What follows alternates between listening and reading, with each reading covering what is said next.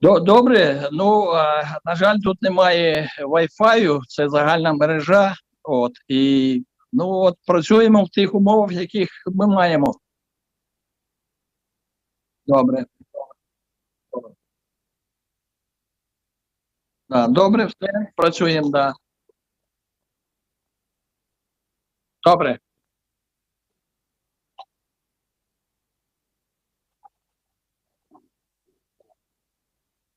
добре, дякую. Чекаю, я на зв'язку ввечері.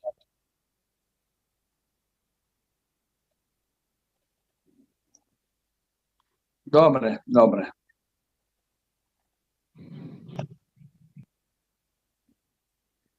Добре. Дякую. Чекаємо, так, чекаємо.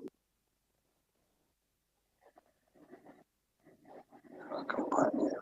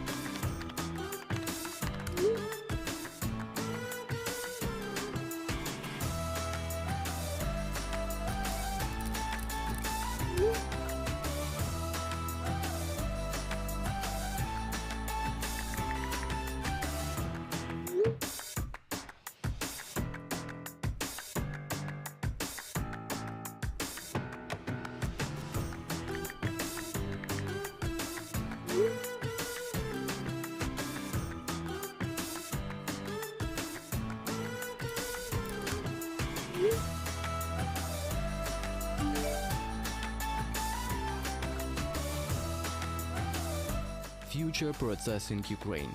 Great software, because we put people first. Join us.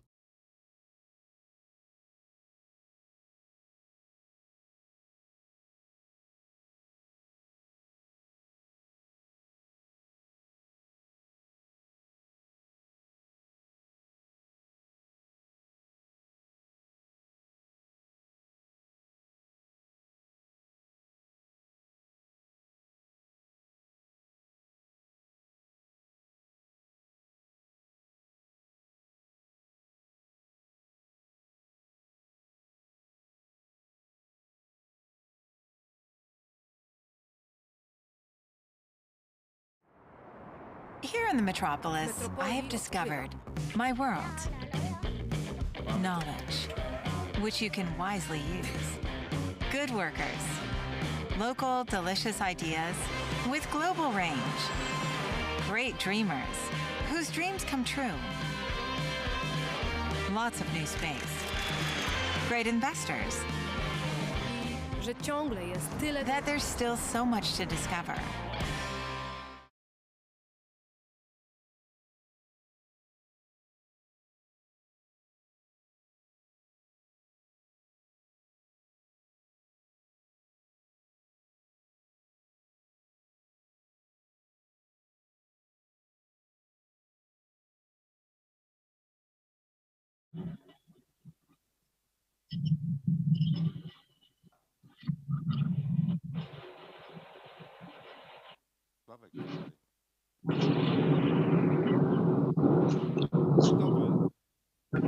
Good morning.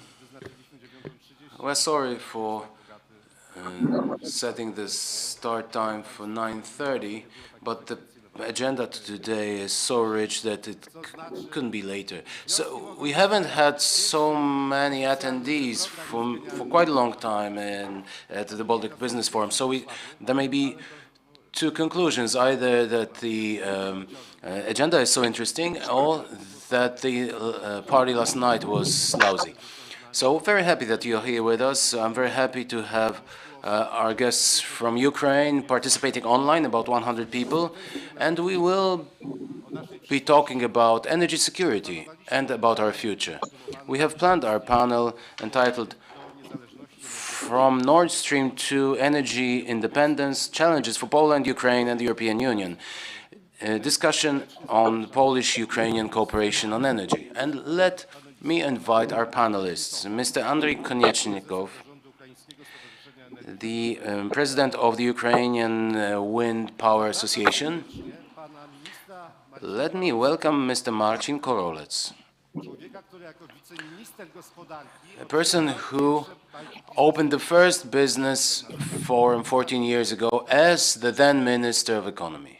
We remember that. Welcome, Minister. Online, we have Mr. Aleksander Mocyk, former Minister of Foreign Affairs of Ukraine, former ambassador to Poland and to the United States, and currently the leading advisor to the CEO of Energoatom. Let me invite Mr. Artur Nizioł, the member of the board of the Energy and Environmental Protection Chamber of Commerce, honorary consul of Kazakhstan. Let me invite Ms. Julia Rybak, the advisor to the Minister of Energy of Ukraine. She's working at the Ukrainian-German Energy Partnership Secretariat. Let me invite Mr. Marek Ziółkowski, former Polish ambassador to Ukraine and former Minister of Foreign Affairs. My name is Dariusz Szymczycha, and I am Deputy President of this association and of the Polish-Ukrainian Economic Association. Ladies and gentlemen, Świnoujście is a great place to discuss issues of energy, energy security, and our future. Why? Because if you look in that direction, we have the LNG terminal. If you follow the shoreline for tens of kilometers, you'll have the landfall point of the Baltic pipe. And if you look at the landscape, you will see quite an impressive number of wind turbines, which means that green energy and renewable energy sources are very well developed in this region. This region of Poland could actually be self-sufficient with renewables, that is generated, energy from renewables that is generated here. 82% would be covered from renewables.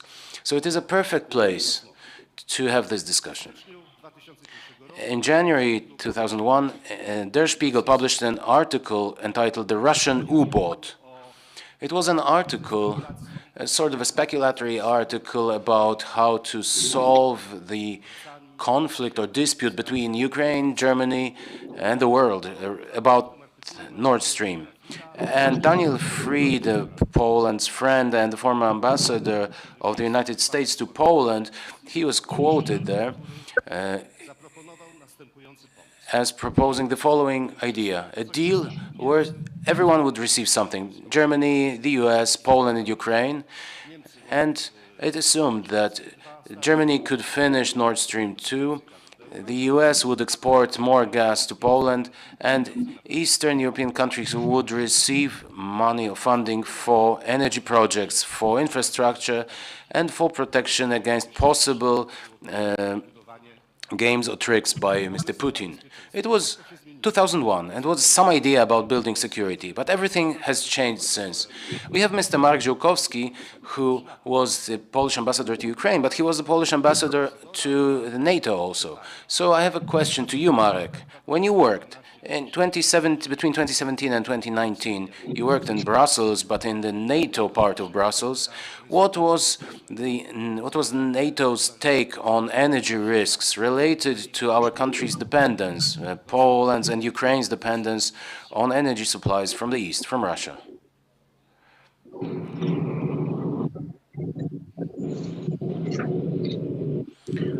The interpreters are very sorry, but we can't hear the speaker. It seems that he is not using the microphone.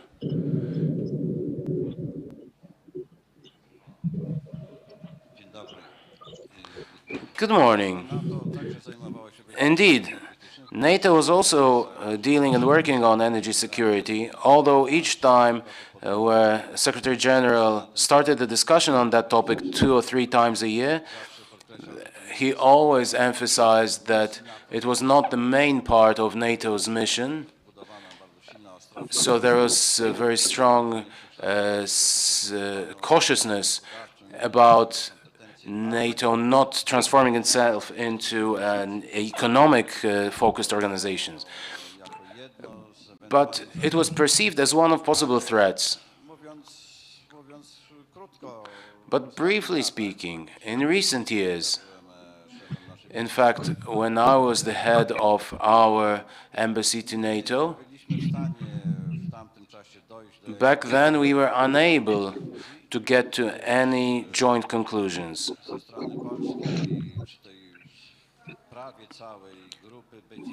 Because on the part of Poland, or the whole group, the so-called B9 countries, including the Baltic states, Poland, Hungary, Bulgaria, and Romania, we always emphasized this aspect of energy security and getting independent or less dependent on one supplier, with the exception of Hungary here, because Hungary and Hungarians have their very specific or extraordinary position in that matter. On the other hand, usually the German ambassador would promote his approach. We know it very well. So promoting the Nord Stream project. And back then it was impossible for allies to build any position, any joint position regarding energy security in political terms, both towards Russia and Ukraine. Today, the situation is different. We can see that also the policy or the issue of energy security in the European Union and for the NATO alliance, it does happen sometimes that it has become part of the defense policy or security policy. Perhaps it's not about being afraid of anything. Defense policy can also often be associated with some secrets, secret documents, and so on. But it can be a civil part of political and economic activity.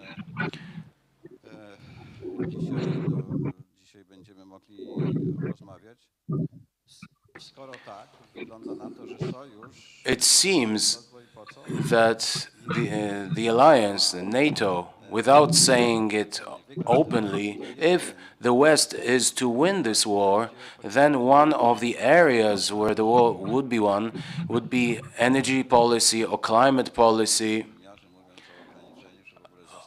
or specifically reducing or stopping imports of any energy resources, any fuels from Russia.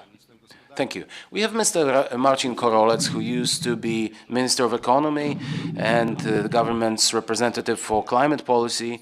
So he has both a traditional and both modern approach to the energy policy. But let me come back to this infamous Nord Stream, which is somewhere on the western side, if we look towards the west. What was the approach of your government to this project, and what safeguards were you preparing in Donald Tusk's government against this project? I think that the Polish position towards the Nord Stream gas pipeline was defined probably in 2005, 6, or 7.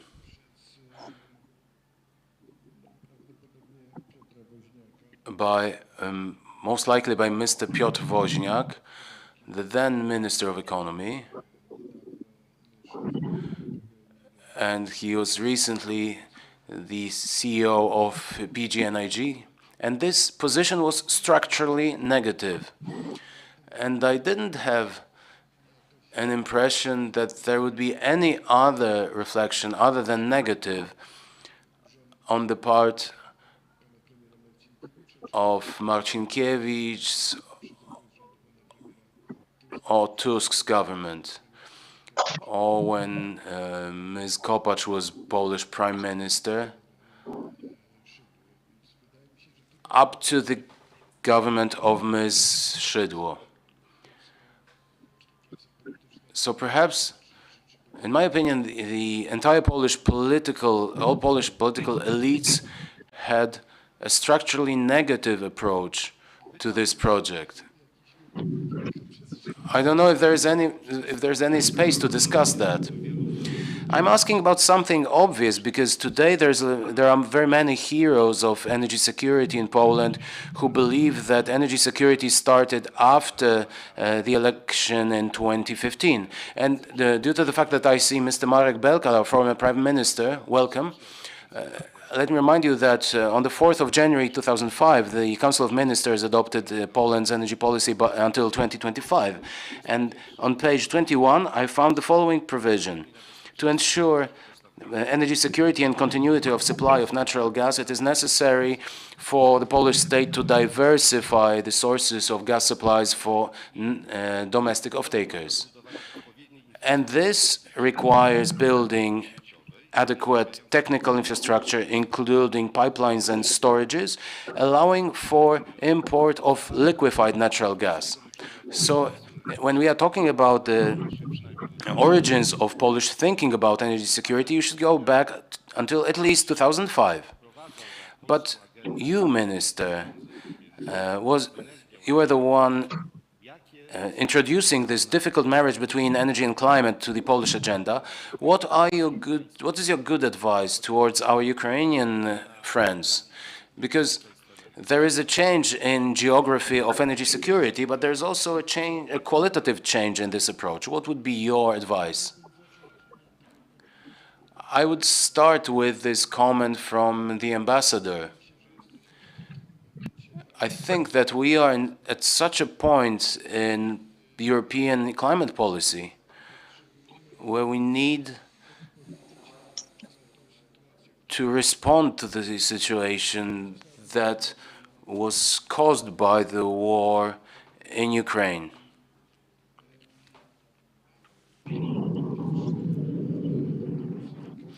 First of all, diversification of the European economy, or reducing dependence on Russia, questions one of the foundations of thinking about the energy transition, which is the so-called gas as a transition fuel. So we need to answer a question, how to run this transition towards our targets for 2030 or 2050 if in this algorithm if the Russian gas is missing from the picture. So this thinking has to be done both in national capitals and in Brussels. And the beginning of the response to this question was presented by the European Commission last week on the 16th of May in the most recent iteration of Repower EU, where they highlight the need to accelerate the green transition. But looking at member states, the European Commission says you need to rewrite your national energy and climate plans very quickly.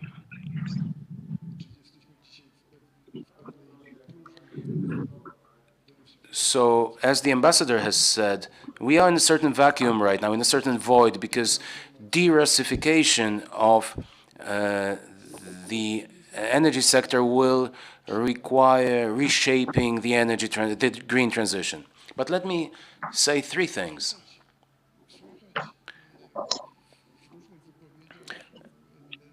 In many interventions of prominent European politicians, we can hear about the new Marshall Plan for Ukraine, and it seems obvious that Europe and the US have to devise such a new Marshall Plan for Ukraine. But the foundation for this thinking, in my opinion, is for this future Marshall Plan to be based on the concept of the Green Marshall Plan.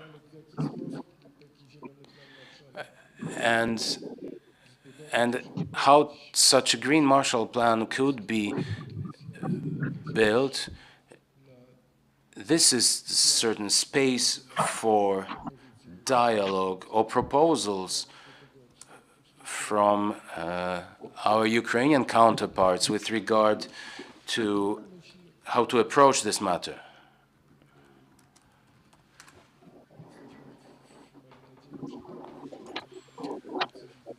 Another thing, we are at the eve of the start of negotiations about Ukraine's membership in the EU.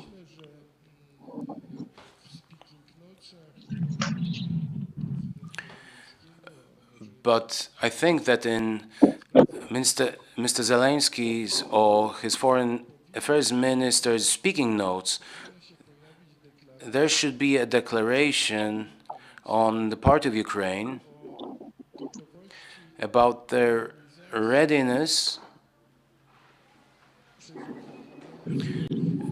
about Ukraine's readiness to meet the targets or to aim for the targets of the European Green Deal, climate neutrality by 2050, mass investments in renewable energy sources. And I think this can be one of the components linking European policies with Ukraine's reconstruction, rebuilding, and Ukraine's new policy. And the third thought would be that in recent weeks, I can't remember exactly when, but it was after the start of the war, there was a synchronization between Poland's and Ukraine's power systems. And I think that from the point of view of interest of the Polish industry, it is a great prospect, in the sense that the Polish industry, for example, automotive industry, but any other industry as well, is really thirsty for low or zero carbon energy sources. And investments in Ukraine can be a significant driver and will allow for Poland to maintain part or a large share of its automotive industry, because they need to demonstrate their emissions reductions, which cannot be provided in the short term by the Polish energy sector. Thank you. We can see the ambassador, Mr. Aleksander Mocyk, on the screen above you.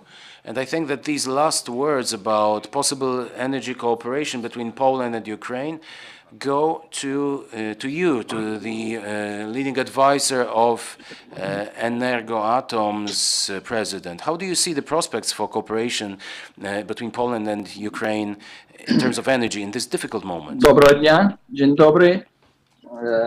Радий вітати всіх учасників форуму. Good morning, Дякую ladies and за gentlemen. I'm запрошення. very happy that I Я can greet all the представляю attendees of the forum. сьогодні Thank you very much for Енергоатом this invitation. як головний радник президента I Енергоатому. represent І тому Energoatom хотів би сконцентрувати as увагу the саме leading на advisor to питанні атомної Energoatom's енергетики. president.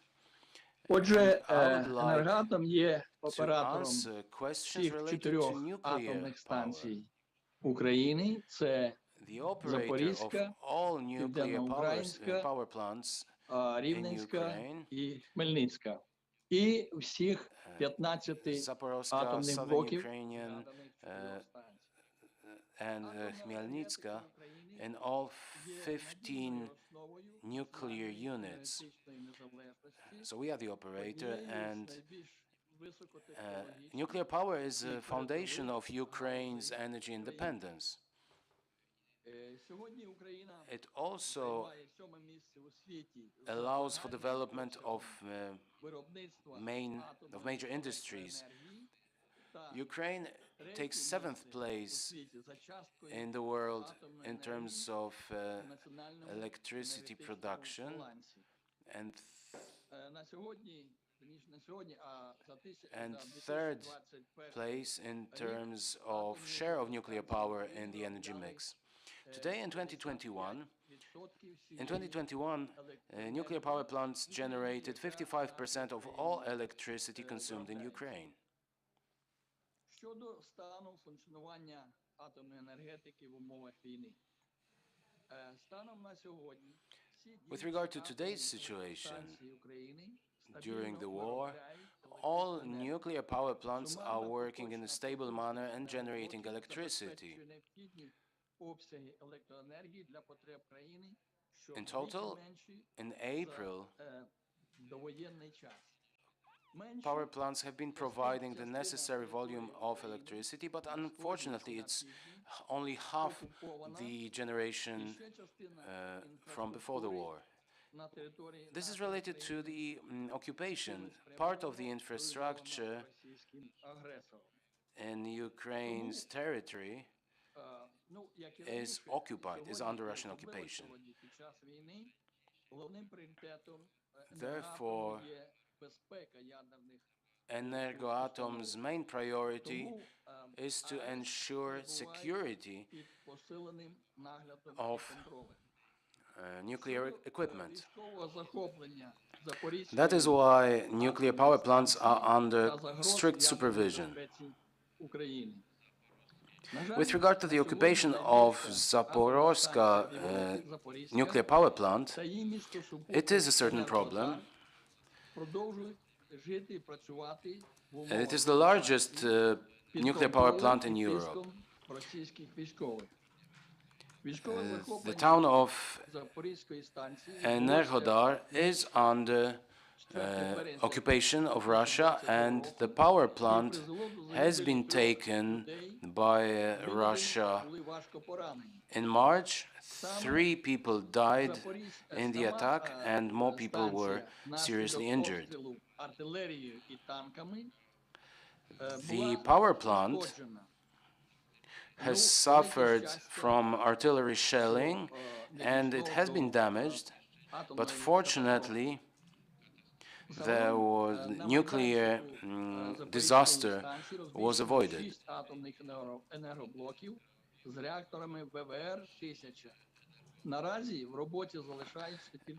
At the power plant, there are 6 nuclear reactors, but only 3 are operating right now. All units, including those that are currently in operation are operated by Ukrainian personnel, and this power is generated to Ukraine. So there is regular rotation of employees, but the power plant is in serious threat, is under threat because employees cannot safely perform their duties.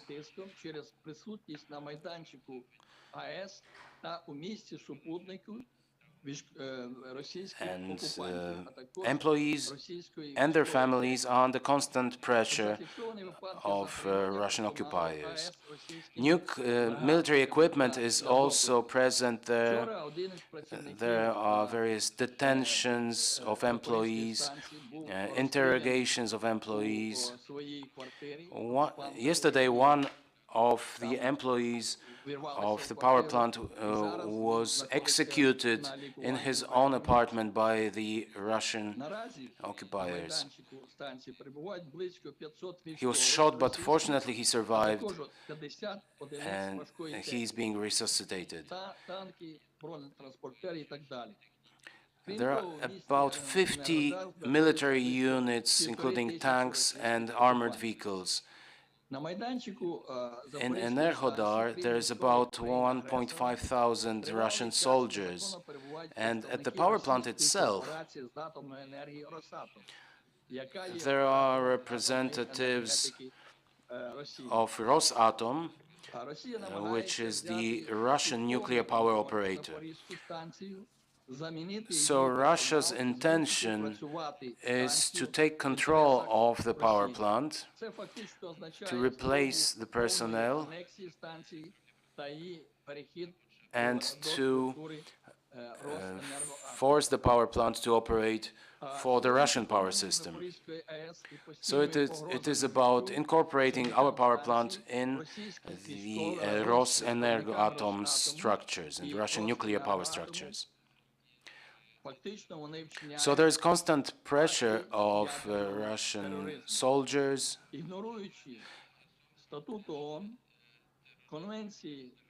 So these activities, including Rosenergoatom's actions, fall under the category of nuclear terrorism. They are in breach of international laws and rules, and the Russian Federation is simply ignoring all nuclear security and safety principles. Україна продовжує фіксувати чергові акти ядерного тероризму з боку Росії, що дедалі посилюються та створюють величезну загрозу для людства. So Ukraine witnesses subsequent acts of energy and nuclear terrorism, and it is a threat to mankind. There are cruise missiles flying above the area of not only the Zaporizhzhia nuclear power station, but also other nuclear power plants. And various types of shelling and bombardment carried out by Russia may lead to unexpected hit of the nuclear station itself or the storage of waste nuclear fuel, which may lead to a global catastrophe.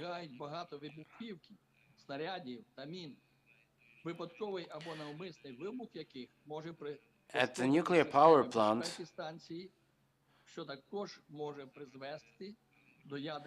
there is significant storage of ammunition, and in case of explosion, this may lead to a disaster and to emissions of radioactive substances to the air.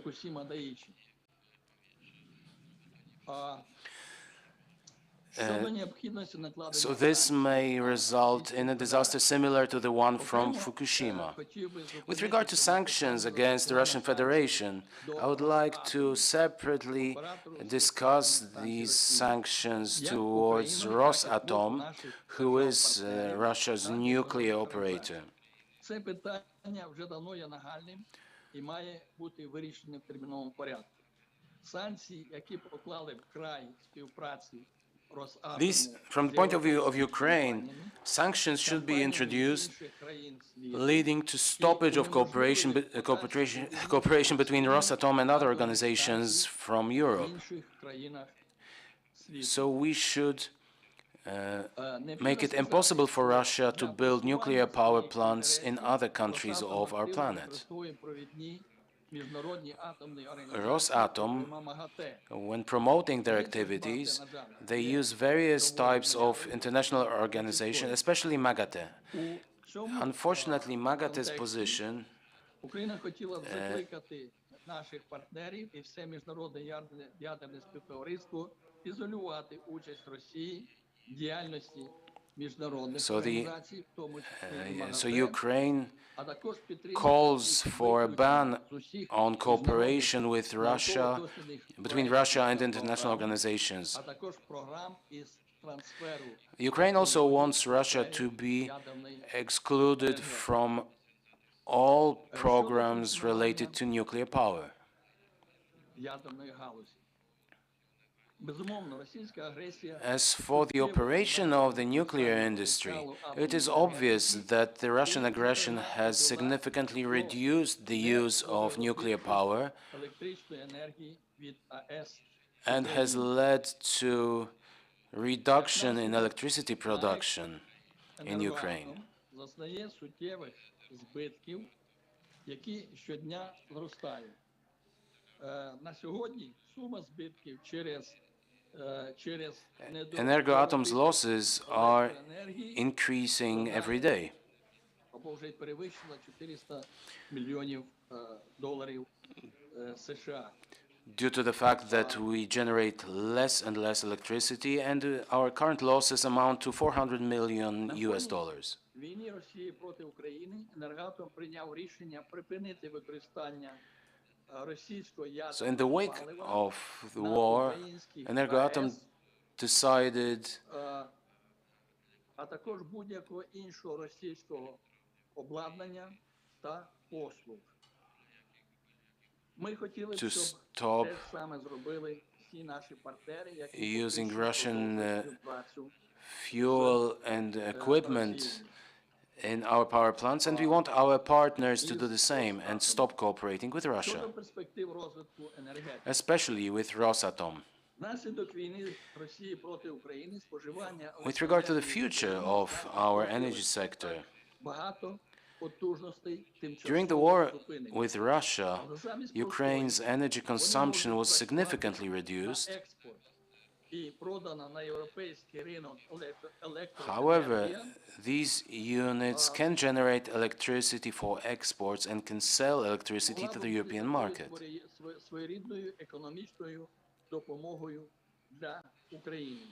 Більше того, So this could in fact української електроенергії provide до some assistance from Europe if Europe starts purchasing electricity from Ukraine.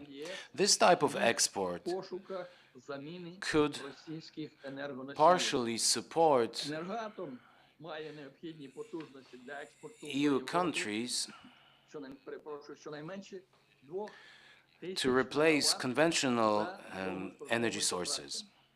І вже практично готова для постачання атомної електроенергії, потужна лінія електропередач. Relevant long-term contracts could be signed. That would also require expansion of major interconnectors, transmission lines, and transformer stations. So in fact, connecting the Ukrainian power system to the European power system would allow for transmission and export of Ukrainian power to Europe. So the Ukrainian state has the task to expand nuclear power plants in the future. Ukraine has signed a future-oriented agreement on the expansion Вона набагато of краще і сучасніша навіть відносно модернізованих Khmelnytsky блоків nuclear power plant. радянського дизайну. After modification, this would be a more modern, state-of-the-art nuclear power plant. Ще три на інших українських атомних станціях. And there was also a contract signed to modernize the nuclear units. Рівненський, південноукраїнський. Звичайно, що це стане можливим, коли ми видвинемо. This, however, will only be possible when we have been able to throw the aggressor out of Ukraine. We believe we can do this, and our armed forces are fighting for that in the east and in the south of Ukraine. We are even more optimistic after the visit paid to Ukraine the day before yesterday by Polish President Andrzej Duda, which was a historical visit. Ukraine was once again made sure that we don't have a better friend than Poland is, and that the two countries are much more than just strategic partners. If we are to talk about a new tandem between Poland and Ukraine,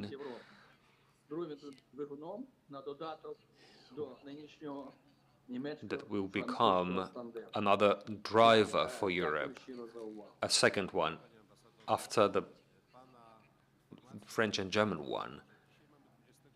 Thank you very much for attention. It's been 3 months since Russia invaded Ukraine. And throughout the history of 3 months, the element of atom terrorism has set in.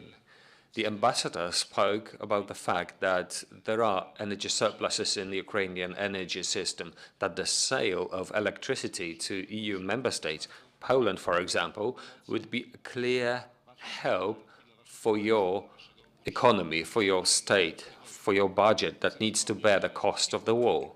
I want to remind you that for a number of years, Polish entrepreneurs have been trying to obtain the cheaper, greener energy from Russia. Polenergy took first steps already, but the war, Russia's aggression, has caused a situation in which historical ideas have come. The first one was the idea by PAK, belonging to Zygmunt Solos, to start the derelict electricity line between Poland and Ukraine, and at the beginning of April, Orlen, with Green Energies, announced the readiness to establish a new company, the objective of which would be to import electricity from Ukraine. So some business actions have been undertaken, and hopefully this war-related situation will remind our political decision makers that this should be done, finally. Among us, we have Julia Rybak. Could you tell us what projects you have in your desktop computers, on your desks? What assistance, technological or financial aid, is planned in Germany in order to help Ukraine? Thank you for the question. Hello, everyone. I would like to first of all say that to us the most important thing right now is to renew Ukraine's energy sector. We are cooperating together with the Ministry of Energy and the Federal Ministry in Germany on a recovery plan. We will wish to expand more effective and permanent methods for green transition and for climate neutrality. We are aware at the moment that energy infrastructure is badly damaged. We understand that such damage is increasing.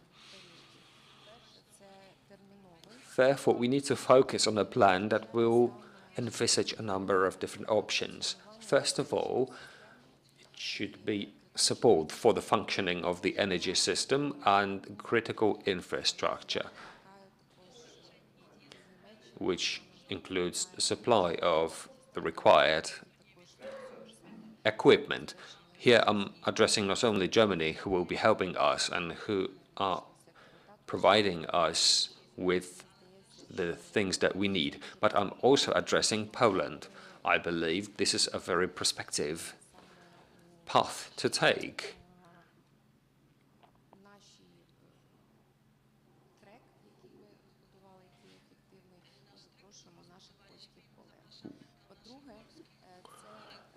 We invite our Polish colleagues and friends to join us in rebuilding our sector.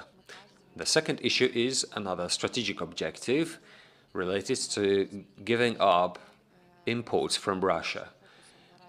We are talking here about joint projects, and the joint objective we have is projects developing biomethane. We expect green oxygen, and we hope that, and thankfully, despite this bloody war, we still have a lot of green energy produced, but we know that we need to focus on our common projects in these respects. I would also like to underline that when expanding our energy system, we are supposed to base ourselves on support from international partners. Here we need to talk about renewable energy, not only in the energy production system, but also in transportation and industry. Industrial parks, the creation of such parks, is a very important path to take. Here I mean that we need to establish a certain synergy between industry and such parks so they can be expanded effectively with permanent development ensured for them, and that we can ensure smooth green transition. This is where I see a lot of opportunities for cooperation between Poland and Ukraine. After all, we share a border. That's why I'm counting on Polish business partners. I would also like to stress, as regards Germany and Ukraine and the cooperation between the two countries, that over the last 3 months we have been permanently cooperating with the German government with regard to introducing more serious and stricter sanctions, and we have made some progress. We can see concrete steps having been taken by the German government with regard to such activities which are supposed to be taken. With regard to diversification, giving up on imports from Russia, we know that a budget will be adopted for the expansion of terminals. We will be working on further projects, and right now we are already talking about green hydrogen.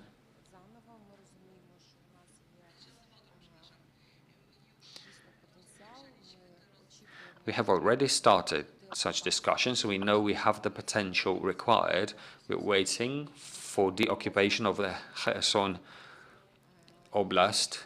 We understand the great potential in Odessa Oblast as well. That's why green hydrogen is one of our highest priorities. Biomethane is another one. We believe this to be a very prospective path for our development. Right now we are talking about the guarantee of origin, that there is a need for the creation of a register of guarantees of origin. that we need a platform that will comply with all European countries' requirements. These are the basic directions that we have undertaken. The most important thing is that we believe in our victory and that we are already working on the recovery plan, the center of which is green energy.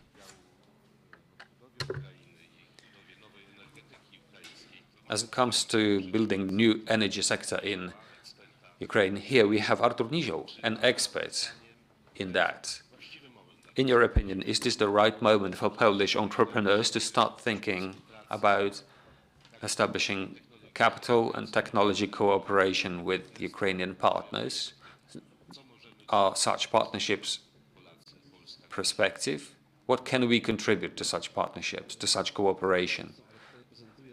Well, I am an entrepreneur, but here I'm representing the Chamber for Energy and Environment, one that gathers businessmen, over 100 companies.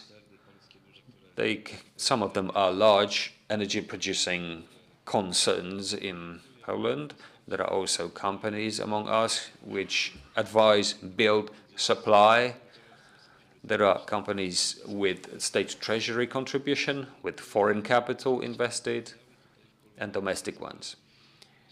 Behind the curtains here, someone said that the Polish energy sector is an example of opportunities which have not been seized. Perhaps so, yes. 30 years ago, Poland was a power as it comes to building coal-burning plants. We were able to design, deliver, and build, not only in Poland, but all over the world. Then, after the communist regime collapsed in Poland, some of such companies were sold to our competitors, others were cancelled, yet others developed. Our energy sector went in different directions, and we thought that as we had coal, we had a big coal mining lobby, a strong one. We thought that when the CO2 emission fees were not very big, we came to the conclusion that our system was quite stable. Such energy in Poland was cheaper than in Europe, but it turned out that over 1 year, these energy prices just skyrocketed. Coal is now in short supply. It's much more expensive than it was before.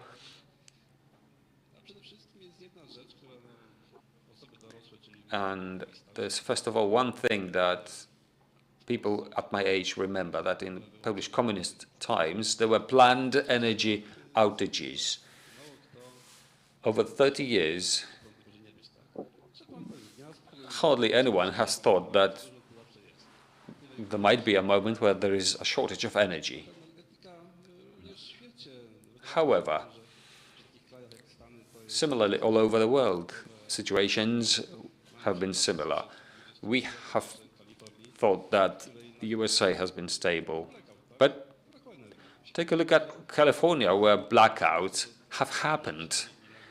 Production was not sufficient, so some time ago they had to expand their energy sector. In Poland, blackouts have happened too. We had some peak consumption in winter times, but now our offices have expanded and required more energy than before.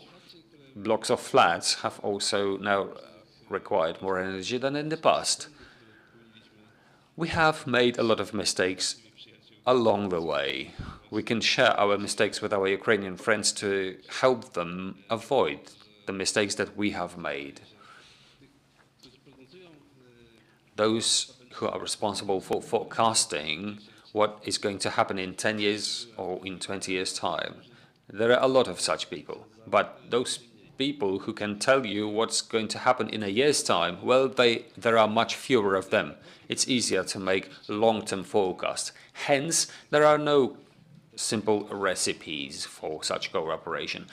The companies gathered in our chamber are open to share their experiences. We can certainly also learn from our Ukrainian partners. There are areas in which we have no experience. For example, nuclear energy production, we don't have such experience. Ukraine has probably, as far as I remember, 15 nuclear power blocks.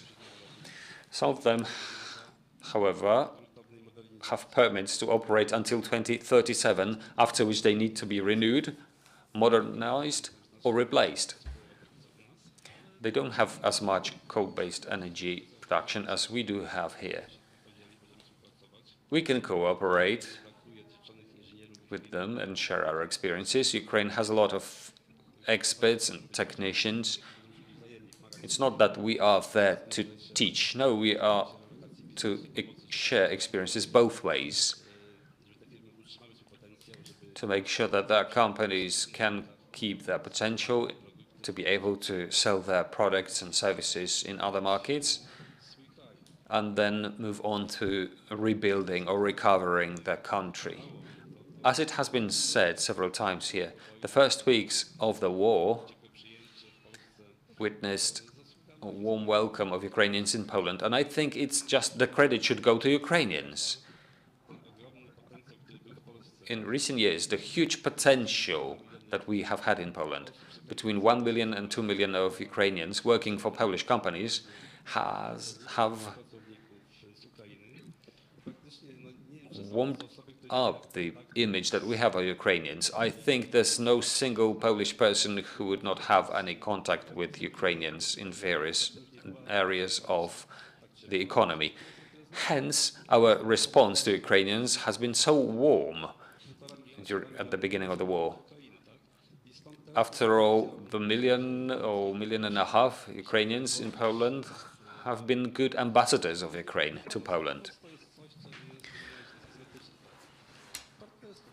Assistance is actually asymmetrical. What we should move forward for or into is partnership. Partnership is something that is beneficial to both the parties. Looking at energy and a wider sector, we have experiences in acceding the EU. We thought at the beginning that acceding the EU is just about money. No.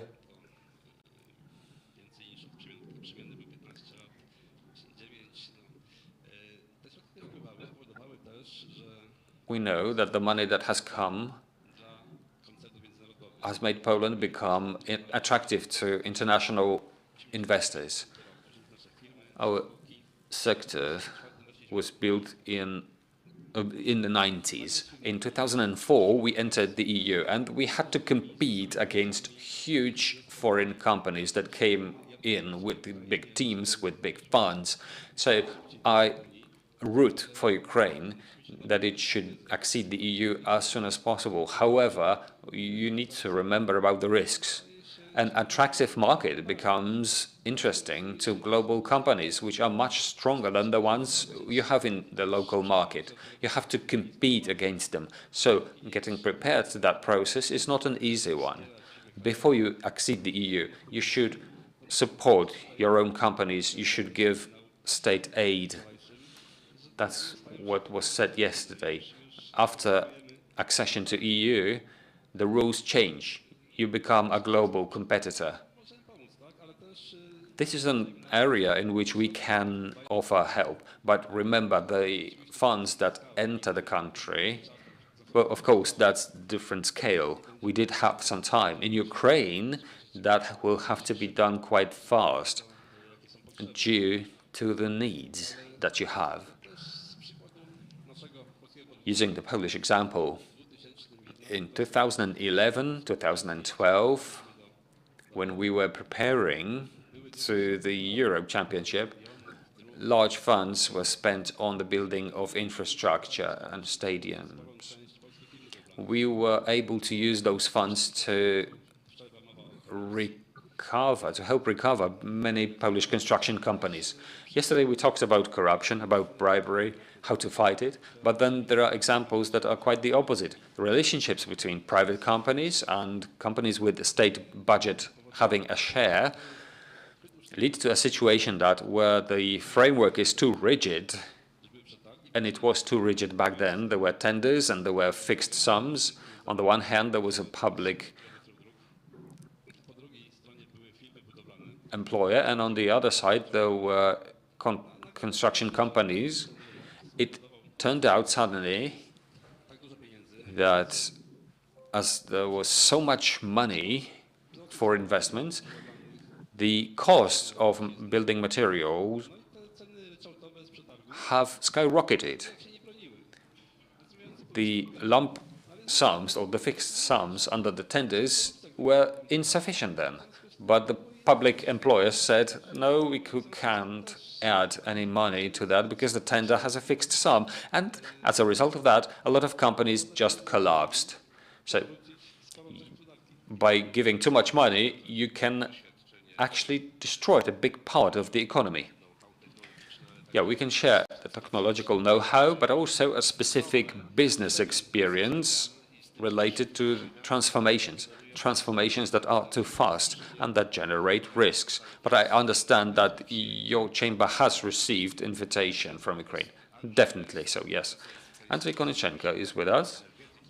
He is the president of the Ukrainian Wind Energy Association. Wind energy is developing very dynamically in Ukraine. However, the war has brought risks and threats because some of those wind farms are now within areas that are either occupied or threatened by the war. What is the perspective and what is the situation of the wind energy sector in Ukraine today under the conditions of Russian aggression?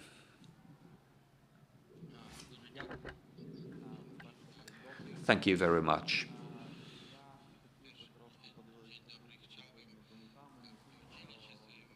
I would like to share my thoughts not only on the development of wind energy, but generally about everything that has been touched upon today by the panelists.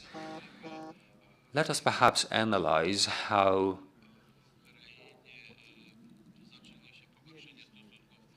in Ukraine the relationships with Russia have started to deteriorate. There are various opinions and outlooks. However, I am convinced that various arguments started because of the pipelines, gas pipelines at the beginning of this century. Then 2004, the first Orange Revolution. What did Russia want? Russia wanted to take the pipeline that went through Ukraine, away from Ukraine, and to manage the capacity towards Europe. Germans maintained that, Hungary maintained that 45% of gas was delivered by Russia to EU countries. Then the whole argument related to, led to the annexation of the Crimea. Now, after the 24th of February, the relationships changed a lot. Actually, they have been destroyed completely. If we analyze other countries like Afghanistan, Syria, Iraq, actually all the wars were fought for energy resources. On the 18th of May, the EU Commission approved a number of documents on green transition and, first of all, on a refusal to make any imports of energy means and sources from Russia. Then there was a plan adopted for the reconstruction of Ukraine for 9 billion euros in aid, not only with regard to the energy sector. What is it like today? I am grateful to the person who spoke about atomic terrorism. This is, or nuclear terrorism. This is something that does not only make Ukraine petrified. If you remember what happened at Chernobyl and the results it brought for the whole of Europe, we know what might happen after what has happened to this Zaporozhye nuclear plant. Right now, we are 13.8 up to 15. We have 13.8 up to 15 energy blocks. Until 2031, we are planning on having more nuclear energy. Out of these 15 blocks, 9 have received an extension of its operational permit. With regard to the old energy system that was inherited from the USSR by Ukraine, we need to be very careful in approaching the matter of dependence on fuel from America. And we need to remember that there is a need for us to give up on imports of energy from Russia. Around half of the power plants we have were built in 1960s. They have already passed over the 25-year period of operation that was originally planned for them. They are hardly effective. In Ukraine, the situation is difficult. Power plants have been demolished. There's no coal. What to do now? Zelensky said that by 2035 we have to definitely give up on coal. Take a look at the big energy sector. Most hydropower plants were also built in 1960s. What does this mean? If we are to renew the energy sector, we actually have to start from the ground level in order to give up on old technologies and transit to new technologies, taking into account the document that was signed these days by the EU Commission, namely Repower Ukraine. First of all, right now we have two strategies. The first strategy is energy strategy, where 25% of renewable energy is to be used by 2030, and the economic strategy, which also accounts for 25% with regards to the production of electricity. We have talked about these issues. We have to move into the direction that the EU has undertaken. The EU has verified its contracts. 40 of them have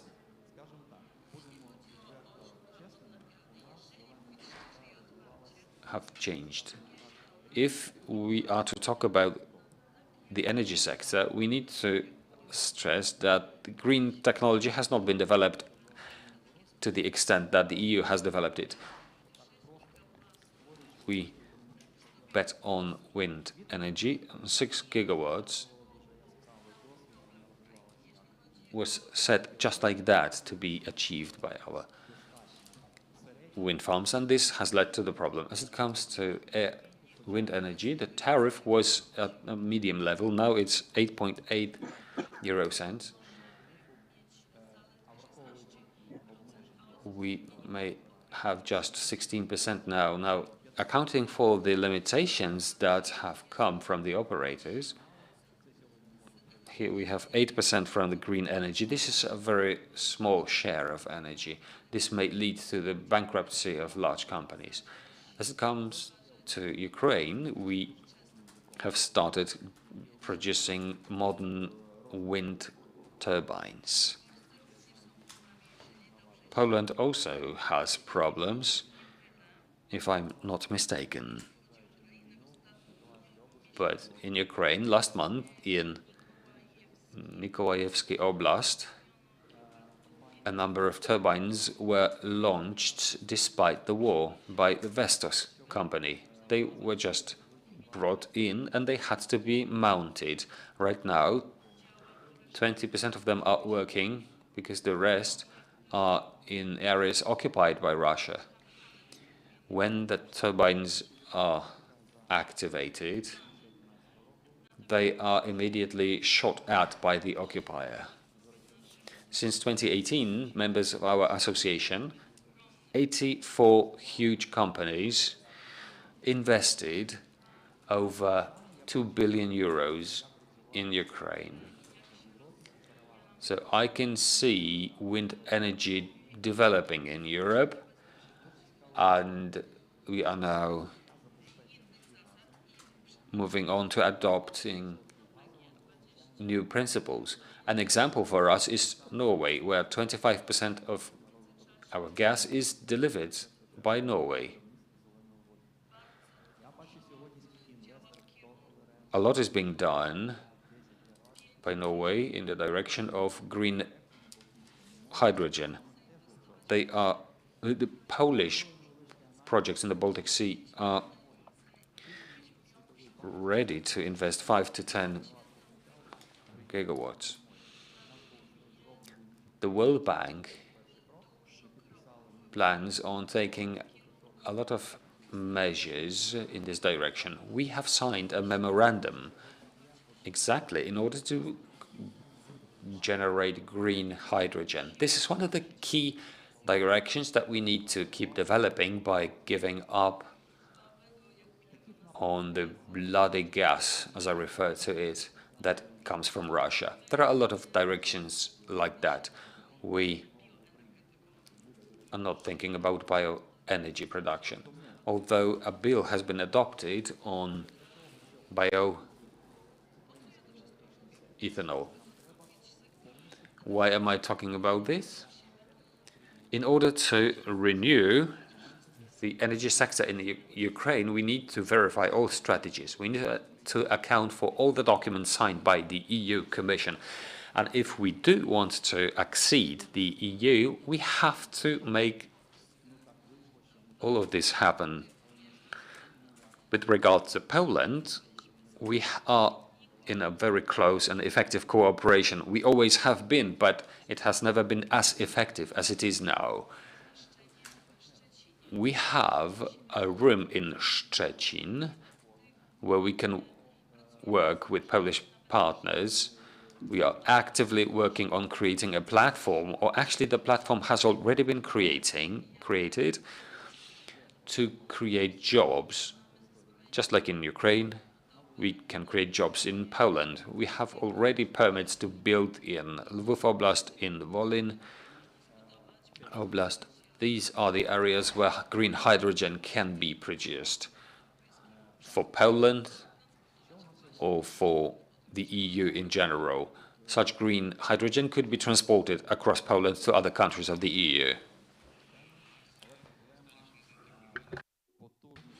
On the 16th of March, we have been integrated with the European system, but the transmission problems and issues remain. So the Polish and Ukrainian side are doing whatever they can to increase the capacity, the transmission capacity of the power system. And it can be, the capacities can be provided by nuclear power and green energy, by renewables, by increasing the exports. I support what Mr. Muzik has said, that it would be economic support to Ukraine if we are allowed to sell electricity. And also Poland can use this electricity similarly, and it can also be used by other EU countries. So we are now considering various joint projects in terms of investment in West Ukraine. And we also want Polish investors to be involved in these projects. There are investors who want to invest in the energy sector.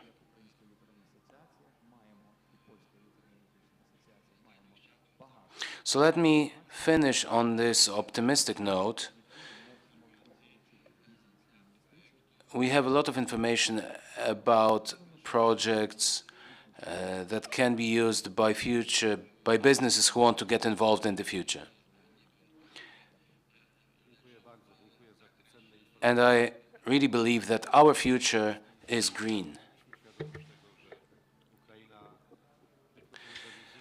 Ukraine is modernizing quickly. Ukraine is focusing on green energy, and Ukraine is very proactive in terms of thinking about the future. So this war only made us realize how much future-oriented you are. We came to realize how much you have achieved and how much can be destroyed as a result of the war. So we are with you, and I'm very happy that your association has come to Szczecin, to West Pomerania. It is a very hospitable region of Poland, and evidence of that is this 14th Baltic Business Forum organized in West Pomerania. So I think this cooperation between Polish and Ukrainian companies will continue to develop regardless of the war. We have wind, we have sun, the sun is shining, the wind is blowing, and we only need to build transmission infrastructure. But when we are talking about green hydrogen, I can see Mr. Marek Ziółkowski. It is one of his passions and professional areas of activity. What is your take on the future development of hydrogen? For now, it is only a vision. Thank you very much. Indeed, it is an area of my specific interest, although it's not closely related to diplomacy. However, it does, if it has a strategic dimension, as it is planned by the Ukrainians and as it is planned to be supported by the European Commission. So let me start by saying that if the solutions adopted by the Ukrainian power sector, especially in the context outlined by Poland and the European Union, collectively and individually, if it is to be part of a certain post-war solution, then I think we may succeed. Today, the Ukrainian energy sector and to some extent the Polish energy sector remain a problem for the energy policy of the European Union, then Poland and Ukraine may face some troubles in the future in the coming decade or so. We are at the stage of questioning those European solutions. But what our Ukrainian partners have said, and I had the opportunity to review various strategies from several years ago, but also from several months ago, related to climate policy, Ukrainian strategies are more offensive and more ambitious than Polish strategies. Of course, reading the text is not all. It's far from becoming reality, especially in the context of war. But similarly to a new Marshall Plan, after the war, after the Second World War, Germany was a huge problem for the world, and thanks to the Marshall Plan, Germany had become part of the solution. And today, there is no solution to European problems without German decisions, even those bad ones or mistaken ones like the one regarding Nord Stream. So the hydrogen policy and what was demonstrated in the Repower EU in the most recent draft, it is one of the financial and technology priorities for the European energy system to be developed in the coming decades. So it will not only be about solar or wind power, but it will be supplemented with hydrogen. I don't want to talk about percentages, whether it will be 25 or 30% generated from hydrogen, not 2 or 3%, I'm sorry, but 20 or 30%. So this means that these would be, in terms of concepts and development of concepts about how hydrogen would supplement or become part of the power system, electricity, but not only energy as such generated in the European Union, it will be tens of percent, not 2 or 3%. The Polish hydrogen strategy only envisages 2 gigawatts in hydrogen by 2030. So we are quite far behind on the side of the European concept. And it is not good or bad, but we are not in the mainstream of hydrogen development. For Ukraine,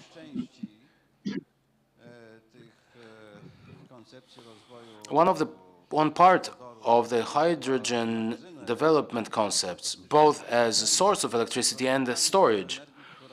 It is one of renewables that can be both, that can serve both as storage, as a stabilizing factor, and as generator of electricity.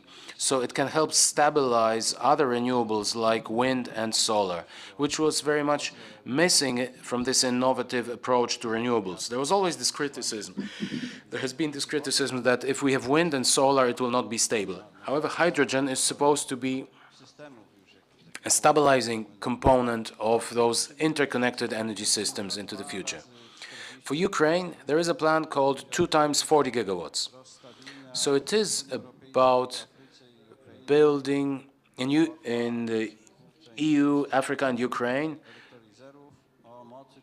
40 electrolyzers with a capacity of 40 gigawatts each. By 2030, it really sounds like science fiction, but it is being seriously announced. So part of that, about 10 gigawatts of electrolyzers supported or powered from wind and solar power plants would be installed or built in Ukraine. These are projects with a value of about 20 billion euros, and when I hear from my Ukrainian counterparts, it is treated very seriously by them. It is supposed to be one of the pillars of the development of the Ukrainian energy sector. And it is extremely interesting on our part. Currently, Ukraine has 50 or even 70% of zero-carbon electricity, nuclear power, wind power, and solar power. 30% comes from coal. Our proportions are reversed. So if hydrogen is supposed to serve the purpose of shifting or phasing out coal, it will turn out that in 10 years from now, thanks to hydrogen, the Ukrainian power sector can be virtually zero carbon in 10 years from now. So it is a solution to this problem. So it is extremely interesting, and that is why it's worth focusing on hydrogen and be more interested in hydrogen in the context of Polish-Ukrainian cooperation.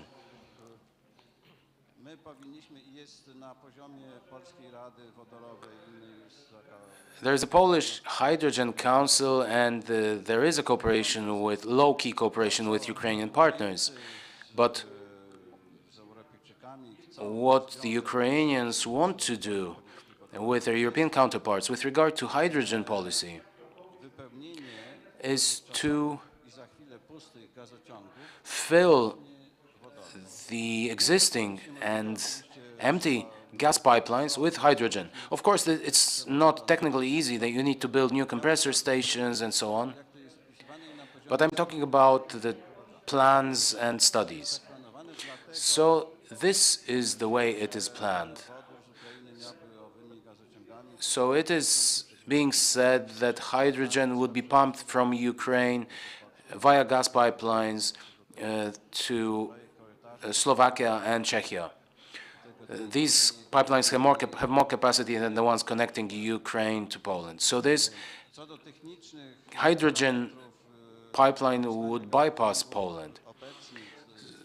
So with regard to the possibilities to use existing natural gas pipelines to transport hydrogen, I know that it is a very difficult issue in technical terms, but what makes these attempts attractive? This means that transmitting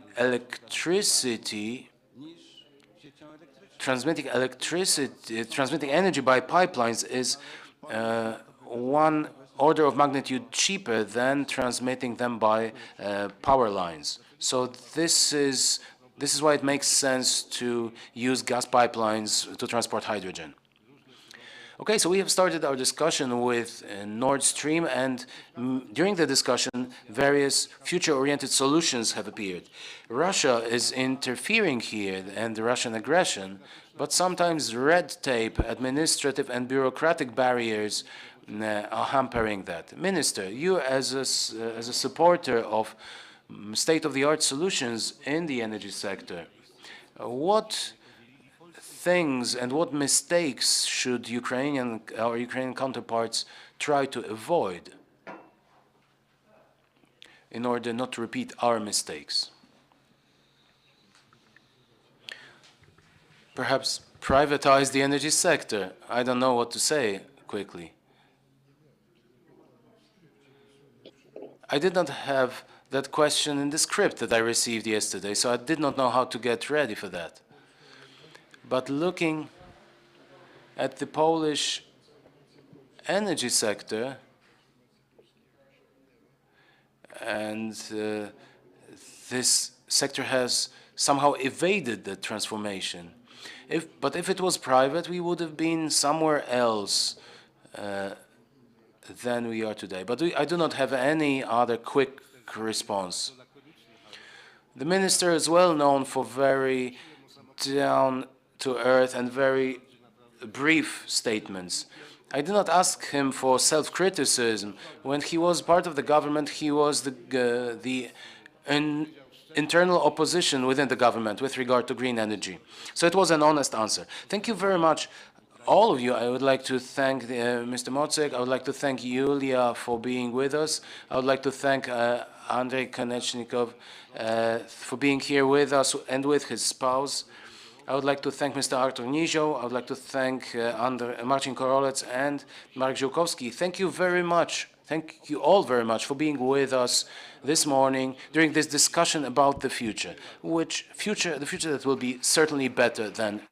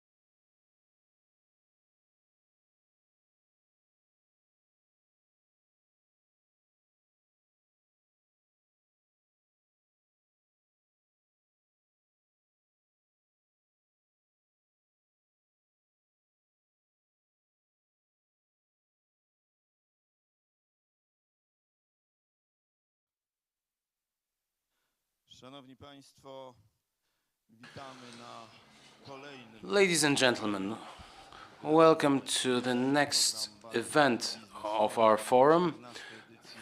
The agenda of the 14th Baltic Business Forum is full of various events and panels because the challenges of our times are very special. That is why we have so many discussions, and let me welcome all the attendees of the forum who are here in Świnoujście. Let me also welcome those of you who are following us online, and we have a stream with translation, with interpreting, so we have 3 languages. So, Ukraine, European prospects, challenges for reconstruction and reforms of the state. And we have very special panelists with us.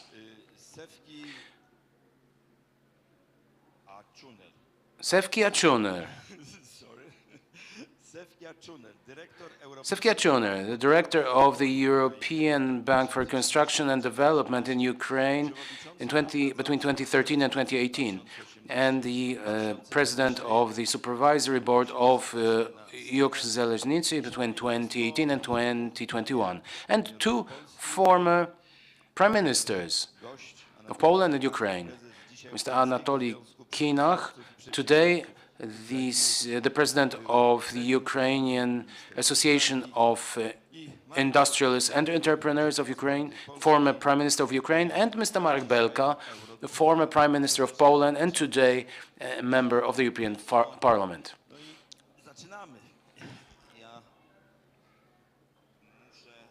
Okay, so let's start.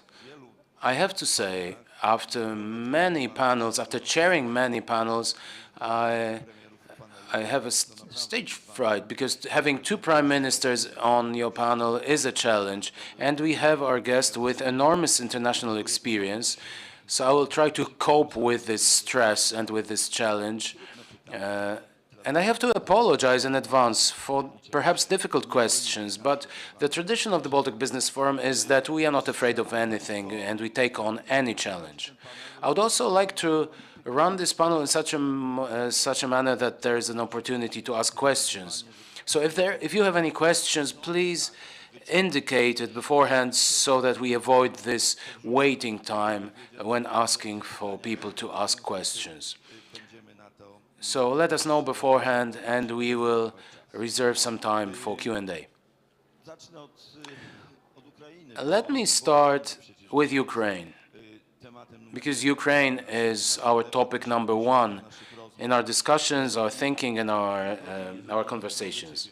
Anatoly, if I may ask you to tell us, from your enormous experience and with this unique insight into the Ukrainian situation, what is your take on the condition of Ukrainian entrepreneurships, businesses? We have destruction of eastern Ukraine, the more industrialized part of Ukraine, more industrialized than the western part. What is your opinion on the process of relocation of industries from eastern to western Ukraine? I know that the Ukrainian government is financing this process, even by funding the transportation of assets from the east of Ukraine to the west.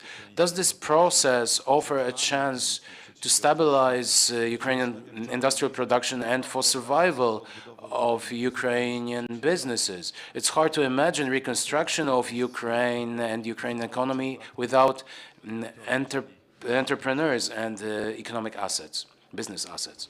So, Anatoly, the floor is yours.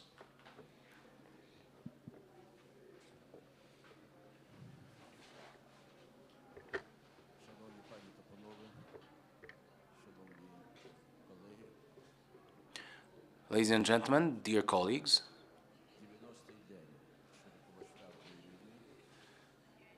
today we have the 90th day of a large-scale invasion of Russia against Ukraine. And the Ukrainian nation, the whole of Ukraine, joins forces with our brothers in Poland and with the European community to defend our territorial integrity, to defend our sovereignty, and we defend our irrevocable right to choose our own present and future.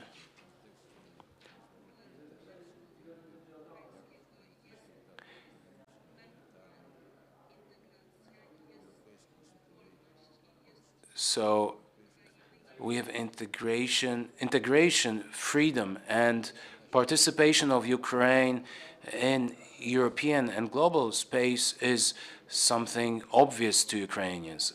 So we are fighting for our own security. But we also see that our enemy is trying very hard to destroy Ukrainian identity, the Ukrainian state, and the Ukrainian industry.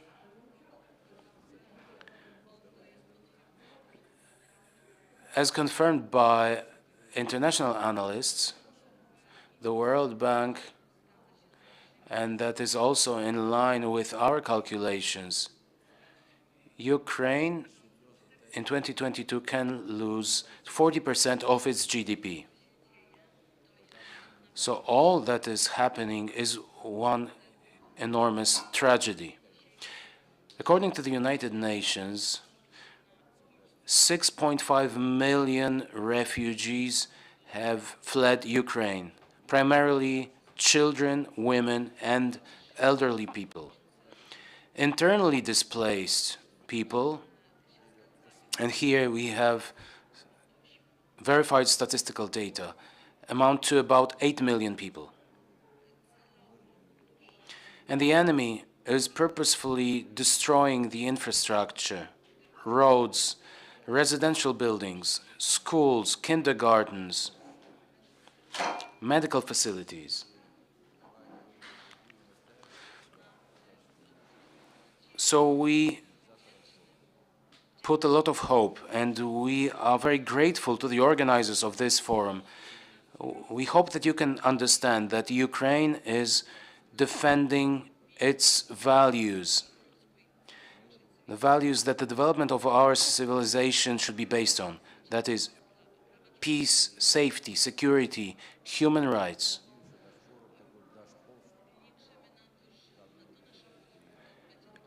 And we hope that this forum will be an impulse for the European structures, for the European Parliament, the European Commission, and the Council of Europe, so that the sixth package of sanctions is signed promptly. Let me emphasize that Ukraine is receiving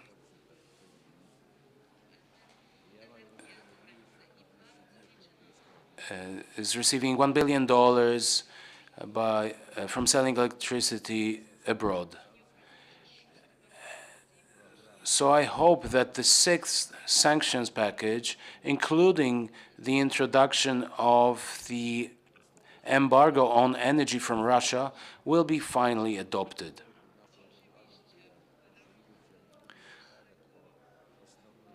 Of course, within our forum, we have some time restrictions, we have some time constraints, so I will not be talking, I will not get into too much detail, but I think it is necessary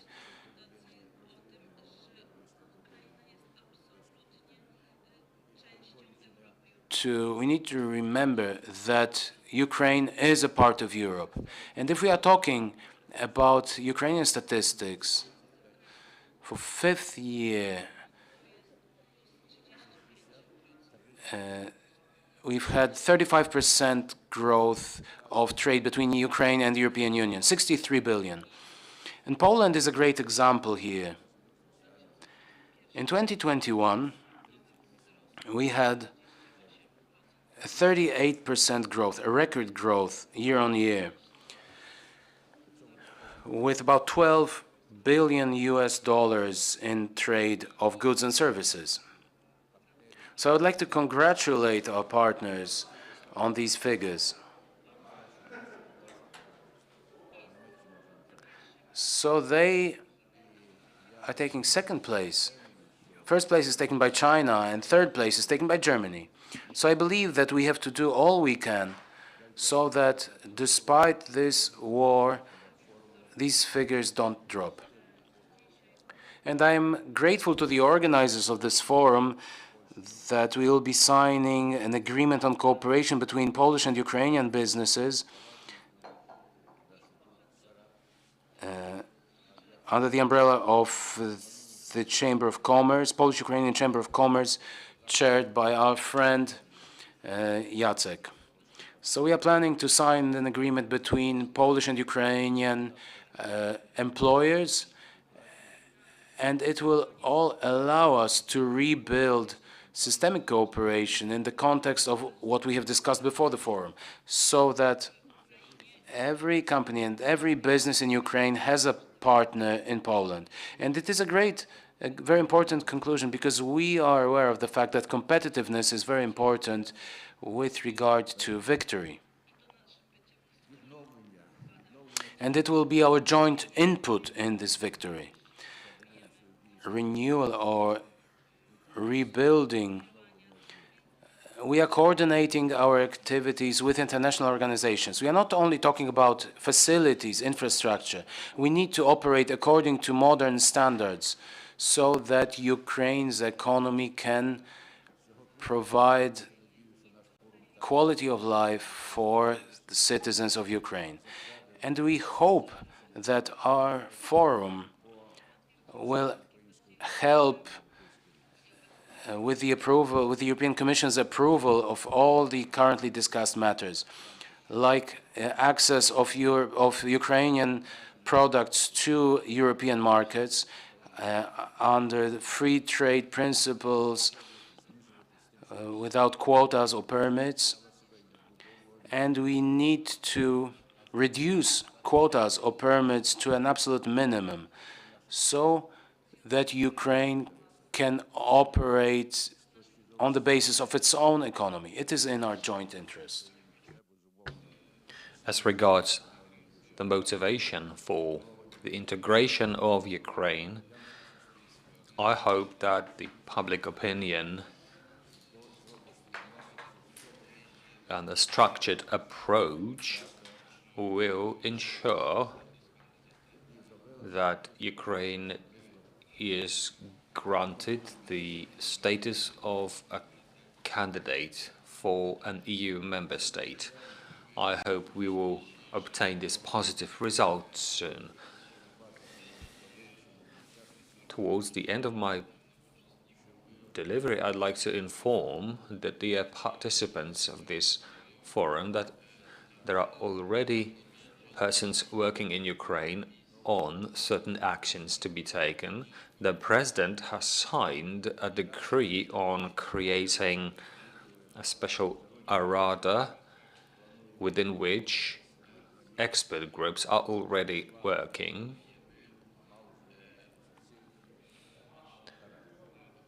We are intending to develop through these actions a plan for the recovery of Ukraine. I hope that in July we will have an official state document that will provide for the first stage in terms of security and the rebuilding of the functioning of the state, especially in the territories impacted by the aggression. And the second stage and third one will focus on facilitating the return of refugees.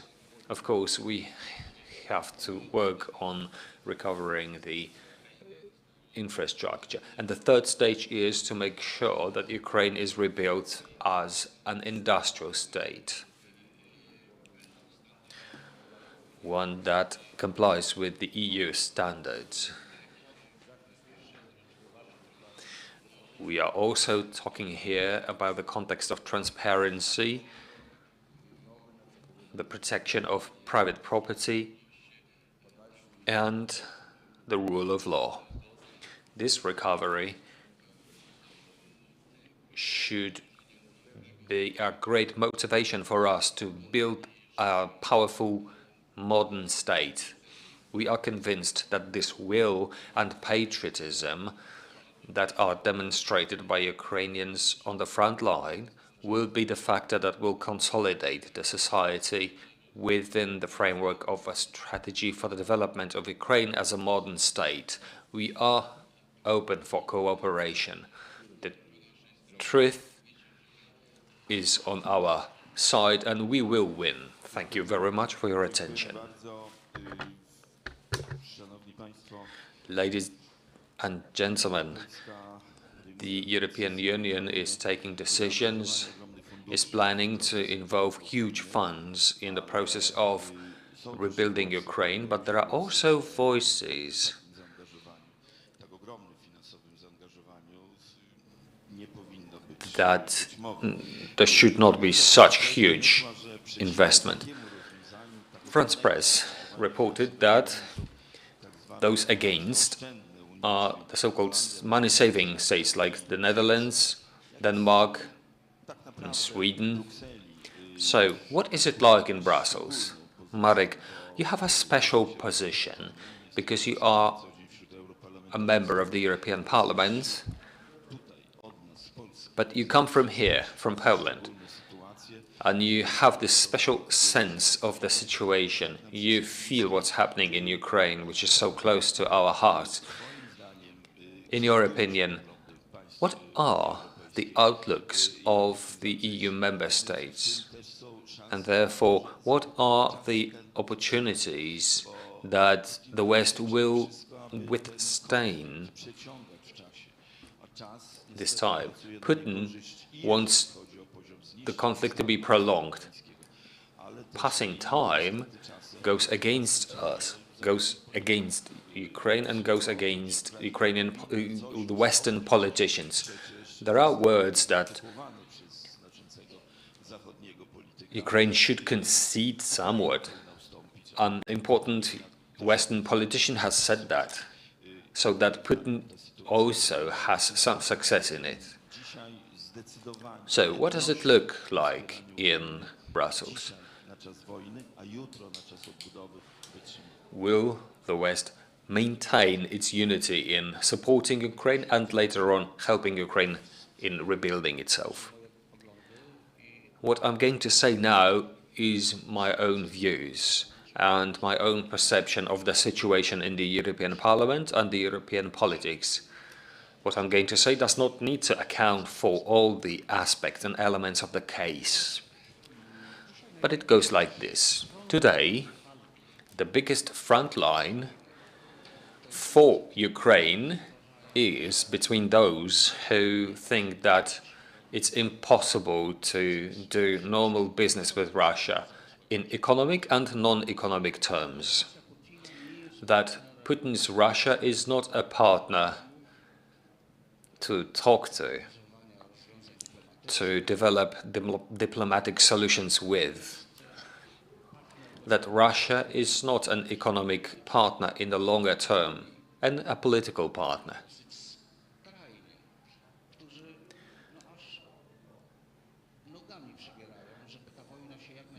There are those who are so impatient that this war should end as soon as possible because business can be done there.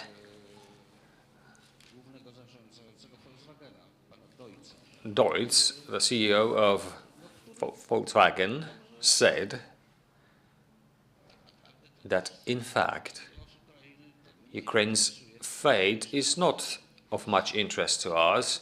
What is more important is the money that we are losing there by losing the Russian market.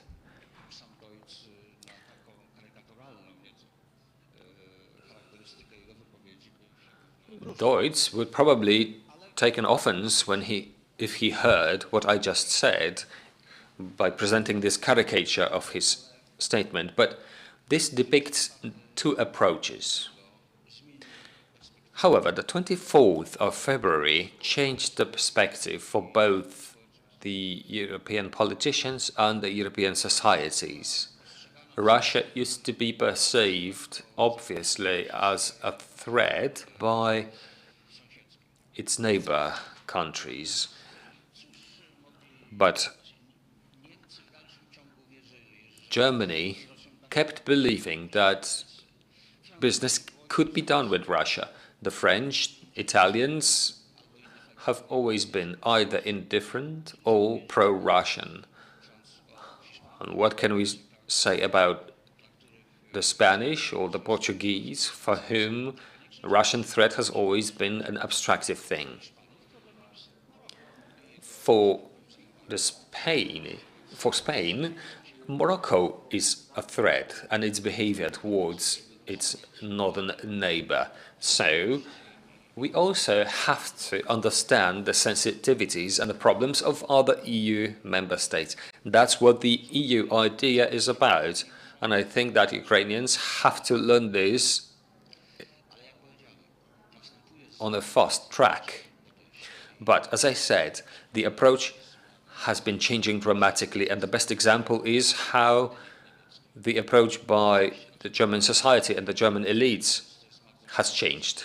We are still complaining, saying that Germans have made this terrible mistake by adopting its illusionary idea for a partnership with Russia. But as for German standards, this is changing very rapidly. Even Scholz, whom we are encouraging to take further steps, is already changing his ideas. Generally speaking, a change in people's approach to Russia is taking place. What does it translate into? It translates into the change for the strategy of energy sources supplies. It's worth being aware of the fact that it is more important to put an embargo on oil than put an embargo on the import of gas. Europe is twice more important for Russia as it comes to oil than gas. Gas, on the other hand, is difficult for us because it's not easy to replace logistically. Hence, Putin started with gas. Oil is still flowing, and he's afraid actually of the fact that Europe will turn away from Russian oil. So we can say that sanctions, economic sanctions, are, after weaponry supplies, the second most important change of European politics towards Russia. Sanctions, of course, are two things. It's not just an embargo on the importation of energy sources. It's also a ban on the exportation of modern technologies. To make it clear, even the hardest sanctions will not stop Putin's rockets and tanks. These are different dynamics.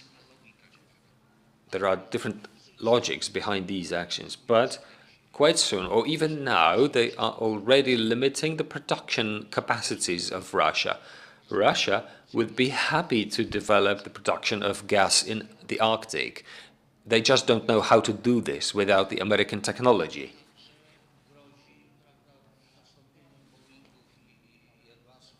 They are also threatening that they will replace the production of Boeing or Airbuses with their own production, but it turns out that their production of planes is based on 40 subsystems imported from other countries. The same is true for warring technology.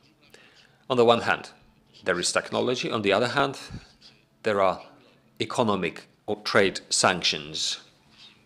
We have been talking about energy transformation in the previous panel, so I won't mention this now. The third element is recovery. What about recovery? The first idea was that as we have frozen Russian state assets up to the amount of around $30 billion,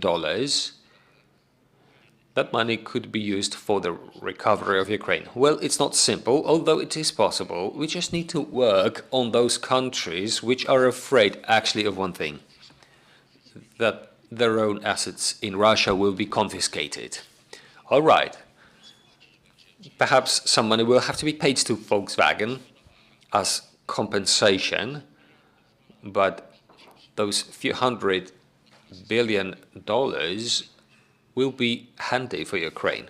The question is how to spend that money. Well, the world already has some experience in rebuilding or recovering other countries, also poor experiences. I was a witness of the Iraqi experience, which also included negative experiences. First of all, there have to be two basic partners for such a recovery. One is the state, which needs to involve itself and adopt a recovery plan to be its own, including fighting against bribery, corruption, and by adopting the Copenhagen criteria, which will be the most important ones from the point of view of EU's stance on membership, not on candidature status. The status of a candidate is going to be a simple and easy and rapid thing to do. Let me tell you how we in the Parliament are discussing it.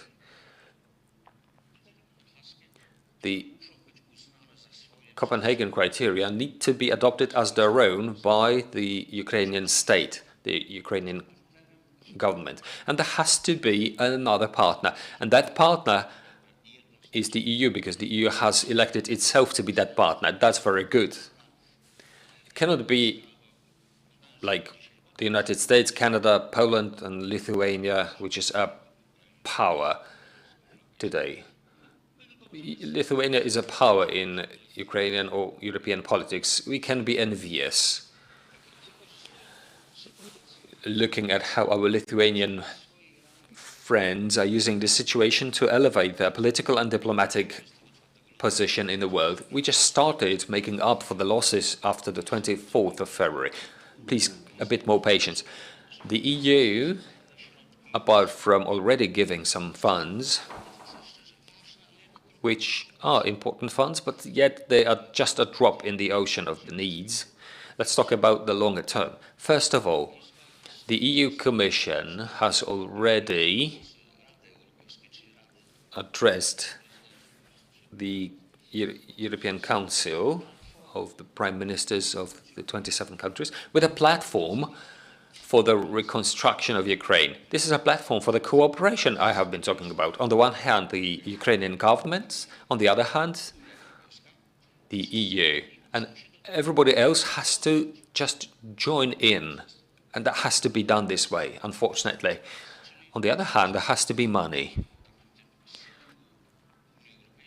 which in the EU slang is called Rebuild Ukraine Facility, which is an economic instrument.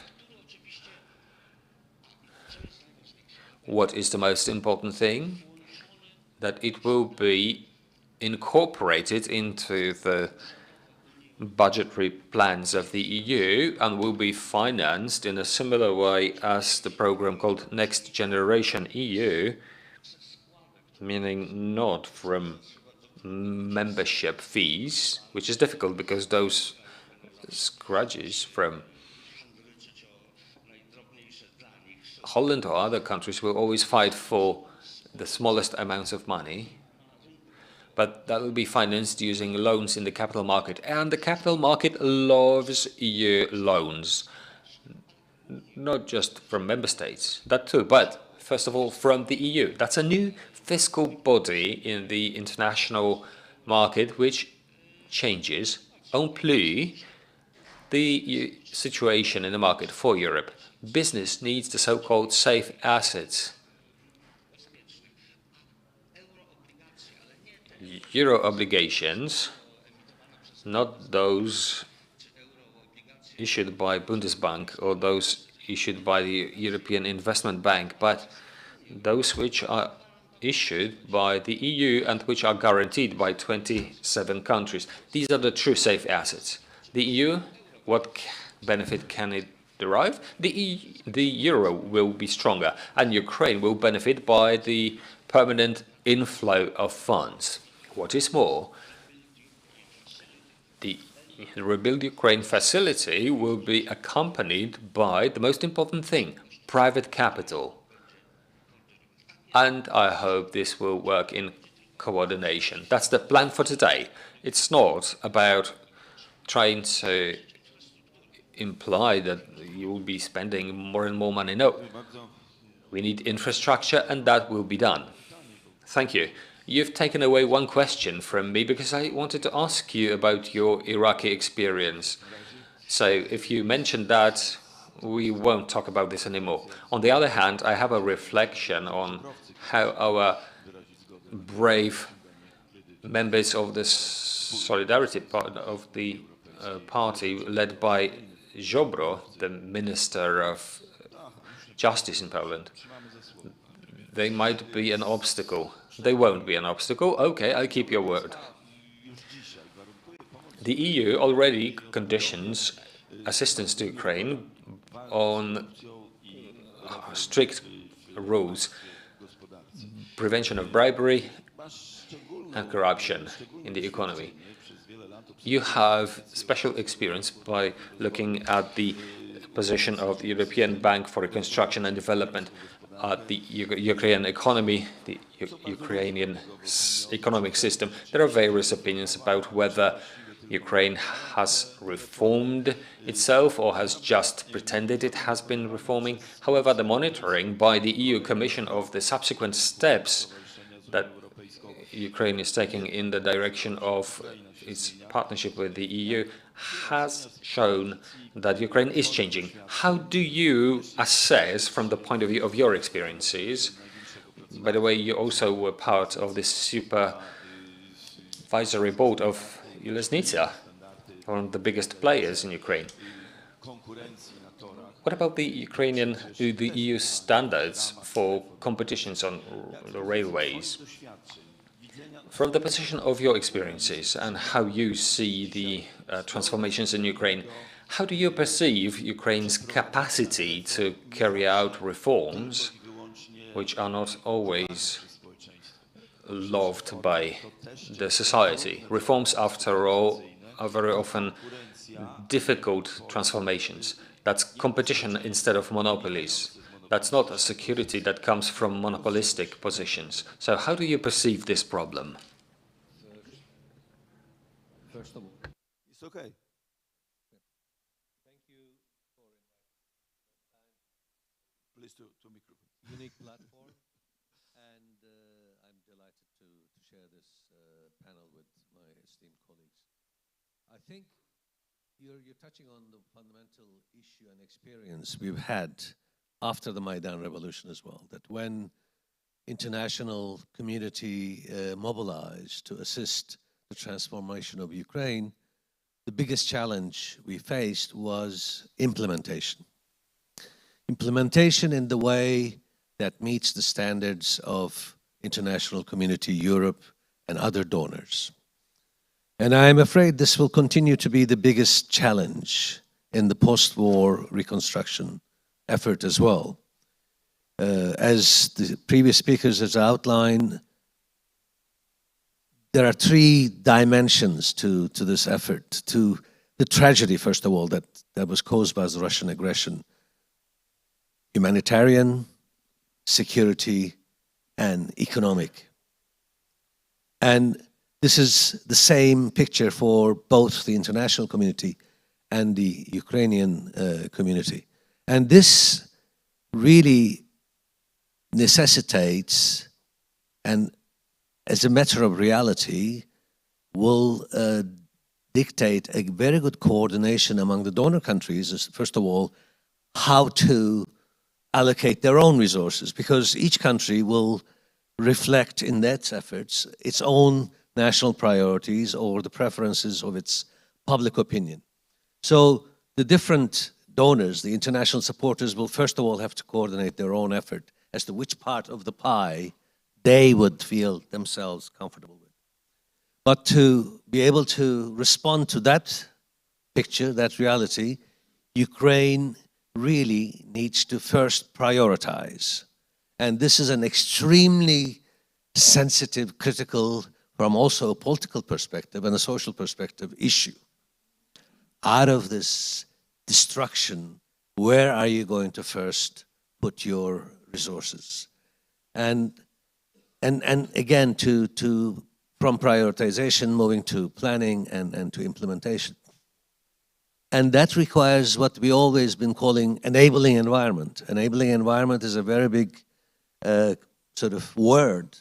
It requires a institutionalization of variety of decision-making bodies, depoliticization of decision-making, inclusion that ensures that the population and different segments of the society really buy into it, and that this is an opportunity to really create the united Ukraine. Because I think what this unfortunate aggression has caused is, for once and for all, both for Ukraine and the rest of the world, that show that Ukraine is one unified country. And we should use this opportunity of rebuilding Ukraine to reinforce that for once and for all again, that it will never be questioned by anybody in and out of the country. And I think we also have to be honest with ourselves that the process of this transformation that you're talking about has been a slow one. Yes, from a base that we are coming from, it's made a lot of progress in terms of comparative, but in terms of where it is, there's still a long way to go. And in this process, I think we have to have a very open mind, and we have to have a very sort of understanding of the perspectives of both Ukraine and the international community.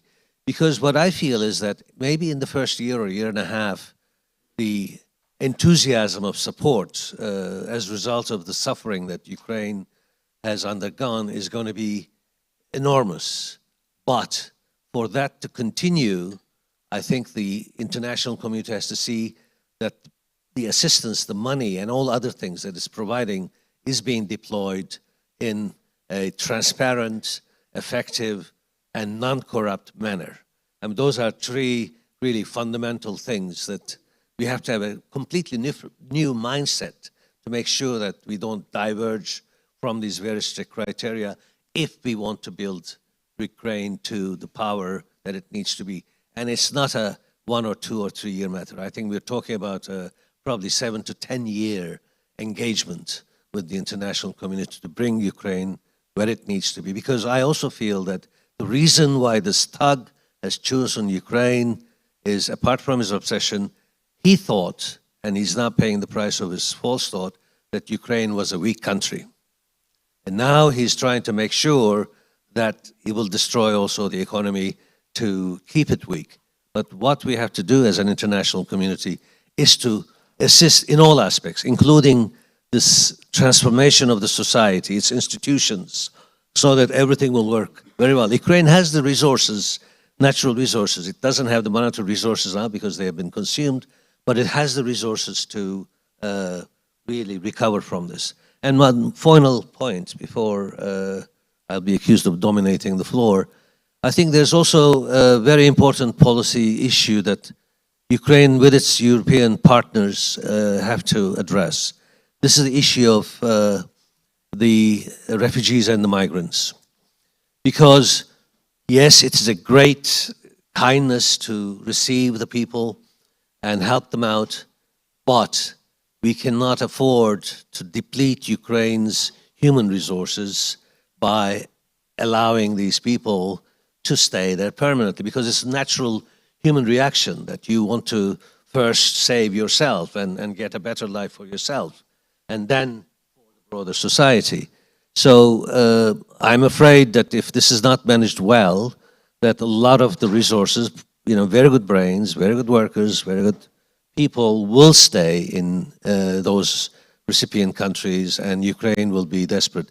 Because we already knew from experience when it was mentioned earlier that 1.5 to 2 million Ukrainians, when they were working in Poland, we at both Ukrenergo, Ukrzaliznytsia, and other companies were suffering because we were not able to find the qualified labor to do the work.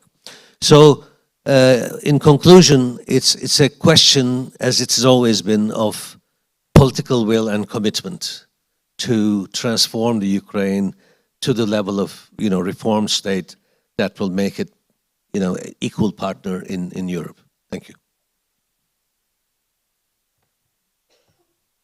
Dziękuję bardzo. Poruszyłeś cały szereg niezmiernie ważnych. Thank you very much. You have touched upon a number of very interesting issues, and I would like to continue this question to you, Anatoly.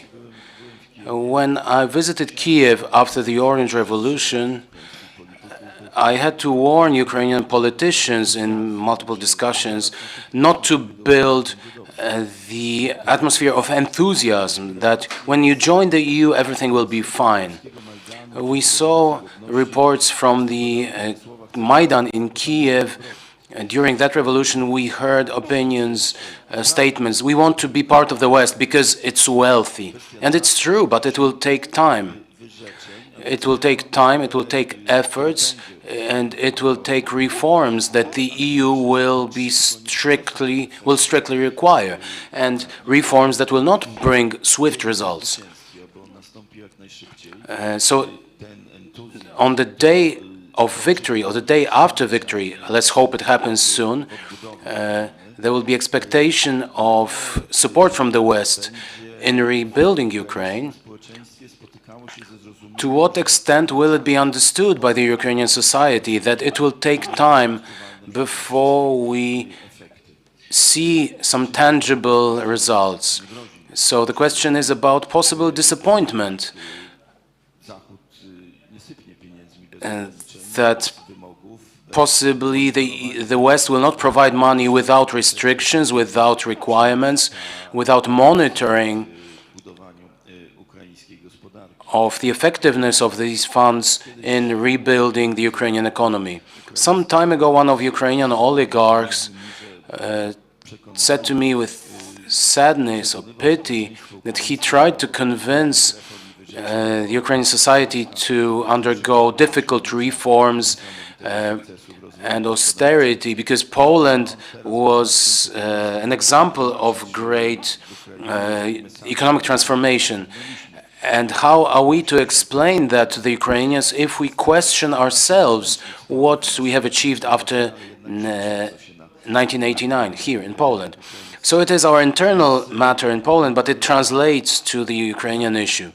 So the question is about this long journey, how to convince people, how to run this social activity, social communication, for the Ukrainian society to go through this process while staying in Ukraine. You said that there were 2 million Ukrainians living abroad earlier, before the war.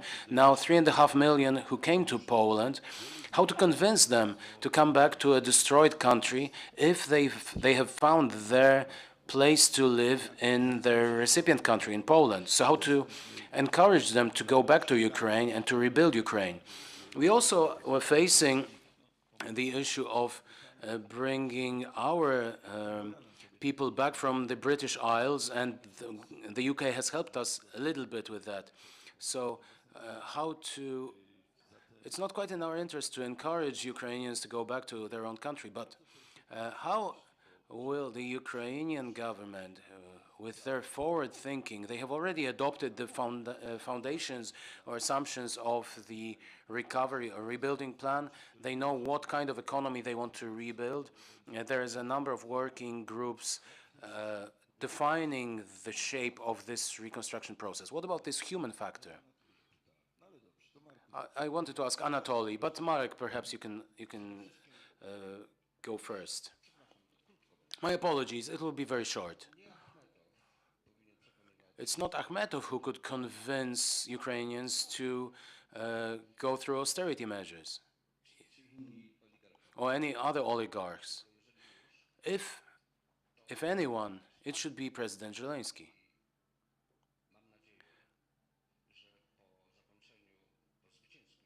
So I hope that after the victorious end of war, his position, also moral position in the society, will significantly improve and strengthen. And I hope that he will be able to lead the movement for reconstruction, for renewal. I'm not afraid, I'm not concerned with the funds for reconstruction of Ukraine. I'm more concerned about confusion among various donors. And I'm concerned that this money could not be or would not be spent in a transparent manner and efficient manner. There are so many obvious goals or objectives. There will be no technical issue with absorption of these funds of these for these problems. But what we can do, what you can do, Polish entrepreneurs, once the war is over, rebuild your companies in Ukraine, give them jobs, bring people from Poland. Because I keep hearing about entrepreneurs who are active in Ukraine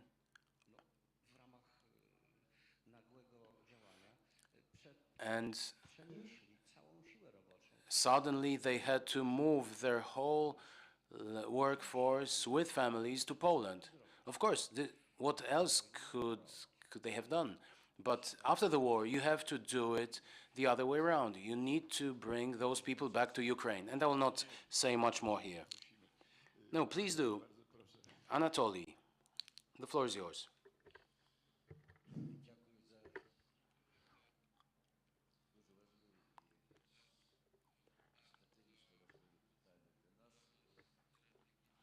Thank you very much for these strategically important questions. At all stages of development of independent Ukraine, you probably remember not so long ago we celebrated the 30th anniversary of our diplomatic relations with Poland. And the Ukrainian nation will always remember that Poland was the first country to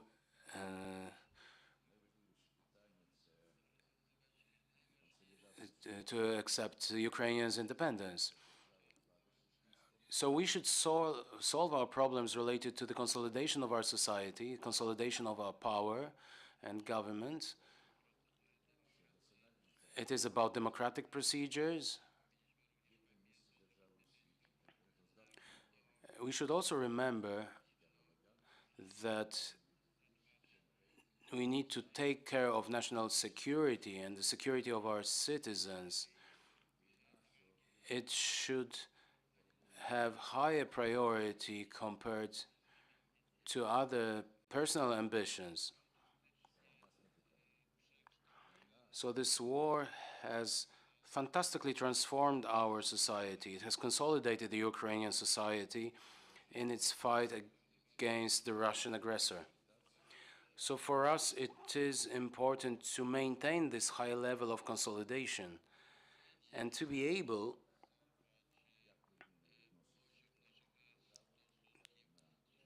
to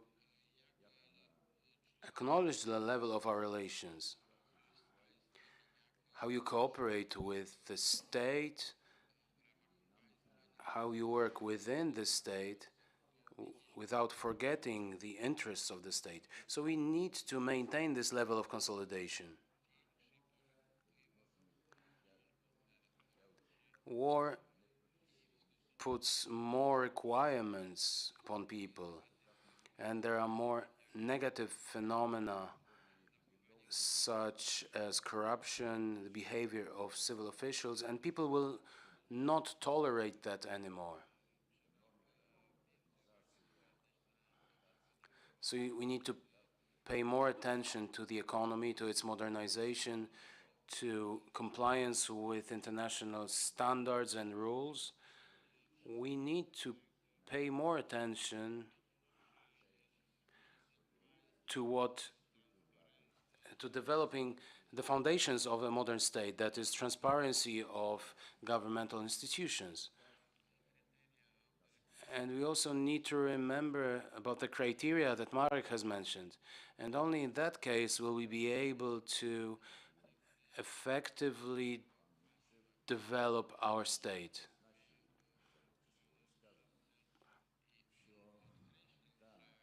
And I would also like to thank Mr. Krzywka that about mentioning this external assistance and the Marshall Plan and so on, but we are convinced that private entities or private institutions will be, private organizations will contribute the most. This is what shapes the economy based on the standards, where the most important ones are the rule of law, our standards for running business. And this is important for the reconstruction of Ukraine to a modern level. And it will also determine our status both in Europe and globally. Thank you very much. I have one additional question to you. You have a very special experience in seeing Ukrainian matters from abroad, from across the pond. We spoke yesterday about your Canadian relationships, and to what extent, in your opinion, will the Ukrainian diaspora in Canada and the United States in the reconstruction of Ukraine, not by sending help or funds, but by coming back to the country, by working in Ukraine, by investing in Ukraine, to what extent is it possible that this dispersed army of refugees would be willing to come back to Ukraine? I think it's extremely important in the context, as you are putting, in stimulating the private sector engagement in this process.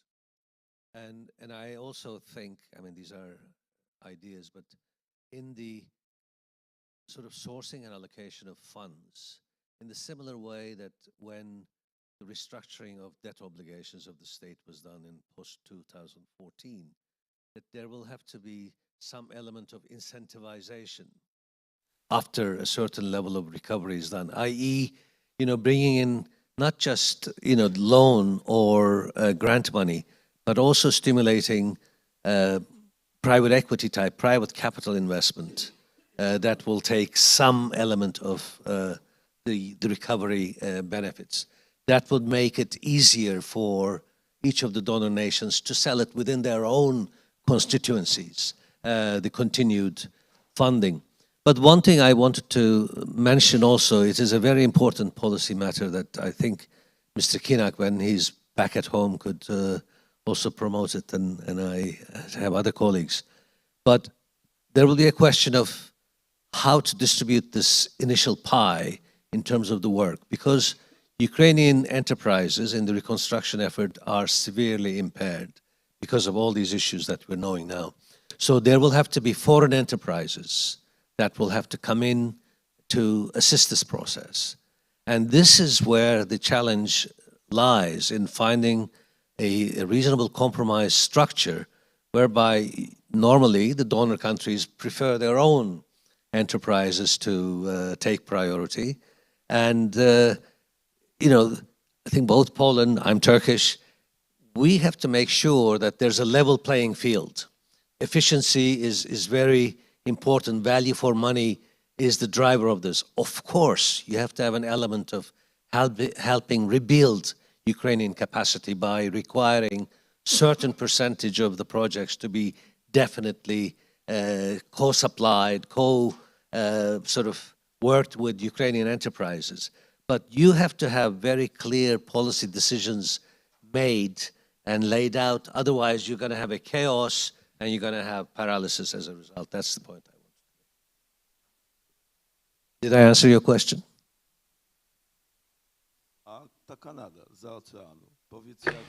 What about Canada, across the pond?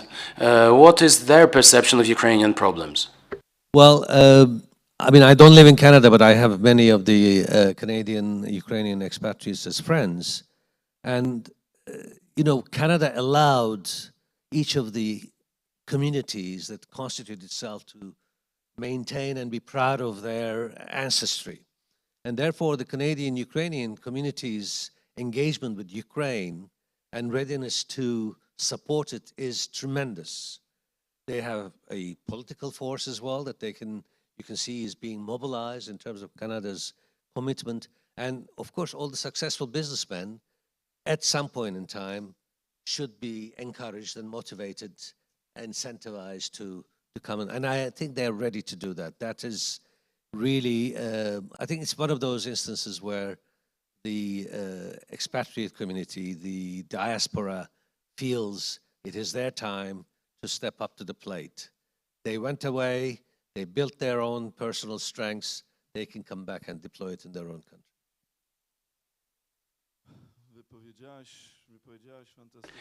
You have said this excellent sentence that Canada allows communities to be proud of their ancestry. And I think this is the message that we should send to ourselves, to Poles, because Poland is a multinational society, at least a binational society. Times have changed. So pride of your origins, pride of your ancestry, and the permission for that or allowance on the part of the host country and host society. Marek, I need to draw upon your European Parliament experiences. Tell us, especially with regard to unofficial discussions, because that's the most important thing. What is the approach of MEPs to the situations that we despise, most of the general public, with regard, for example, to the behavior of the Hungarian government, which has manifestly, ostensibly separated themselves from this trend, pan-European trend, with regard to their approach to Ukraine and to the aggressor. Of course, Hungary is being in the negative spotlight. And similarly to a part of our delegation, which is without any political importance, and sometimes it is sad to see some of our colleagues from the Law and Justice Party who have reasonable legislative proposals with regard to political resolutions, and they are rejected without even thinking, because it comes from the Law and Justice Party. So it's similarly, in a similar way, it applies to Hungary or Hungarians, which again is harmful to that country, and it's harmful to European unity. But since you're asking about Hungary, we have to say that Orban is a very cunning politician, and his smartness is very visible. He does not present himself on the European level as a supporter of Putin, God forbid. But he sets specific requirements or conditions. So simply, he has to be bribed. Well, sorry for saying that, but that's what it is. So for him to agree to the sanctions, especially with regard to the oil embargo, you have to pay for that. But I think that Hungary is not the biggest problem. And I have started my first intervention with that. The main concern are those MEPs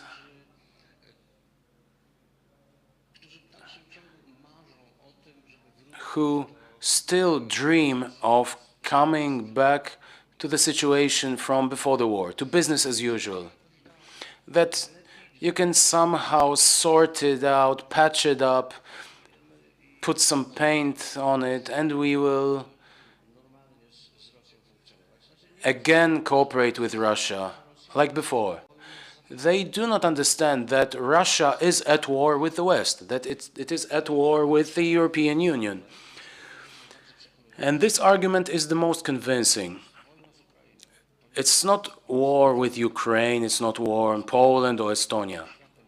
It is war with the West, and the closest part of the Western world to Russia is the European Union. So the Russians, the Russian elites, the Russian government, they have never understood the European Union. If they understand it, they perceive it as a hostile entity preventing them from building the Russian order, Russian mir. And we have this discussion about this quick pathway for Ukraine to become a candidate country. A typical opponent of that quick pathway takes the floor and says, well, EU membership, not the candidacy status, membership is a very complex matter, and they start talking about the Copenhagen criteria and so on. So briefly put, they make the issue vague. The candidacy status for Ukraine is a blow to Putin's policy. A similar blow would be, I hope, swift accession of Finland and Sweden to NATO. And then they say, well, what about Moldova and Georgia? We cannot leave them behind. And we say, God damn, all help possible should go to Moldova and to Georgia. But there is war in Ukraine, and we need to act swiftly. So those delayers, so they are not against Ukraine, they just blur things up. They just water it down. Another question, what about North Macedonia or Albania? Two countries that, by Macron's courtesy, were bluntly cheated upon by Europe. All criteria to start the negotiation process have been met. Macedonia agreed to change their name, a very important, a very major internal problem. And Macron, well, I hope he wins elections next month and he will change his position. Well, that's brutal, but that's what foreign and international policy is about. So these two countries should immediately start a lengthy process and full of adventures, negotiation process. They should come back to the negotiations table. Edi Ramat, Albania's prime minister, my good acquaintance, has made a bitter remark recently, saying you have to be bombed to have your EU accession process accelerated. I hope it's not the case. But so we need to voice our opinions, and we are doing that at the European Parliament, and it makes some difference. You know why? Because the European Parliament has one significant instrument that has never been used yet, a veto or vote of no confidence against the European Commission. It is like the Damocles sword hanging above Ms. von der Leyen. So she knows that she cannot brutally and illegally reject the position of the European Parliament. Thank you. Okay, let's hope Ms. Ursula von der Leyen is not bombed by the European Parliament.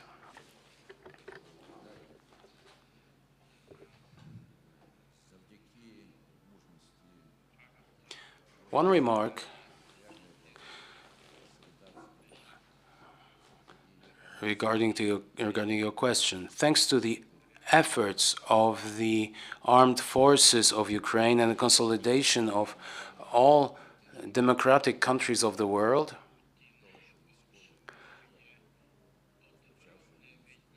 Putin's actions are counterproductive. NATO is not reducing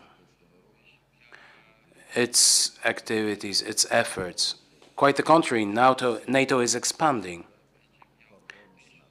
And Putin will have 1,072 kilometers of land border with the NATO. I'm talking about Finland here. Putin wanted to destroy Ukrainian identity and to destroy the Ukrainian state.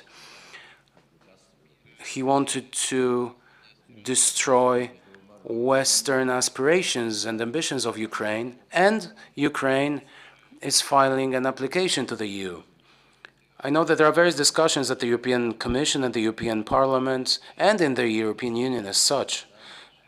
I would like to tell our partners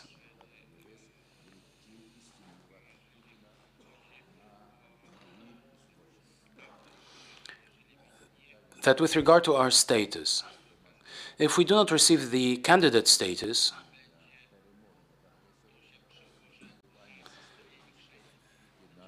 this will translate into increasing aggressive actions on the part of Putin against Ukraine. So this is the crux of the issue.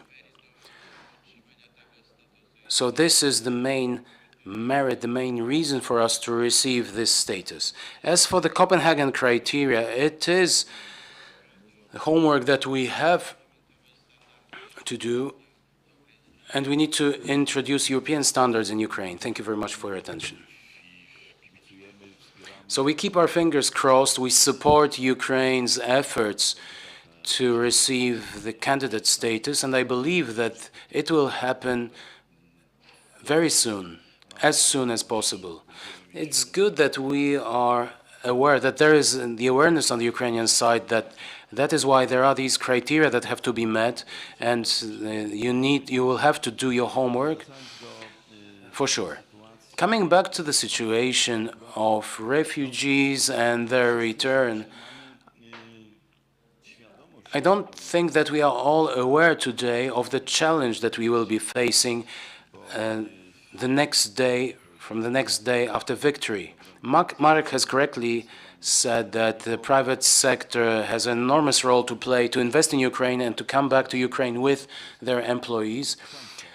Our government is mostly talking about state-owned companies. Oh, well, the private sector has been mentioned recently, really, luckily. And our Chamber of Commerce has asked the government to establish a representative or plenipotentiary with broad competences on cooperation with Ukraine, not only with regard to refugees, because cooperation with Ukraine and the issues related to the Russian aggression cover an enormous scope of issues going beyond the competences of a single ministry. And there is nothing worse in Poland's government than these discussions between specific ministries. So there is an enormous challenge that we are facing. According to the data from before the aggression, Poland's economy developing at the current pace requires 700 new employees every year. So this gap has been filled on the one hand with Ukrainian refugees, but not quite there, because we have mostly Ukrainian women and children arriving in Poland, and men who went to fight in Ukraine. Their departure has caused enormous problems in the transport industry and construction. So it is a challenge. We have a joint challenge facing both our countries, and we need to jointly tackle this challenge. And here we put enormous hopes in our governments and their cooperation. And I think that it has to happen beyond or above political divisions. The demographic problem will occur both on the Polish side and on the Ukrainian side, especially with the current tensions that we have. But coming back to Ukrainian matters, right now there is an enormous Ukrainian problem, exports from Ukraine.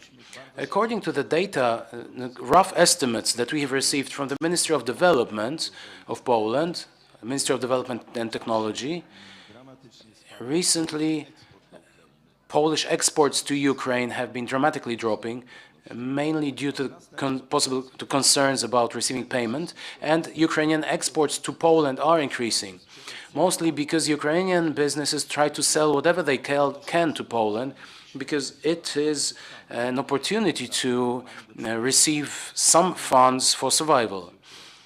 So we are facing an extraordinary situation. It has never taken place before. It was always our exports that came on top. Last year, we reached record figures in terms of exports, and it's worth emphasizing to demonstrate how Ukraine was developing and becoming more competitive. According to our Polish data, we reached a level of more than 12 billion US dollars.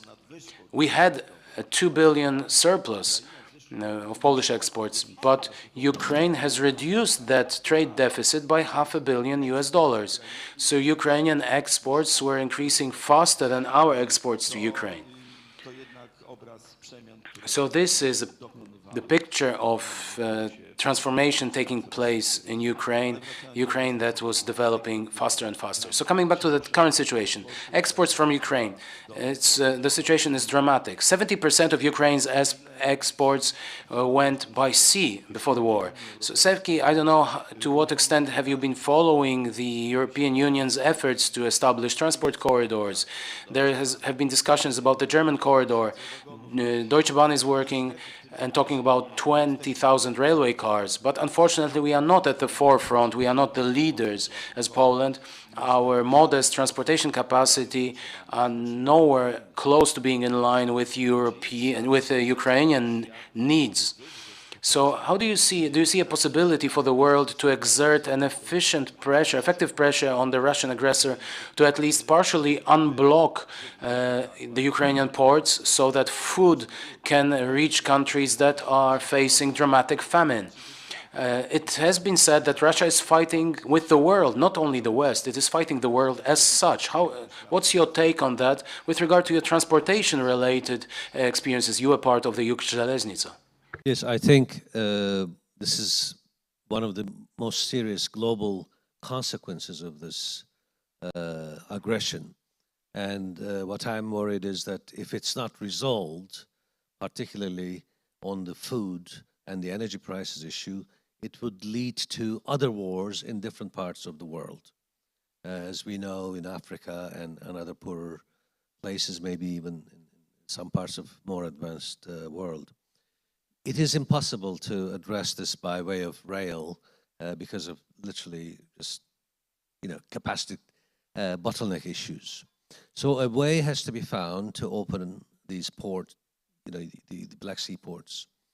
And given the mindset of the aggressor who caused this, and I'm very sorry to say this, but we have to create some situation whereby we would have to have him understand that the post-end of conflict war sanctions, to some extent, in terms of their life or severity, will depend on whether or not he's willing to address this much broader global crisis that is being created. I think we have to use in that effort not just, the immediate enemies that he sees, but also the friends.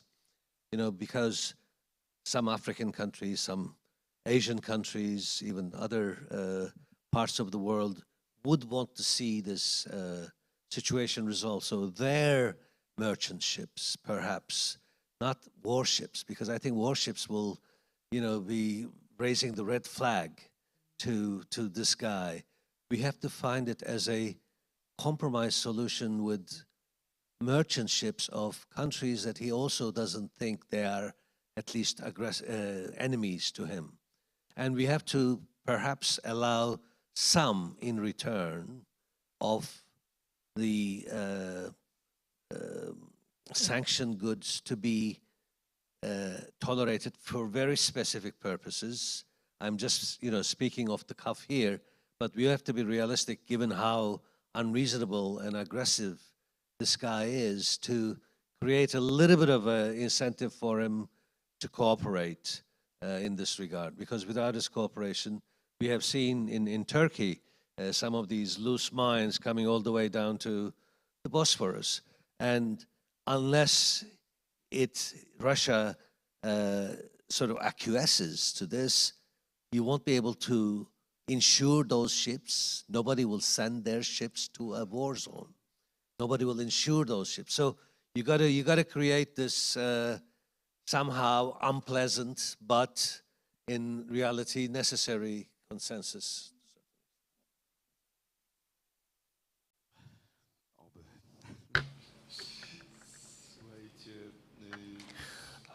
hopefully.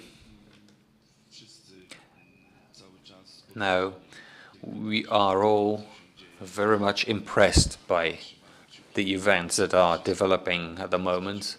We are doing our best to assist Ukraine, but sometimes also some doubts are setting in. I'm sorry for this question, but I have to ask it. It was said behind the curtains a minute ago. I talked to one of the businessmen who said that he was accepting a big load of Ukrainians here, and most of them do not speak English. You've been talking about integration, but now the level of awareness of the unity in Ukrainian society is incomparable. But previously in Poland, there were articles about the fact that the Ukrainian society is bipolar, that the East is pro-Russian.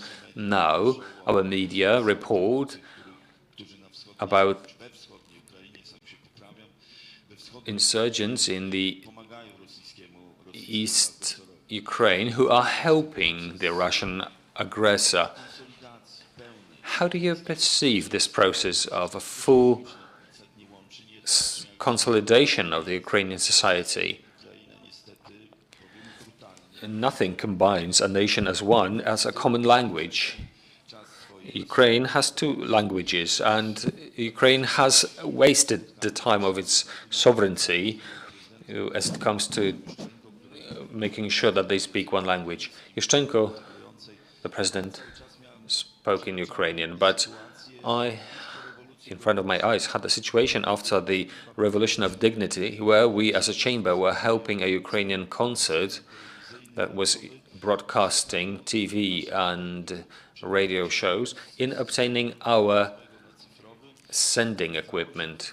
We were moving from the analog to digital signal, and after the Revolution of Dignity, I heard that the Ukrainian-speaking television signal was not reaching the eastern parts of Ukraine.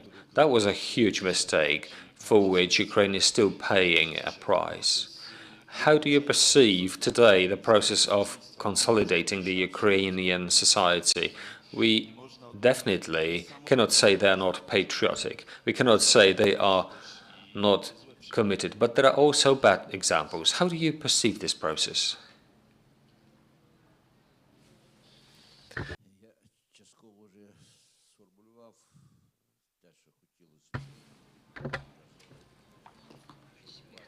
What we would like to achieve together when we are recovering the Ukraine to be a modern country? Well, when contacting those people on the front line,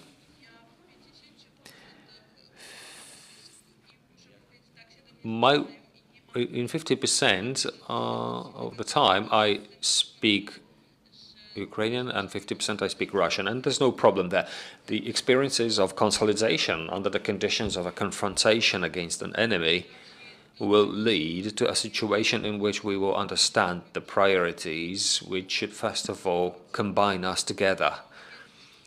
With regards to the state language, well, this is undoubtedly related to the identity of every country around the world. Development is needed, right from the level of kindergarten. It includes television, culture, higher education institutions, but it has to be done in a way in which people are not insulted, humiliated. I am convinced that the experiences of this war and of our current consolidation will allow us to rebuild a policy that will unite us instead of dividing us. Let me stress it once again. There is huge competition around the world. You can win any competition only when your nation is united, when it is strong, when it is defending its values. That is the way we do not want to diverge from. I am convinced that the power awoken in Ukraine today will allow the country to achieve a great success. I am convinced that we will all live to see a strong Ukraine, and the Polish-Ukrainian strategic partnership will be for the benefit of both the nations. Ladies and gentlemen, I have not seen anyone willing to take the floor, anyone in the audience. I mean, I have not seen any hands raised. Therefore, I would like to thank the panelists who are here as a symbol. The job of the forum is to build cooperation in the BABS region, including Turkey, Poland and Ukraine. And that's who is represented here. Thank you very much, gentlemen. Thank you very much, friends. If I may ask the cameraman to make sure that in the break time, when there's no streaming, we could hear the piece of music that you played previously here. When I listen to it, whenever I listen to it, I cry. Thank you, but that's when we are not streaming. Ladies and gentlemen, now let us move on to a part which will be a celebration, a modest one, during which we will sign an agreement between the Ukrainian Association of Industrialists and Entrepreneurs and our chamber, our association, on cooperation in building partnership between Polish and Ukrainian businessmen and business institutions. We are addressing everyone, we are inviting everyone among Polish businessmen to try to establish some kind of contact with their Ukrainian counterparts. Perhaps not always for economic benefits, but whenever you can help a Ukrainian businessman today, you can count on being helped by them tomorrow. That's where our future is, in this partnership. Thank you.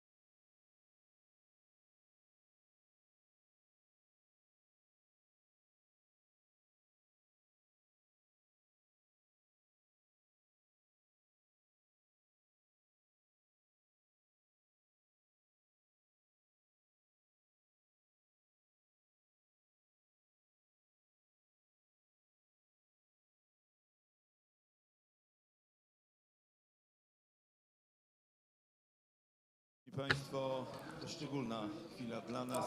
This is a special moment for us, the Polish-Ukrainian Chamber of Commerce that I represent.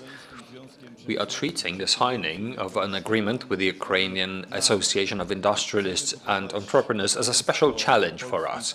We want to build a partnership between the Polish and Ukrainian business people. We want to appeal to all Polish businessmen to already today start looking for Ukrainian counterparts and friends, even if there's no commercial project behind such action. Even if there's no specific business behind that, please establish cooperation with your Ukrainian counterpart.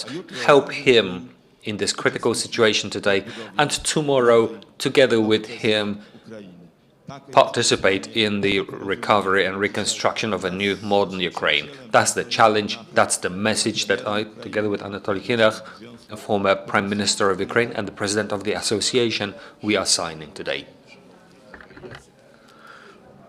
Thank you, dear Jacek, dear colleagues.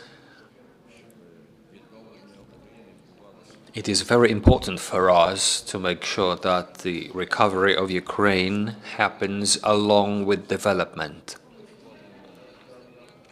and together with a structured Ukrainian social assistance. It's the people who pay taxes, the people who make sure that the countries operate. Wherever there are modern algorithms for a private-public partnership, wherever democratic technologies are reinforced, where business has a chance to contact each other, to create conditions and an agreement for cooperation on the basis of support and trust, that's where economies develop much faster. That's very important, and that's very topical for Ukraine now as we are fighting the aggressor and where we have to restore Ukrainian economy. We are very happy that the Polish-Ukrainian Chamber of Commerce is today giving a hand to Ukraine.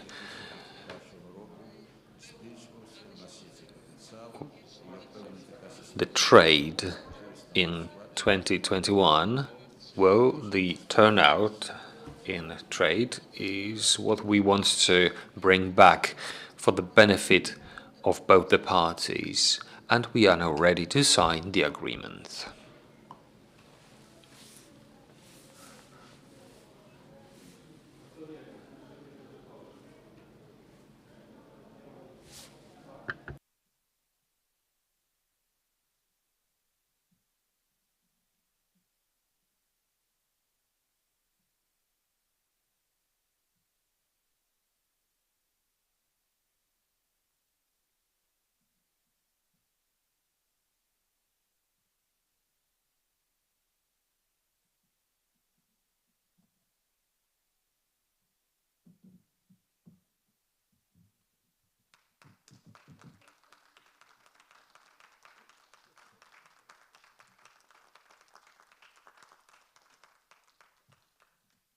Dziękujemy bardzo, a ja ustępuję miejsca naszemu przyjacielowi. Thank you. Proszę Państwa, pracodawcy Rzeczypospolitej Polskiej. The employers of Poland and the Association of Industrialists and Entrepreneurs of Ukraine, well, this is an honor for us that we can see them sign the agreements. We wish you a lot of success in this cooperation that you're about to start now. Prime Ministers, dear guests, this is a true honor and pleasure for me to be able to sign this agreement today. This is a formal act, a formal deed, because actually our cooperation with the Ukrainian Association of Industrialists and Entrepreneurs started many years ago. It didn't start with Russia's war on Ukraine. Our ambition as the employers of Poland and as an organization that is an umbrella for aid 8 actions today. It's also to become this conveyor belt. As soon as the moment comes to start rebuilding Ukraine, we want to join very much the business and development actions. For this to be able to happen, we need formal partnerships. But this formal partnership will just be the official embodiment of what we have already been doing. This is a huge pleasure for me that the Prime Minister, Marek Belka, is witnessing me signing. I used to work for him when he was the chief of the government. Rafał, thank you very much. We are really grateful to your organization. We are already sensing the support. And I'm here talking on behalf of many people from Ukraine who are entrepreneurs, who are employers. And it's very important that in matters of trust and cooperation, the trust of business to the government, that we should be using the modern methods for conducting dialogue. That's the government, that's the trade unions, that's the employers. We will have an online conference that I will be participating with Mr. Ryder, the chief of the international organization, and I will definitely tell him about our experience. I'm convinced that this part of the private-public partnership will be there and will be bringing great results for the sake of recovering Ukraine. Thank you for this cooperation, and I'm ready to sign the document. Thank you.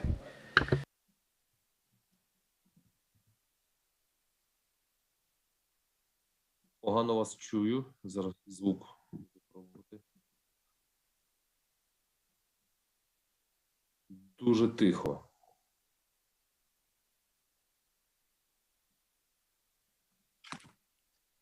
Так. Так, я на лінії, так.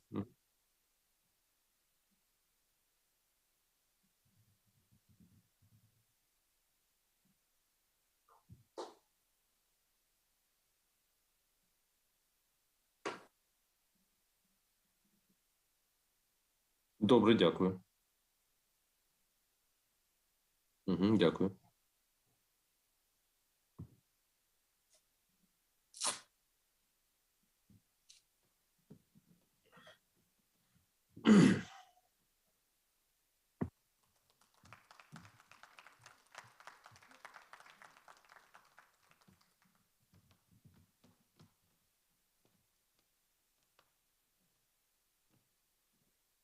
Szanowni Państwo, teraz znowu krótka techniczna przerwa i za chwilę będziemy zapraszać na kolejny panel.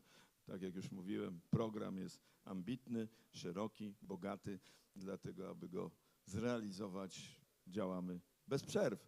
W międzyczasie można coś w kuluarach przekąsić.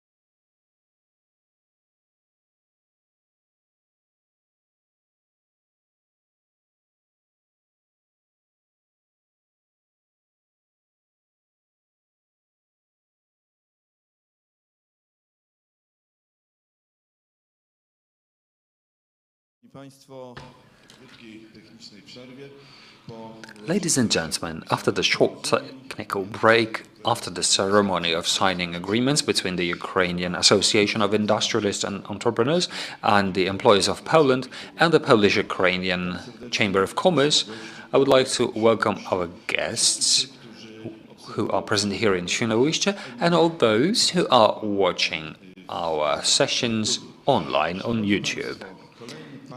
The next panel is titled Business in Spite of the War, Ukrainian Experiences. The war is waging. The Russian aggression is committing more and more crimes against humanity, against humankind, against the Ukrainian population, but still business is operating. What are the experiences? What are the conclusions? This is the topic of the panelists. Yuri Bowa, the mayor of Truskawiec. Excuse me, my phone is ringing. Yuri Bowa, the mayor of Troszczaniec. Excuse me, I'm sorry for my mistake.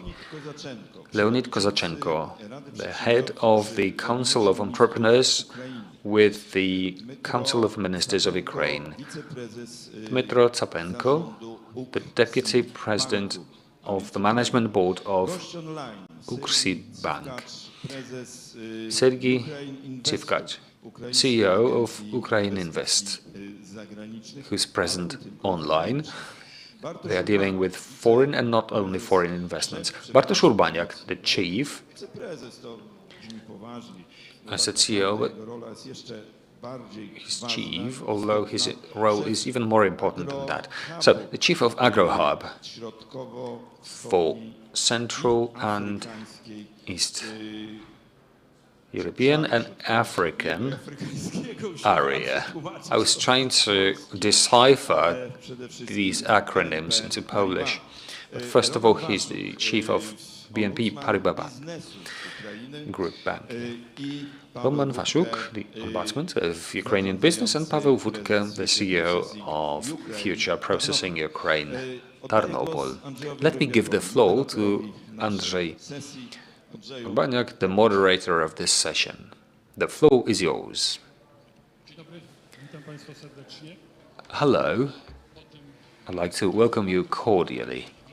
After the macro meeting with the global policy that we had, now I would like this panel to move one step lower, not in quality, but in order to talk about the businesses that are building the tissue on which those macro and geo theories begin.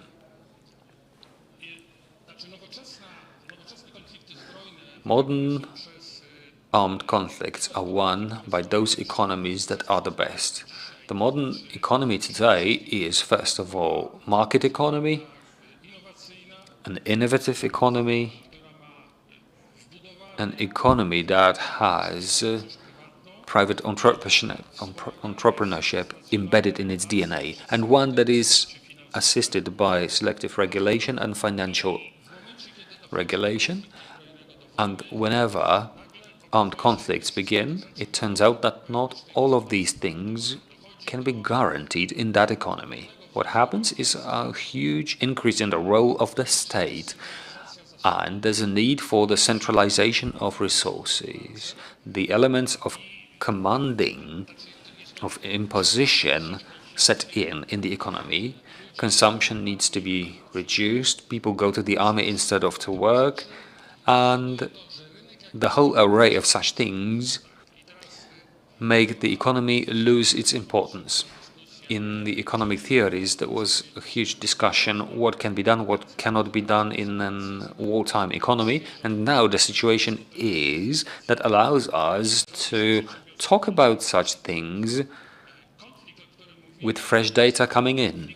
The conflict that's happening is one that's happening in the global economy. To me, this is a weird conflict, which, on the side of the armed conflict, is a regional conflict. On the side of the economic issues, it's a global conflict. It's not like the previous panelist said that it's the West against Russia.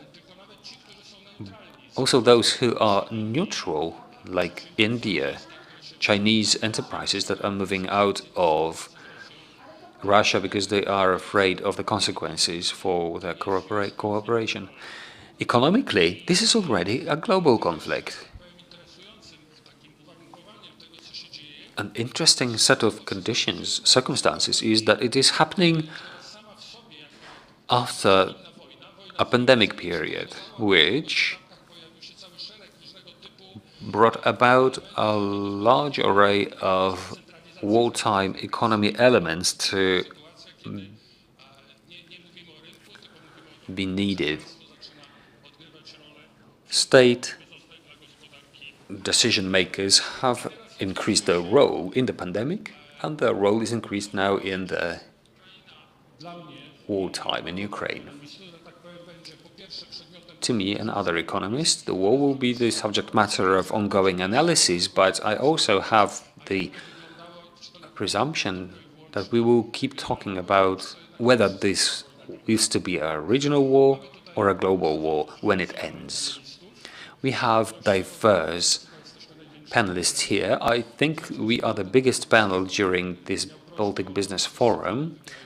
Therefore, I would like you to stick to the time discipline. Let us quickly go through a round of questions that I'll ask you, and if we have any time left, we will engage in a discussion.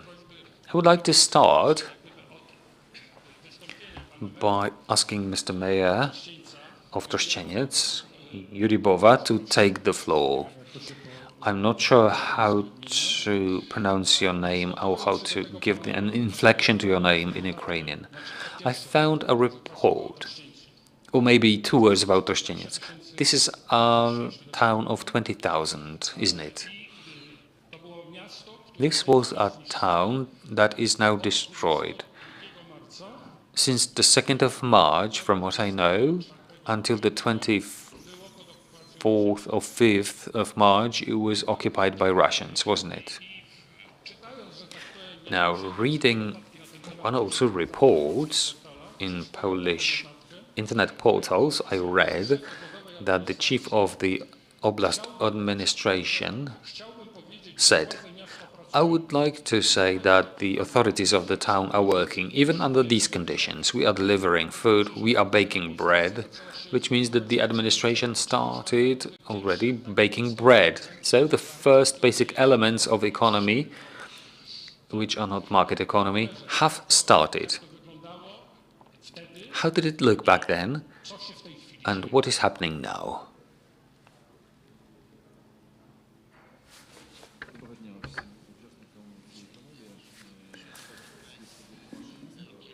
Good afternoon.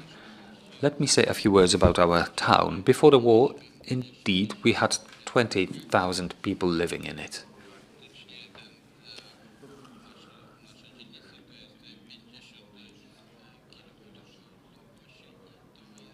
Our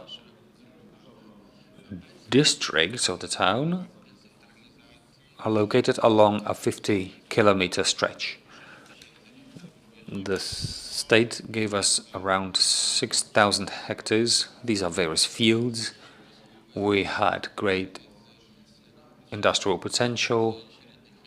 The town is quite medium as it comes to its size, but as it comes to the dynamics and economic development, we were one of the top ones in Ukraine in various categories.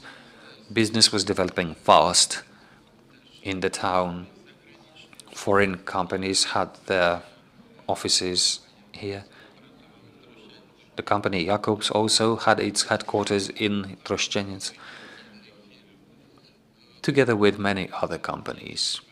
The turnover of one company amounted to 7 billion hryvnia annually, with over 50,000 tons of food articles processed every year. The city was developing, we were investing in the development of our population, and we were building our own tendency trends by basing ourselves on cooperation with the business.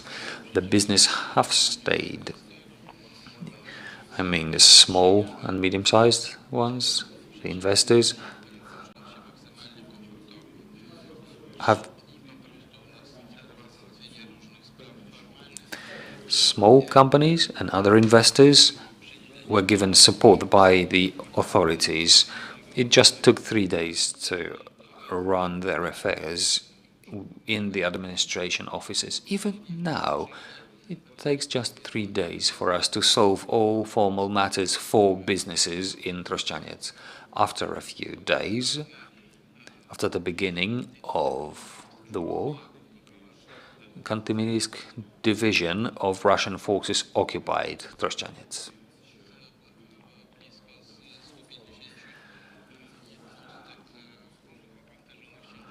There were around 150 armored vehicles, tanks and others, but we did not even have a single rifle to prevent them, to counter them. They were in this town for 31 days and they led to a humanitarian crisis. Russians looted everything. They took away everything, even household appliances, food, and other products. Later, during the second week of the occupation, they started looting large enterprises.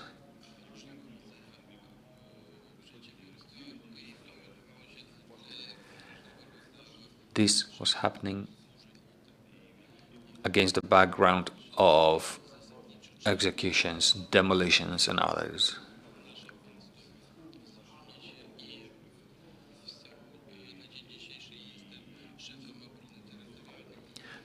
As of today, I am the chief of the Territorial Defense Force, so I have even forgot how to wear a tie. And I don't care about that. When we were witnessing the demolitions, the shootings, the enterprises simply stopped operating. It was dangerous to work. Also, the critical infrastructure and the municipal companies stopped operating as well. This was not just a conflict, this was a war with victims, with rape, with torture. Unfortunately, we had to go through all that.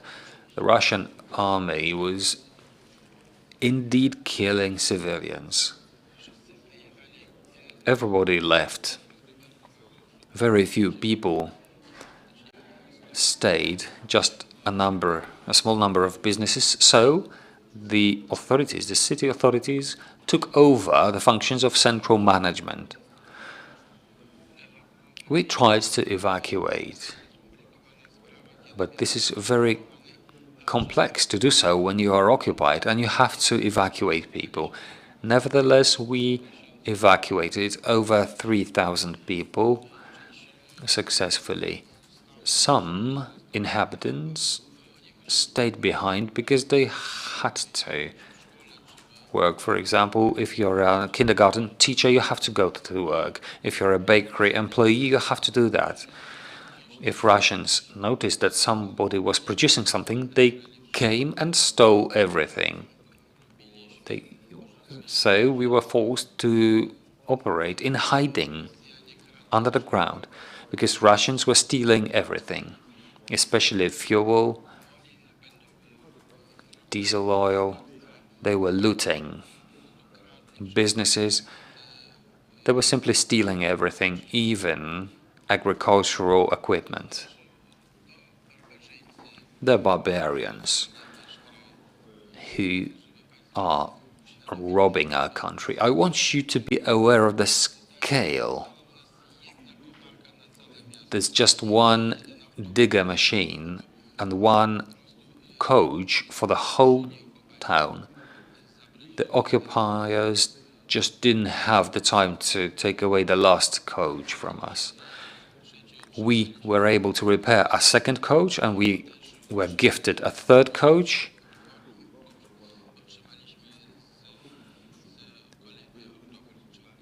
And Germany offered us a fourth coach after a meeting like this one there. We did not have any opportunity to buy it at that time. And let me remind you that we were a leader in Ukraine as it comes to the level of development of our town.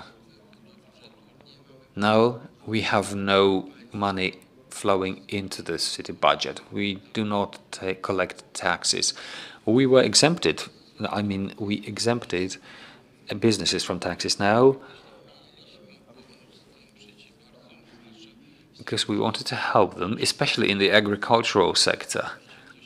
You know what happens in the fields.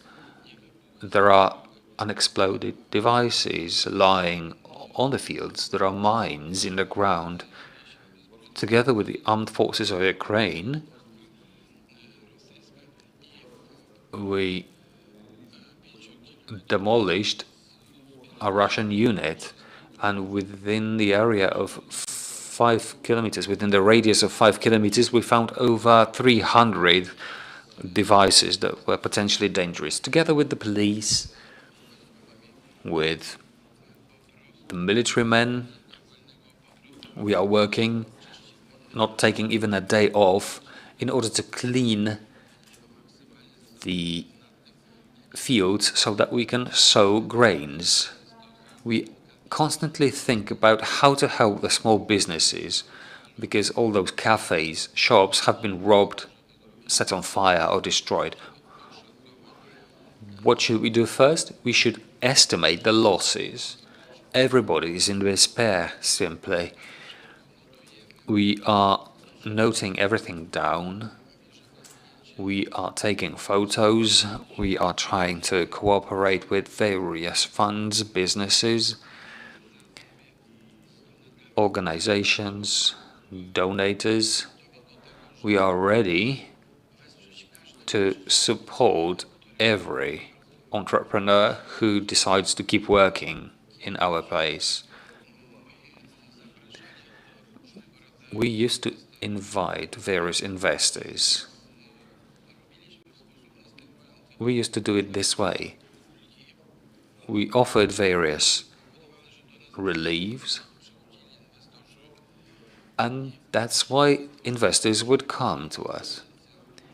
We built our potential, and then we kept on expanding cooperation. We always establish dialogue with business people based on cooperation. You know how difficult it is to open a business, especially during wartime. I listened to the previous conversation, and I think that if we are talking about the long-term future for Ukraine, I need to tell you that it will be very difficult to obtain investors, in spite of the market being empty. Because no one needs that. There are no shops, there is no technical basis. It's impossible to run repairs at the moment. We simply have to manage these things through our administration. We have talked about various things. One of them was that we need to build a new state. Also locally, our town that has been destroyed needs to be rebuilt together with the West, because they know how to do that. We are waiting for these initiatives. We are waiting for our investors, for the investors to join our initiatives. We used to cooperate with a town that produced wooden products. We had this business in our town that exported wooden products abroad. Now it's been destroyed. We have the wood, we have the equipment, we want to keep working, and I'm convinced we will win the war. Why? On the 24th, day, I looked at our commando soldiers and looked them in the eyes, and I saw that none of them was scared. They were outnumbered threefold by Russians. When they heard on the 24th of February that Russians were attacking, they were not afraid, and they beat the enemy. Indeed, every investor who is wondering whether to invest in Ukraine or not, whether to establish contacts and partnerships or not, I will tell you, yes, it does make sense. Indeed, this market will open up one day, and when the market starts operating already, it will be more difficult to enter the market. Now the market is open. I think that today we have a new opportunity. This is a new call. Please come to us. If you need consultation, advisory, you can come to us with questions, and we will do the best to help you. The question is when. First, the war needs to finish. Yesterday, I talked to Americans who were wondering how chocolate factories can be rebuilt. They are willing to invest. The question is just how and when. $10 million. The question is when things come back. The job for me, the job for the president of Ukraine is to do anything to ensure that the company renews its potential. It offered 1,500 jobs. We are certain that Ukraine will never let it go anymore, and we are grateful to Poland for supporting Ukraine. All we need is to keep working. Yes, from time to time we can see shots. Russia is trying to blackmail the border areas. Why? To keep us tense, to keep us frightened so that we don't do anything. We need to survive that. There was an air raid alarm. We kept coming down to the shelters. Now everybody is accustomed to that. Now a new policy for security needs to be built under such conditions. And everything that's possible needs to be done for business to be launched, so that shops start operating, so that chains start operating. We need to renovate the hospital, the school, the sewer system, the roads. These are huge costs. I'm not talking about those funds that will reach Ukraine in some time. I'm talking about who will do that. This is a new opportunity for the small businesses to enter Ukraine and work. We will offer maximum possible assistance and help. So everybody is invited. Thank you. We have an extreme case, the case of an occupied town. However, the war affects the whole of Ukraine. And here I would like to ask Leonid Kozachenko, the head of the Businessman Council with the Ukrainian government. I would like to hear your assessment of what businesses did, how they responded. When preparing myself for this panel, I learned and read about how many companies stopped operating in various periods of the war. Could you please tell us to what extent the companies have been affected by the war, not only in the occupied areas? That's one question. And the second question is, well, this is obvious that in this situation, very new regulations are being adopted. That's what I said, that the wartime economy is not the same time as a market economy. We know the basic regulations and arrangements, but could you please tell us the details? And also, can we say already today what will happen as it comes to the organization of the work of enterprises, and what should appear, in your opinion, as a representative of businesses? First of all, I would like to thank you very much for giving me the opportunity to speak to you today. This is a huge honor for me. Poland is the model for us to follow in terms of how state policy should be shaped, how the economy should be developed, and how you should help your own society.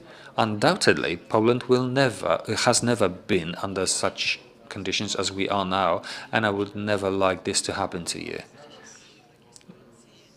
To find yourselves in a situation like this. Today, it is very uneasy to live and work in Ukraine and do business, but business in Ukraine is still going on because we have a developed civil society. We have the Association of Industrialists and Entrepreneurs and other associations that are making sure that business operates in various sectors of the economy, even under such complex circumstances. I'm not going to invoke the figures, but it's been the losses in the GDP go in hundreds of billions of dollars. A lot of sectors have been impacted by the war, and there's no single sector that would not have any losses. I could throw various examples and figures at you here, but let's talk about agriculture, because Ukraine is the world leader in this respect. So not only Ukraine, but the whole world is losing in this aspect. The day before yesterday, the USA said that 40 million people around the world now do not have access to food because of the war in Ukraine.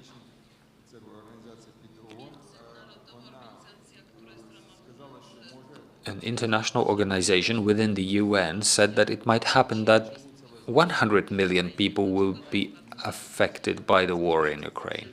Why is this so important? I don't know if you are aware of the fact that daily 25,000 people die of famine globally. Multiply it by 65 days and you'll see how many people will die because of malnutrition. Imagine the scale of disaster. How could this be prevented? What do business structures do? Yes, they have lost 40% of lands that are either occupied or are unsuitable for cultivation because of the mines, unexploded devices, etc. 300,000 farmers still have gone into the fields to do something. Even if they don't have means of transport, they still do something. Sometimes, unfortunately, due to those bombardments, they have lost not only their means of transport, but their lives as well. So what could be done? If we are able to renew this sector, this will solve a lot of other aspects. New acts will be adopted. It's been said that loans will be offered. Probably 80% will be covered by the state. Right now, we don't have fuels, we don't have fertilizers, we don't have grains to sow, we don't have spare parts for the agricultural machinery to be used in the fields. We are under a threat of more losses to come in this sector. Right now, rapeseed is blooming. Look at how it looks in Poland too. When I crossed the border, it was a very pleasant view for me because it looked like the flag of Ukraine. The harvest will be there soon. Where do we take fuel from? Where do we take machines from? No one knows. We've been talking about logistics today. Logistics should be question number one, not only for agriculture, but also other sectors. So, such production must be brought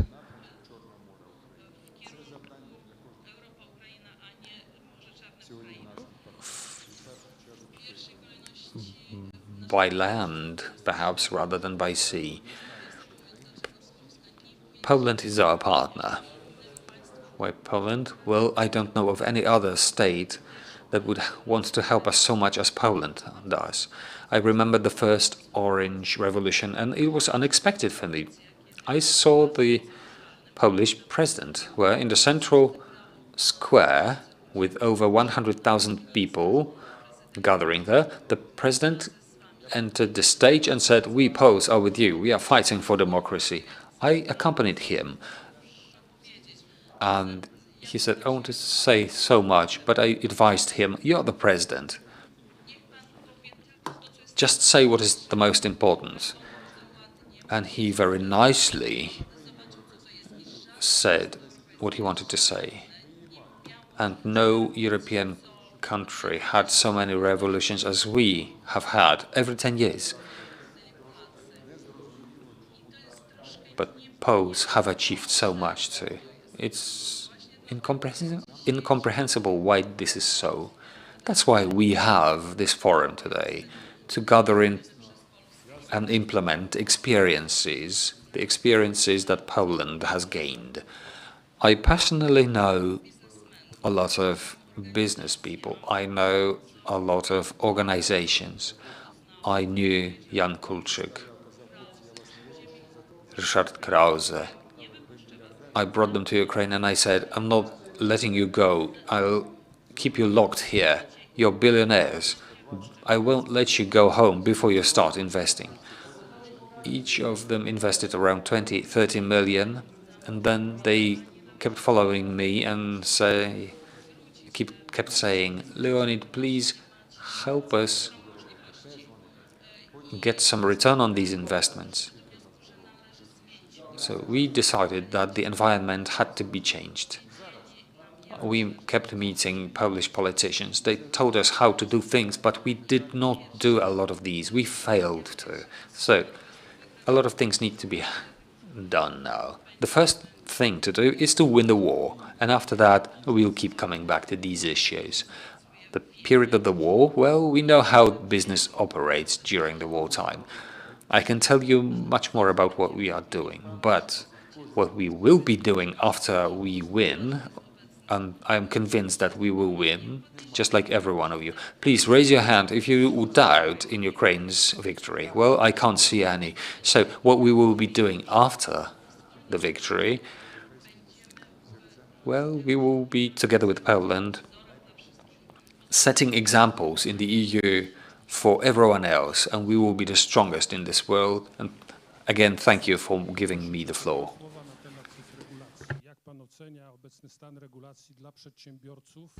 How do you see the current regulations for entrepreneurs, the tax regulations relaxing the possibility to operate, and what would be needed?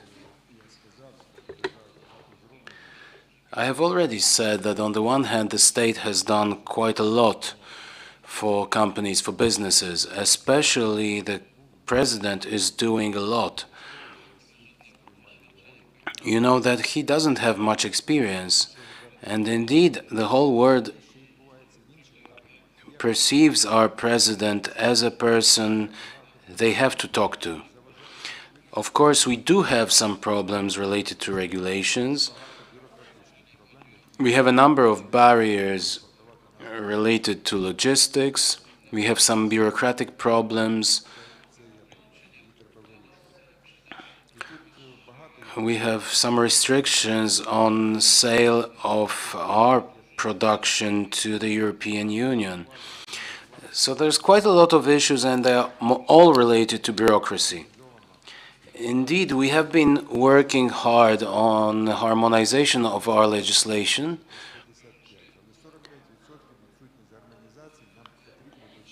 in the agricultural industry. And indeed, what we are missing is this harmonization.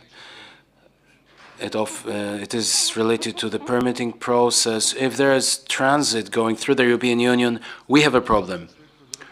I won't tell you about any specific steps that should be taken, but we need to keep talking all the time, and we need to improve the structures of governance, of management.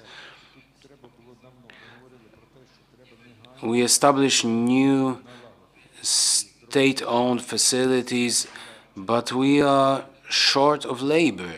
So we need to work very quickly to make the system clear, stable, to have feedback, allowing us to accelerate our business.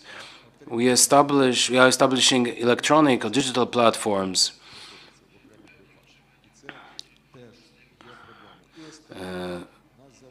And it's difficult to receive feedback on that. It takes a lot of time. And another problem, social organizations or society organizations can take part in all state-owned projects. I'm not talking about military activities. We are talking about the economy, be it fiscal or monetary changes. All kinds of decisions were made in the presence of community or NGOs, community organizations. And they are now they are sidetracked, they are on the side, they are not participating in this decision-making process, and it is a problem that should be solved. Thank you very much, and my next question will go to Mr. Roman Waszczuk, the Ukraine's business ombudsman. I have found an announcement, a communication on the website of the 9th of March that due to the announcement of the state of war, the business ombudsman ceases to receive complaints from businesses, but yet at the same time a hotline will be established for Ukrainian businesses. So the question is, what can a business ombudsman do in the situation of war?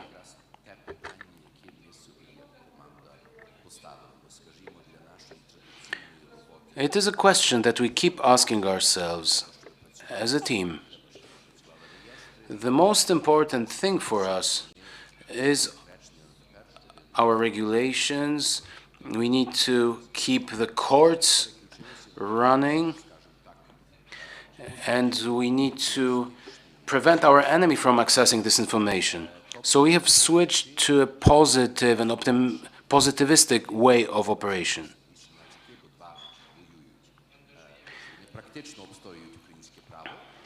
So we engage our lawyers. Some of our lawyers are fighting the war, but others are dealing with various matters. For example, relocation,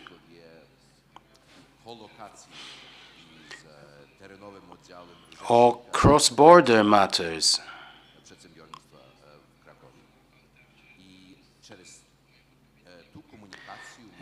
And I have frequent contacts with my counterpart in Krakow, and we can help solve some problems on the part of Ukrainian businesses.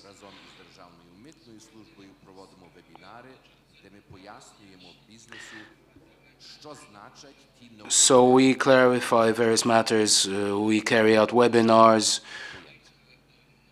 to clarify the new legislation or new regulations. Today, we are having such a session,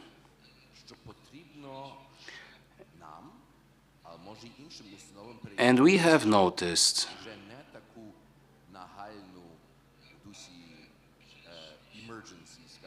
that there is a need for us to work in this emergency mode, or perhaps this hybrid mode,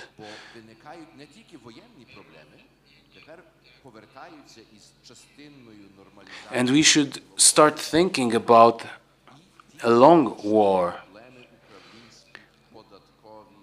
So to some extent, business activity is recovering. But problems related to management like taxes, administration, indeed, we are thinking about how we should change and adapt ourselves to this stage or situation of long-lasting war. The mayor of Troszczaniec has discussed that earlier. On the statewide scale, it is not possible to switch immediately, to leapfrog to this recovery phase. In these months, we have ongoing war, and on the other hand, businesses are trying to operate as efficiently as possible. So we will try to find the key to solve business problems.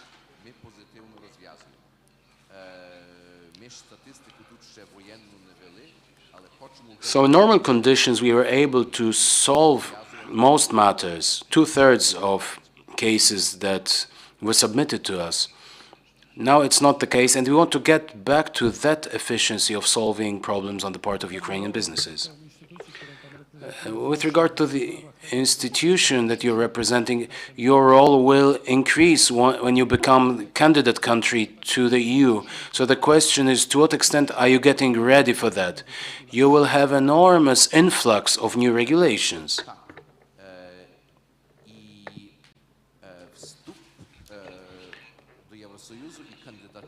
Yes, of course. Joining the EU or becoming a candidate is a double-edged sword. I remember when we visited Canada, and we are very enthusiastic about maintaining this initiative with regard to the guillotine, the tax guillotine.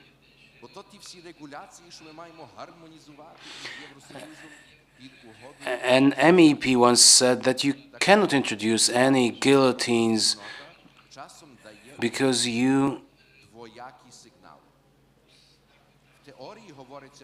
need to operate in accordance to EU legislation. So there are basically two approaches. We are talking about streamlining, deregulation, and so on. But with regard to internal matters, everyone says, what have you done? You have destroyed everything. It was close to our hearts. So indeed, our candidacy process should be performed with reasonable harmonization and based on legislation where, for example,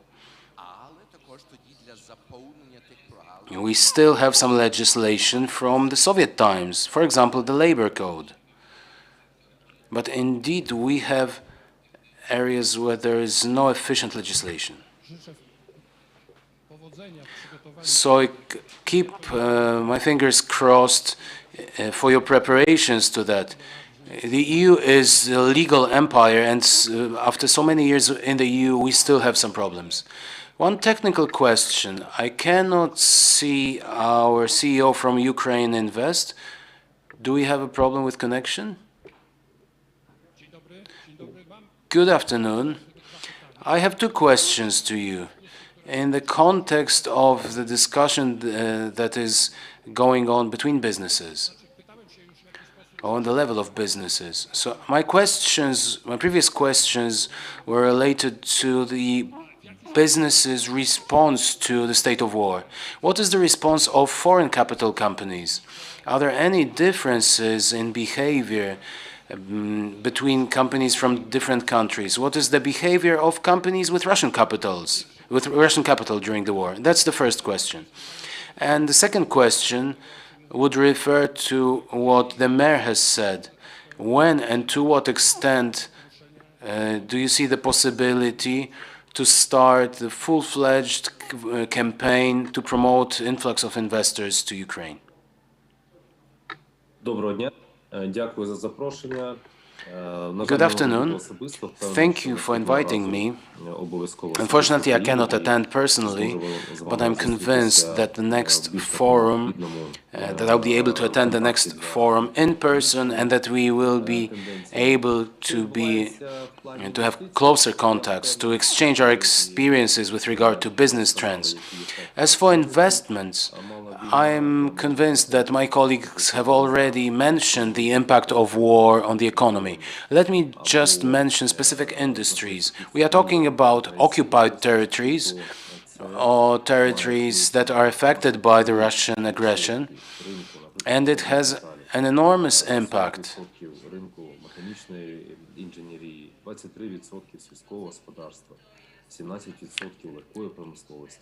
So 40% is the engineering market, 30% is construction, and 12% of pharmaceutical industry.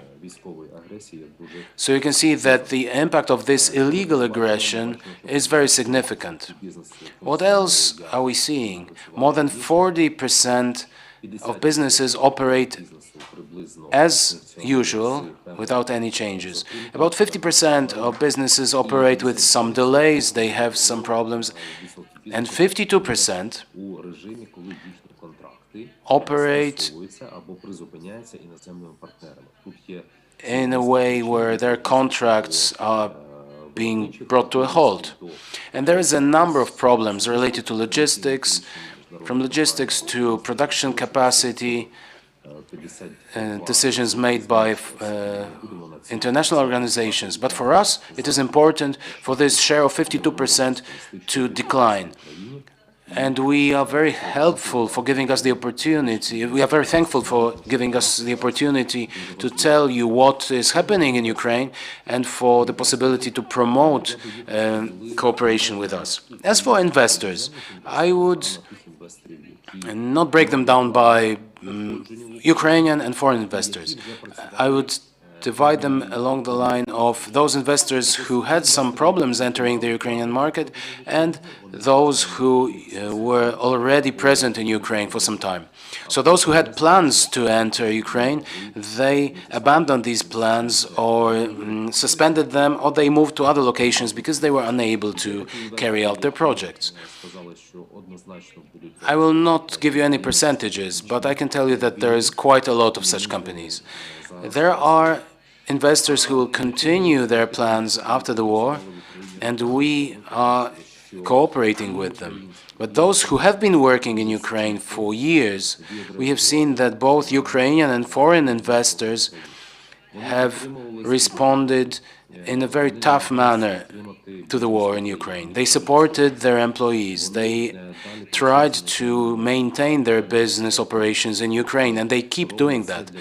They still cooperate with international companies, and they do all they can not to cease their operations there.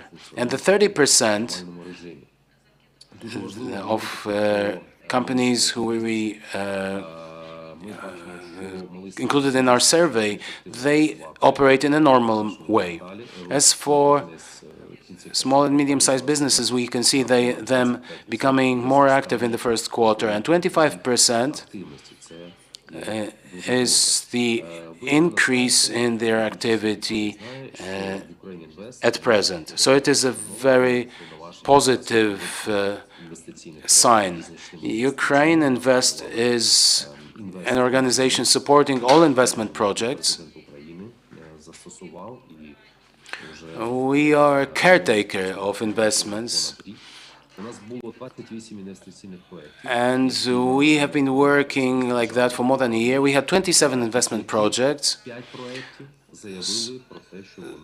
So there were planned applications. They were planning to submit applications to this program, and 25 of them decided to suspend or change their projects. But some of them will remain, and they will come back to their plans after the war ends. Last month we had 6 new inquiries. There are very specific inquiries because they happen during the wartime period, and they apply to the construction industry and production of materials that are being used from demolitions of buildings. We can see companies continuing their business activities that they have planned for years. And they are coming back to practical operations. Companies such as Marvin Food. On the 15th of February, we had a presentation in Kiev together with a company manufacturing under the Broaden brand. They have a manufacturing plant in Biała Cerkiew. They are planning to revive their project after the war. The automotive industry, a similar situation. They want to keep investing in Ukraine. And there is a number of new inquiries. So we have to start thinking now about Ukraine's reconstruction from scratch. We are thinking about a new Ukraine. We need new technologies with added values. We need to build a new Ukraine rather than coming back to pre-war technologies. We need to strengthen our production capacity. We need to increase our capacities. Until 2025, there will be $20 billion in US investment. It would be a great idea to help us enter international markets. There are certainly some material and immaterial projects. If we look at the IT sector, in the first quarter, the export of services has grown by 38.5% compared to 2021. What does it tell us? It tells us that Ukraine is fashionable. Unfortunately, there is a slowdown caused by the war, yet business people and politicians are aware of Ukraine's existence and of Ukraine being at the top of the list. We have the capacity to do it, and we will do it. And it's not the first time that we receive such an opportunity, but I am convinced that it will be the moment that will give Ukraine a boost to rebuild itself, to be powerful, to become a member of global and regional systems and networks. However, it is all now being hampered by the Russian aggression. 95, the market for investments in Russia has shrunk by 95.5%. Many companies decided to leave Russia to cease their operations there. We know that there's a lot of companies, 190 companies leaving Russia. Many of them are manufacturing companies, and we invite them to come to Ukraine. 144 investment projects that have been planned in Russia will not be developed there. And we are in close contact with these companies, and we will invite them to invest in our country, to develop their projects in Ukraine, in our region. What about Russian investors? We know that more than 17,000 companies with Russian or Belarusian investors. It is a huge number. And we know that in 2022, on the 20th of March, the Ukrainian parliament has very quickly responded to the aggression. And a law was passed about seizing the property of shareholders. We have to do it very strictly, and we have to use these assets to rebuild our country. And there will be a lot to be rebuilt. As you know, the direct and indirect consequences of the war on Ukraine's economy is $3 trillion US. We know that the potential is there, and we also have to remember that we have natural resources, 32 minerals used in modern technologies. And the biggest resource, Ukraine's biggest resource, are people. And Ukrainians have demonstrated yet again to the entire world that we are protecting the democratic principles, the European principles, and we will defend all investment interests. And I'll be glad to answer your questions. That was a very competent and broad answer. Thank you very much. And we can only say that in our Chamber of Commerce, we keep receiving quite a lot of inquiries from those who are interested in Ukraine's reconstruction. And more frequently than earlier, they talk about investing and not only selling products to you. Thank you.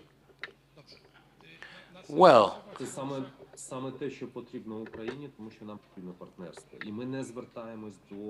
this is what Ukraine needs the most. We are not asking for international companies to simply help. Ukraine is a powerful player and a powerful partner. And companies who will enter Ukraine in these difficult times, their projects will be implemented, they will become part of our supply chains. And we also call upon international businesses to participate in twinning programs. There are various projects related to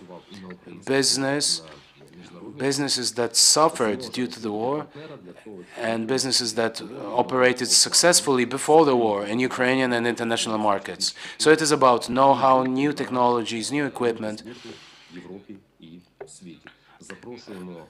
And we want these businesses to be rebuilt at a more modern level. So we would like to invite and encourage all international companies to cooperate. I can promise you on the part of the Polish-Ukrainian Chamber of Commerce that we will work on it. Thank you very much. Thank you. Yes, now we have three big industries of the economy represented by three different people. So from these major sectors, after we spoke about the energy sector, I wanted to discuss the steel industry, but we have no representative of that sector. But the three sectors that are present include banking or the financial sector, the IT sector, and agricultural business. In terms of agriculture, we have two people here. You have already referred to that. So let's start with the banking sector, because this is the most systemic type of operation. What is the state of war? What does it look like from the point of view of customer base of banks? Are you losing customers? Do you have decreasing number and volume of bank deposits? And primarily, first of all, what's the loan service or debt servicing?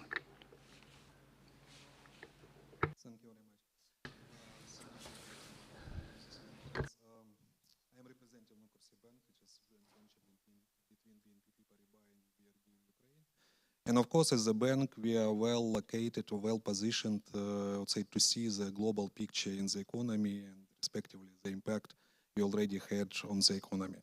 So that's why I will be glad to share my observations. I will start with maybe with more macroeconomic view. Of course, the war had tremendous impact on all spheres of our life, and the macroeconomic sector is not, I would say, the exception. At the same time, the good thing is that Ukrainian banking system is quite resilient. It was, say, long way of reforms during last years, and as a result, at this stage, Ukrainian banking system is very I would say, well capitalized, liquid enough, and resilient enough in order to meet with these, I would say, unprecedented events. In the very beginning, of course, it was a shock, and for us, it was clear that in terms of pure financial things, banking system can resist. But of course, it was a big, I would say, uncertainty in terms of capability of banking system to resist in terms of operational topics, IT business continuity. So it just, everything, money is in data. So actually, if you don't have server works, it means that everything will be blocked. That's why for us, it was very crucial to ensure that system works, payments are executed, plastic cards are accessible, so our clients can receive cash and ATMs. And in the beginning of the war, it was, I would say, difficult situation because due to physical difficulties to deliver cash in a safe manner, it was not always easy. So, but first shock began, and now we see, I would say, some, not back to normal, but the attempt to restore and to start to work in new conditions. And also we observe it from our clients. So actually we see different sectors. Actually, Bank is presented. We have universal bank in Ukraine. So we have corporate business, we have retail, we have consumer finance. That's why we see situation in different aspects. And what we see that clients are very resilient, very committed. So it was mentioned already that in many sectors, clients start to try to operate in sometimes even in dangerous conditions, but they are really committed to start to renew business as soon as it is possible. What about, I would say, main features for client behavior in current conditions? First of all, of course, it is short-term strategies. It is because in current situation it is not possible to plan and make a long-term focus. That's why all businesses, they are focused on survival. They make only short-term projections, and of course they make a focus on liquidity and cash flow. Because in current condition, cash is king, so that's why all businesses try to preserve their cash positions and to keep cash as much as possible. So it is, I would say, quite substantial changes in their behavior. Then important topic, of course, it is labor force and people care. It is not a secret that millions of Ukrainians moved across the country, moved abroad. For example, in Bank, people which, I would say, employees which are currently abroad, they are located in 35 countries across Europe, sometimes even in, I would say, other dimensions. And of course, for employee, it is important to support employees in such type conditions, to help them. In this regard, I have to say that another feature, and COVID actually helped a lot, it is remote way of working. So now we are able to work, all our employees, majority of them, of course I am not talking about retail network, where sometimes it is not possible physically, but they are equipped with laptops, they can work, operate remotely and support our clients' needs. So this is also very important things, and which give us the possibility to operate under current circumstances. Then important feature which we see from our clients, it is diversification. Because, okay, if you have a silo, if you have a storage and it was hit by a rocket, okay, immediately you will receive tremendous impact. That's why many of our clients try to reallocate, first of all, the production lines when it is possible, of course, to safer places, to dispatch or to reallocate in different locations their storages in order to avoid a substantial risk of concentration. Overall, I would say that first shock for business is over. So now business starts to try to regain. Of course, there is a big move from east part of Ukraine to the west part of Ukraine, because currently we see that on east part of Ukraine, I would say business is, I would say, actually growing, because number of people increasing, consumption is increasing, and for business it is a big push, which is not the case, of course, for eastern part. Speaking about, I would say, banking and impact on our bank. Actually, being a part of big international group, we have excellent brand. That's why for us, it is sad to say, but in such type of situations and in previous crises, there is a clear flight to quality. So we observe new clients, we receiving new requests from our clients, we see some inflow from banks which are currently under sanctions.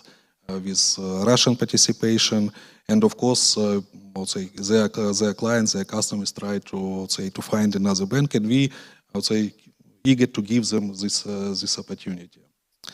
So it is not easy, but overall, it is, I would say, we are adjusting to the situation. Thank you very much. Thank you, but there are more problems ahead of us. Undoubtedly, after the war, there will be some kind of a debt crisis. I had an opportunity to participate as an advisor in the creation of bad banking in many banks in Poland in early 1990s. I have the impression, first of all, that Ukrainian banks are better prepared for that they are working now based on other standards than the banks that used to work in 1990s. But the solution to the debt crisis that might happen, I don't know what scope it will have, will require a huge macro support from the top, from the state level. Back in those times, Poland got huge loans from the World Bank to rescue the banking system, to restructurize it. We had programs adapting us to service the debt crisis. Are you already thinking about this? Are you preparing yourselves to what might happen after the war ends? And yet the money is still not coming from those who offer aid? Thank you. Just very interesting question. Of course, first we need to finish the war because the level of uncertainty currently we are experiencing, of course, we all hope, we all wait, but it's very difficult to speak about new investment flows in the situation when the country is in war. In Ukraine, we have interesting specificity of our banking market because actually, if I remember correctly, more than 54% of banking system, which is government sector. So definitely, and we see already that government, central bank make necessary steps to support critical industries of Ukrainian economy. And first of all, agri-sector, because agri-sector, you know, now is a very difficult situation because the main issue, they had excellent last year. They are full of, I would say, stocks with grain, but little possibility to export. So this is also a big logistic issue. At the same time, they need to make sowing campaign. At the same time, they need to survive during this period of time, and of course, they require government support. And I believe that, as it was mentioned already, there is, I would say, big plans already started to prepare to rebuild the economy. And of course, I would say not only government banks, but the private banks will be part of the story. But at this stage, of course, I have to say that lenders are quite cautious because. Okay, we support our client, we prolong, I would say, drawings to them, but when we speak about new financing, of course, it is difficult to take positive decision when there is, let's say, not finished military conflict and some companies are simply located in the areas which are not under control.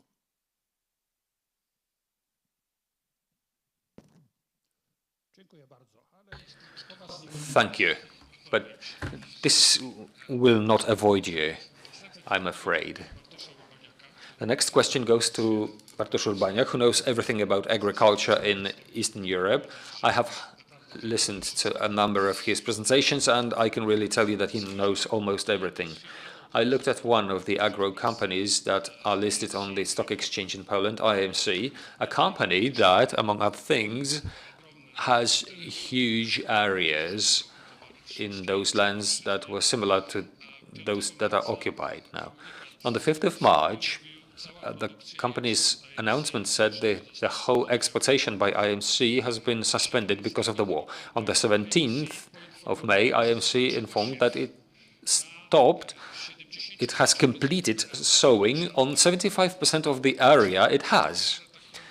So we have a situation which changed very dramatically, despite of everything that we have been talking about here. We've spoken about fields that have mines in them, that you can't enter them. On the other hand, there has been such a huge progress. How is this happening? What does it tell us about the future capabilities? And there's another problem that everybody's discussing now, which is, from what I heard, from various publications. The Prime Minister of Ukraine said that there are around 90 million tons of various food products to be exported from Ukraine. It's not only cereals. Here we can expect some bottlenecks. It's impossible to logistically solve this problem. We spoke about this in the previous panel. But if I could ask you for a comment on the status and the condition of the whole sector for May, not for March, when everything ceased to operate and we did not know what was going to happen, what paths you see to the solution of this logistics problem? Let's start with logistics, as it's easier. There's only one solution there. It is actually, however, one of the more impossible ones. This is to unblock the ports. We envisage the possibilities for exporting. Hardly anyone can understand what it means, millions of tons, but the maximum exporting capability for Ukrainian, Polish and Romanian railways is approximately 15% of what was exported by seaports. And it was not yet the maximum capacity of seaports. So unless Ukrainian ports are unblocked, most of the products will not be exported. This is not good news. But, on the other hand, we know very well what to do. We need to unblock the ports. As it comes to what is happening on the fields in May, however, well, what's going to happen over May, if I knew that, I would probably be already a very rich man. Well, maybe this is not a good joke. The difference between May and March is that now we know what the status of the winter crops and summer crops looks like. And the situation is reflected in the prices. The prices now are the highest in the history of the world. Even such crises as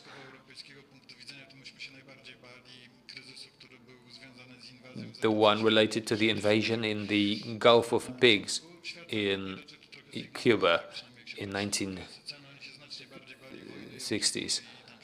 The world was more afraid of the Yom Kippur War in the Middle East, but we were more afraid of the invasion in the Gulf of Pigs. Now the prices have overcome all the previous prices. What's happened between March and May?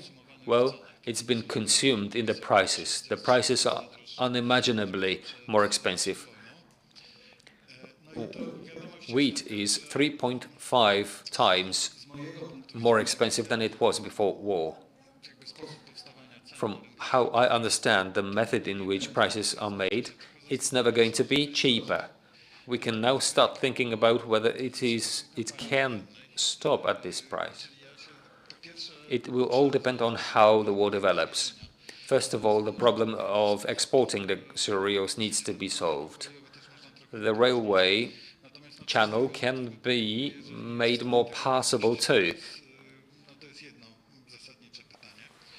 But how to solve the whole problem here is one question. Another question is related to something that's already been said here several times. How much of what has been produced will be stolen by Russians? Because Russians are stealing a lot. The third question is how far the warring actions will make it more difficult for the agriculture to function in a situation where someone's there to steal the fuel, steal the equipment that cannot be used. So we have three quite big elements here, apart from the larger infrastructural problem related to the exportation, that might affect the prices. Well, I'm not expecting miracles to happen. Probably these will push the prices to increase even higher. Even if the harvest is good, there will be three threats. The infrastructural threat, which will increase the prices. Now, perhaps from the wider perspective, what could reduce the pressure on an increase in prices? Maybe to change also the genre burden of this conversation. A large portion of the production was meant to be processed into fodder. Now, fewer and fewer breeders of swine, cattle, and poultry are introducing new animals into the herd because they know how much they will have to pay for the animal fodder. Now let's leap to Brussels. Now Brussels was announcing the Green Deal before the war and said that Europeans have to eat more meat and more cereal products. I said, beautifully said, who will convince them to do that? And Putin has actually convinced them to do that. We will be eating less meat and we will be eating more cereal products. The prices will be quite high, as they are now, but no humanitarian catastrophe is expected. It might not actually happen. The situation is that the economists came to different results in their forecast. Ukraine used to feed between 300 and 400 million people. And the belt of states along northern Africa, I'm dealing with it too. I have a colleague who said that during the first public tenders at the beginning of the war, no one made a bid. At the second tender, one bidder came whose bid was formally invalid. And in the second and the third tender, two companies made a joint offer or bid for half a ship. For a country like Egypt, that's nothing. My friend said that from his point of view, it wasn't that bad because they were quite foretelling and they made purchases for 3 months. So grains storages in Egypt will end after 3 months of the war. But other countries have bigger problems. This all leads to a situation in which one of the persons here mentioned already. I don't know if it was in this panel or the previous one, but we are dealing with a situation in which, first of all, food is weaponizing. It's being weaponized. It's being turned into weaponry. I'm afraid this is going to be another stage of the war that Russia and Putin will use, meaning they will carry out food blackmails. So the situation is quite difficult. It might carry along quite substantial implications, because remember that whatever the Russians do, it turns against them to a degree. So I hope they will be able to shoot their own food again, which they have done numerous times. Would you buy the stock from companies from agri-complex of Ukraine? I'm unable to do anything like that because whatever I say, I'll have to be taken responsible for everything I say. This is a war, and this is a good thing that stock exchanges are working, because very often stock exchanges have not operated under war conditions because of the impacts of non-measurable factors. Thank you very much for what you said. The last sector that we have present here is IT. You are actually the beneficiaries of the situation. You are running an IT company in Ternopil, right? Yes. So you are part of the export expansion of that branch, right? How do you do that? Where do you do that? Well, I'll put it in a wider perspective. With regards to our company, we are not, and we would not like to think about ourselves as beneficiaries of the current situation. Unfortunately, some companies perceive themselves and position themselves as such, but we have taken a different approach to the entire situation at the beginning of the war. At the beginning of the war, we did not know what was going to happen. There was a shock, of course, just like in other sectors, but here we acted as a single community. with our mother company and our daughter company. The mother company is in Ukraine and the daughter company is in Poland. Not knowing how things would develop, we decided to take two steps. First, that it was a priority for us to keep the team safe, to maintain the team, and to keep their families safe. Meaning we made it possible to evacuate the mothers, wives, and children to Poland. We also helped evacuate our female employees. Not many of them decided to leave, but some did. On the other hand, we started very decisive assistance measures. We spent a lot of funds on help, not only directly for our team, but more for the Territorial Defense Service of Tarnopol. We joined, instead of giving benefits to our employees in the form of some kind of bodybuilding equipment or cinema tickets, we just gave them funds with the suggestion, perhaps you should support the wartime fundraising campaign of your choice. And this has been working until today. We also reduced the perspectives for development that we had before the war. Before the war, we had quite ambitious development plans. So we are not actually beneficiaries of this considerable increase in the IT market. We are actually in a situation when we have maintained a constance, a status quo, with a very modest developmental policy. We said that, yes, we can accept 20 more people, but what happens if things get worse? Will we be able to maintain these 20 more people? Will we be able to give them salaries? And we can say that only now have we come back to a situation in which we observe the IT sector, which is doing quite well, is letting us dynamize our development.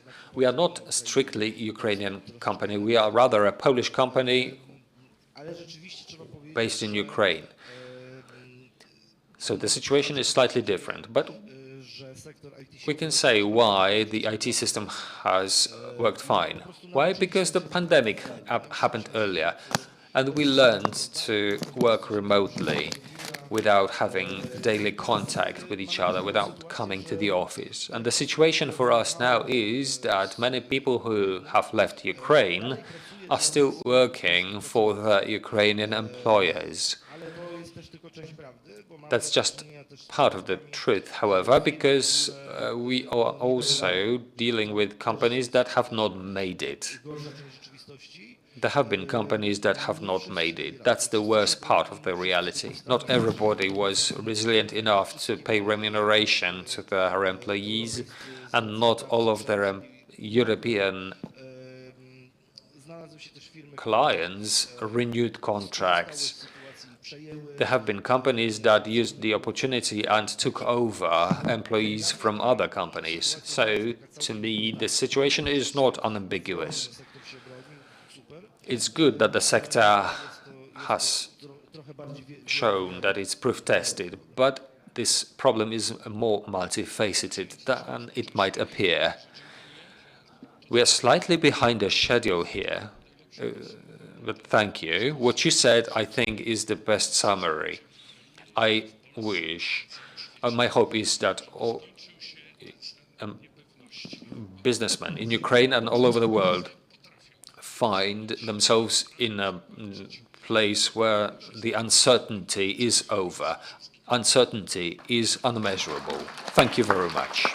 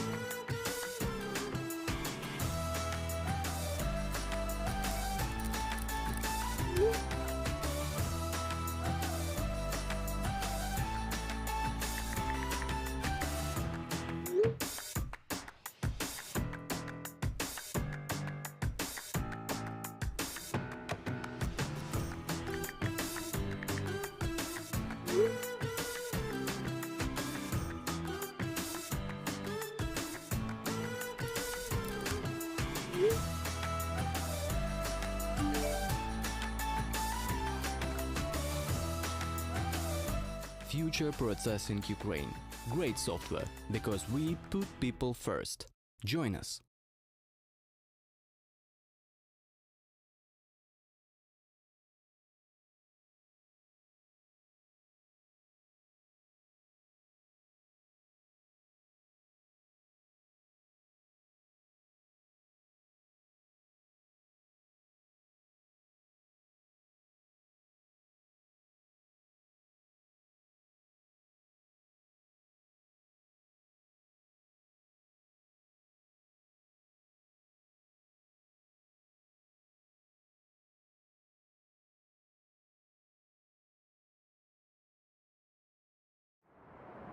Here in the metropolis, I have discovered my world.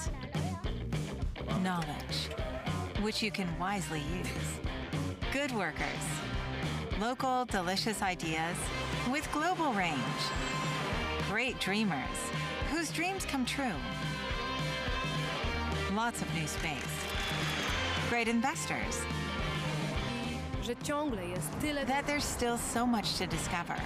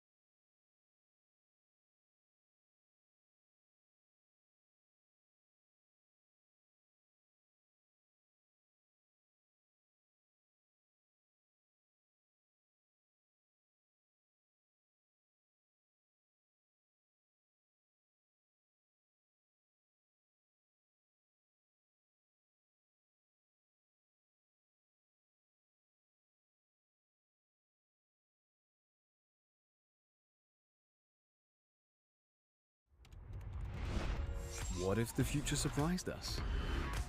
What might the future hold for transport, cities, and energy? Every day, our people imagine them and create them to shape the world of tomorrow.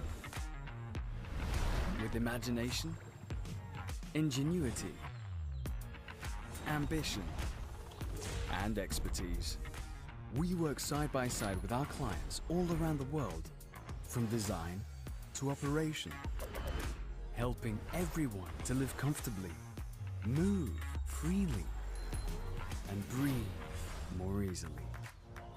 Together, we can imagine. Together, we can create. Together, we can achieve a sustainable future.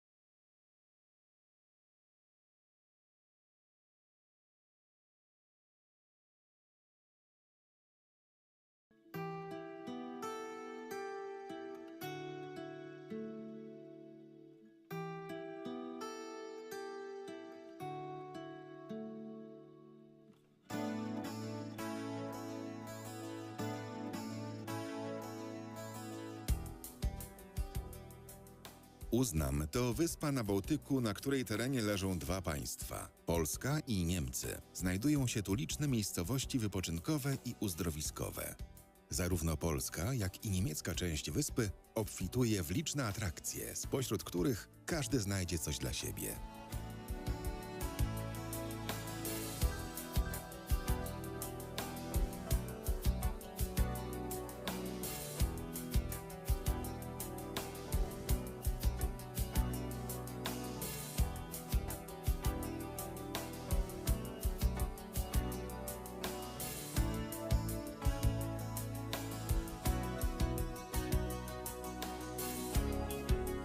Polska część wyspy Uznam to miasto Świnoujście, kraina 44 wysp, których różnorodność i wyjątkowość można odkrywać przez cały rok. To wypoczynek klasy premium z szeroką ofertą dla rodzin i najmłodszych.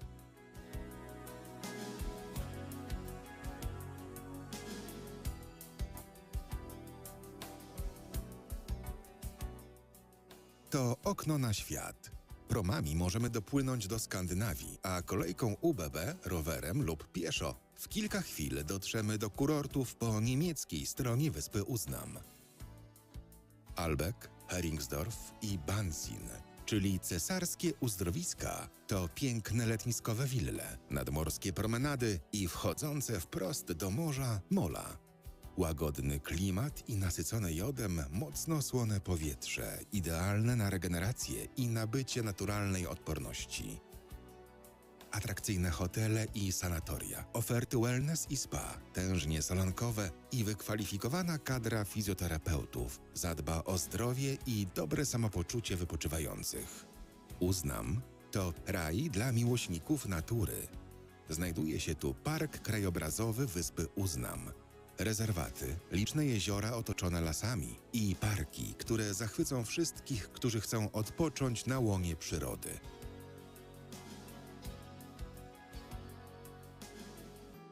Uznam to miejsce, które oferuje moc niezapomnianych wrażeń dla całej rodziny. Na fanów pieszych i rowerowych wycieczek czeka transgraniczna promenada i doskonale rozbudowana sieć dróg i szlaków rowerowych wynosząca ponad 140 km. Uznam to 40 km piaszczystych i szerokich plaż, co oznacza więcej przestrzeni, komfortu, swobody i bezpieczeństwa. To Wyspa Słońca. Ze wszystkich nadbałtyckich miejsc to tutaj dzień trwa najdłużej, a woda w morzu osiąga temperaturę 24–25 stopni Celsjusza. Uznam, to raj dla biegaczy. Liczne trasy biegowe pozwalają poznawać ją z zupełnie innej perspektywy. Wyspa Uznam jest idealnym miejscem dla wielbicieli sportów. Kitesurferzy, windsurferzy, fani żeglarstwa czy kajakarstwa spędzą tutaj niezapomniane chwile. Uznam to również twierdza na wyspach, Fort Anioła, Fort Zachodni, Muzeum Peenemünde, czy na sąsiedniej wyspie Fort Gerarda to unikatowe w skali europejskiej zabytki, a szlak forteczny zaprowadzi nas w wyjątkowe historycznie i przyrodniczo miejsca. Uznam, to wyspa możliwości.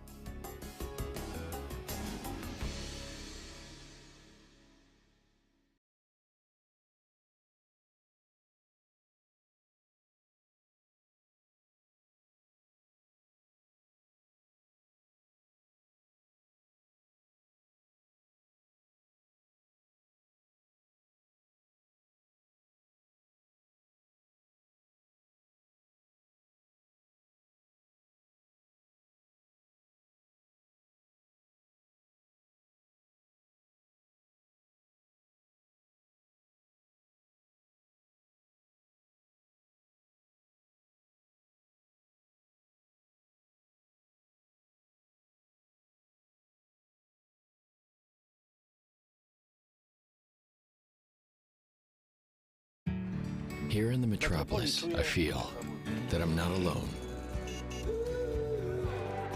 that I'm at home, that I'm special. I feel so proud that I can make it. I feel so free.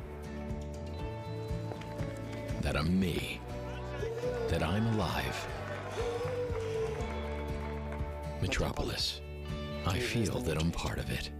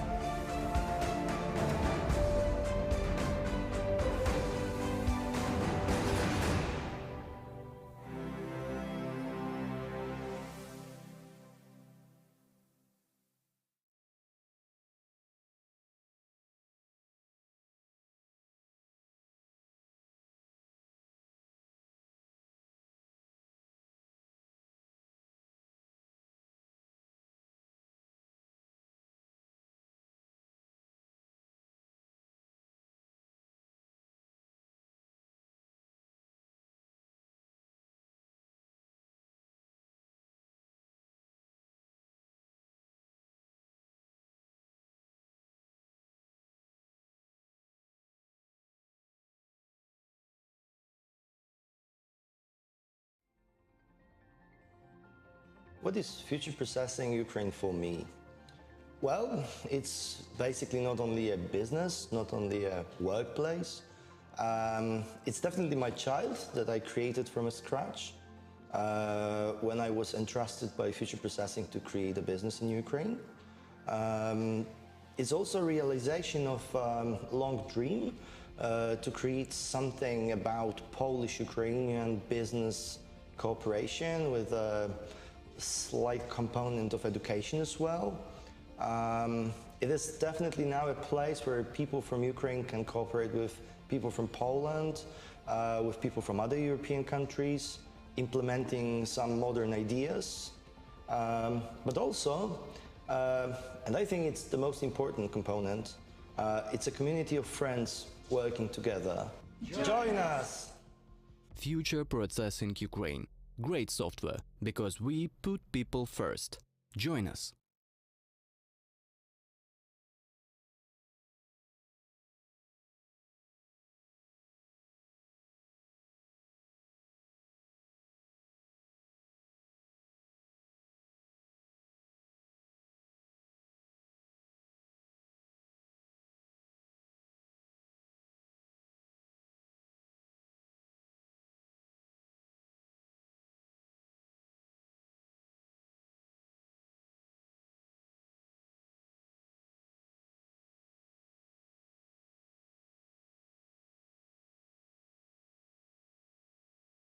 Here in the metropolis, I'm looking for high challenges, crazy thrills, hidden treasures, and those undiscovered deep underground new tunes which harmonize people.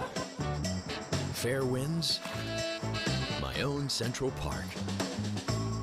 The good taste, myself, the metropolis. I found it.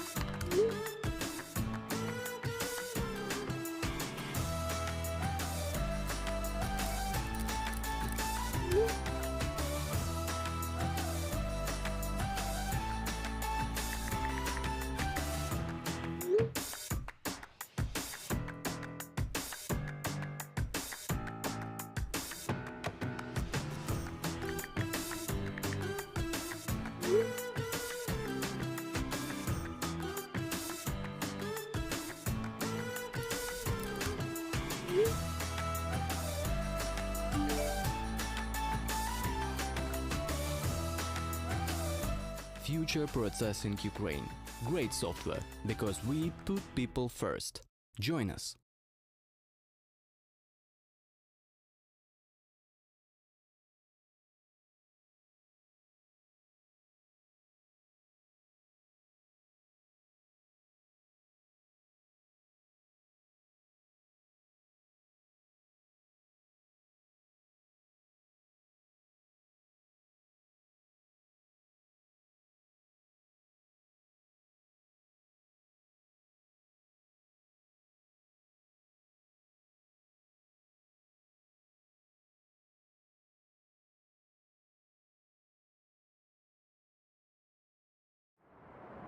Here in the metropolis, I have discovered my world.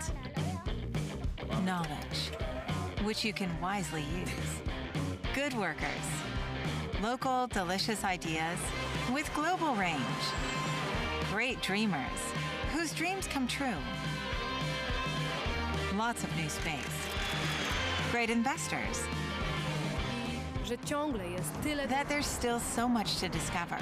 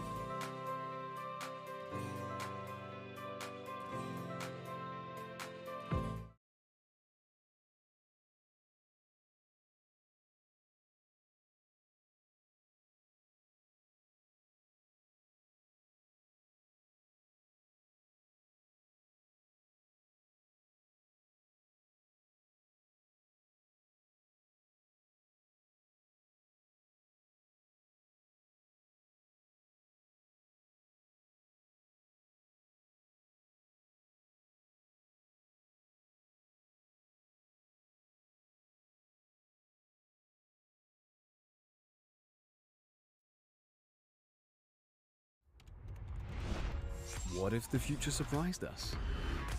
What might the future hold for transport, cities, and energy? Every day, our people imagine them and create them to shape the world of tomorrow. With imagination, ingenuity, ambition, and expertise, we work side by side with our clients all around the world, from design to operation, helping everyone to live comfortably, move freely, and breathe more easily. Together, we can imagine. Together, we can create. Together, we can achieve a sustainable future.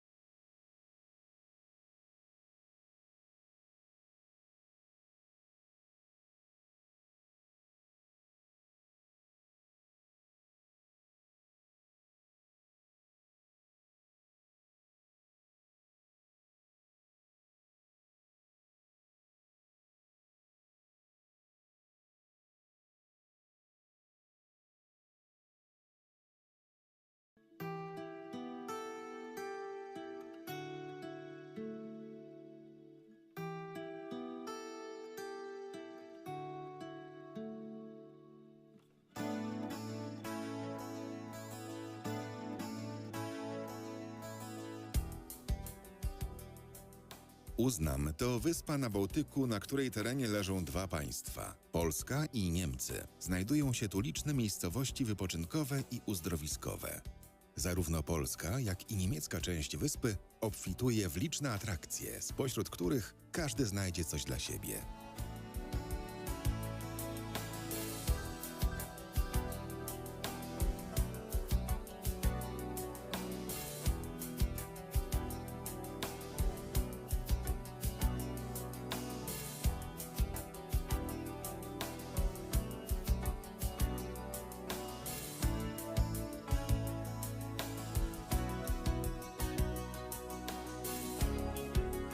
Polska część wyspy Uznam to miasto Świnoujście, kraina 44 wysp, których różnorodność i wyjątkowość można odkrywać przez cały rok. To wypoczynek klasy premium z szeroką ofertą dla rodzin i najmłodszych.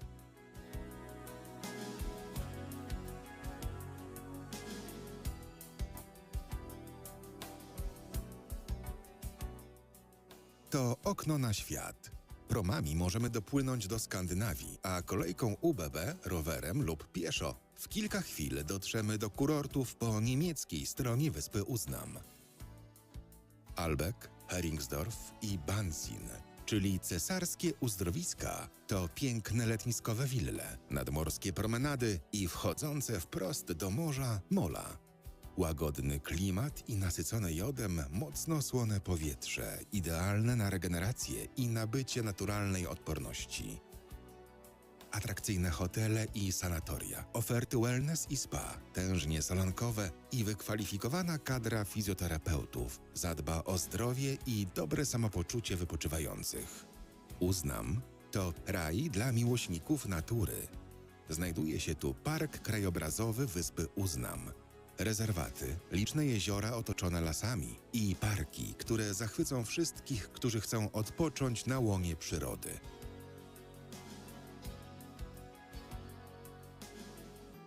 Uznam to miejsce, które oferuje moc niezapomnianych wrażeń dla całej rodziny.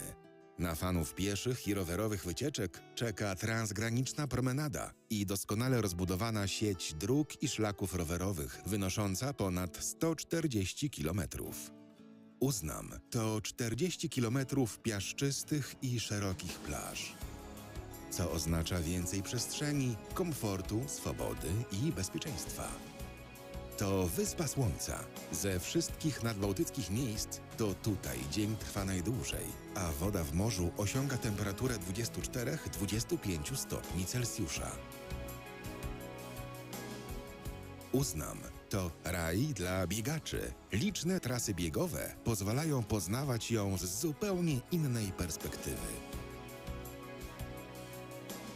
Wyspa Uznam jest idealnym miejscem dla wielbicieli sportów. Kitesurferzy, windsurferzy, fani żeglarstwa czy kajakarstwa spędzą tutaj niezapomniane chwile.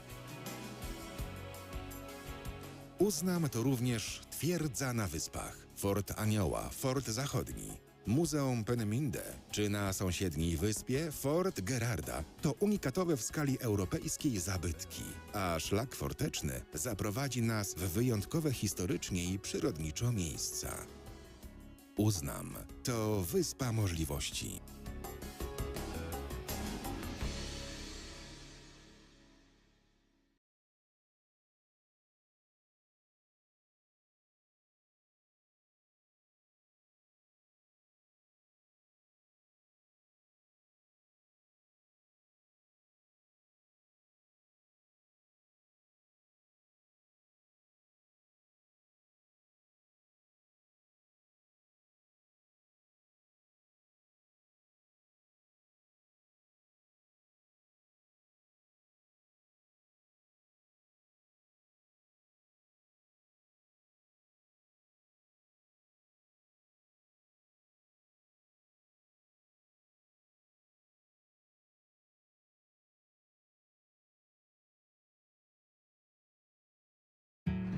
Here in the metropolis, I feel that I'm not alone, that I'm at home, that I'm special. I feel so proud that I can make it. I feel so free. that I'm me, that I'm alive. Metropolis. I feel that I'm part of it.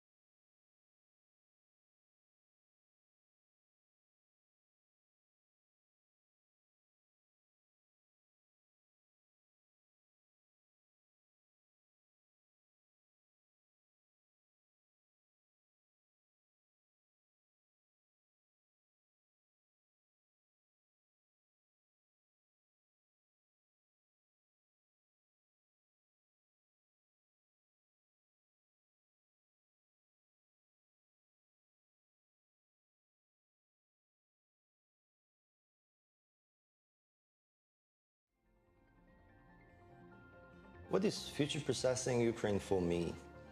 Well, it's basically not only a business, not only a workplace. It's definitely my child that I created from scratch when I was entrusted by Future Processing to create a business in Ukraine. It's also a realization of a long dream to create something about Polish-Ukrainian business cooperation with a slight component of education as well. It is definitely now a place where people from Ukraine can cooperate with people from Poland, with people from other European countries, implementing some modern ideas. But also, and I think it's the most important component, it's a community of friends.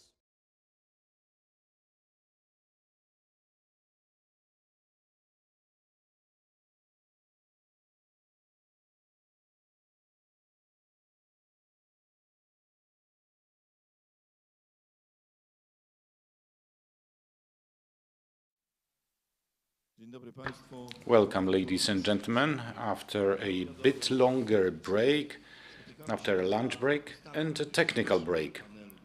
We meet at the last panel during today's forum, a panel which is very special.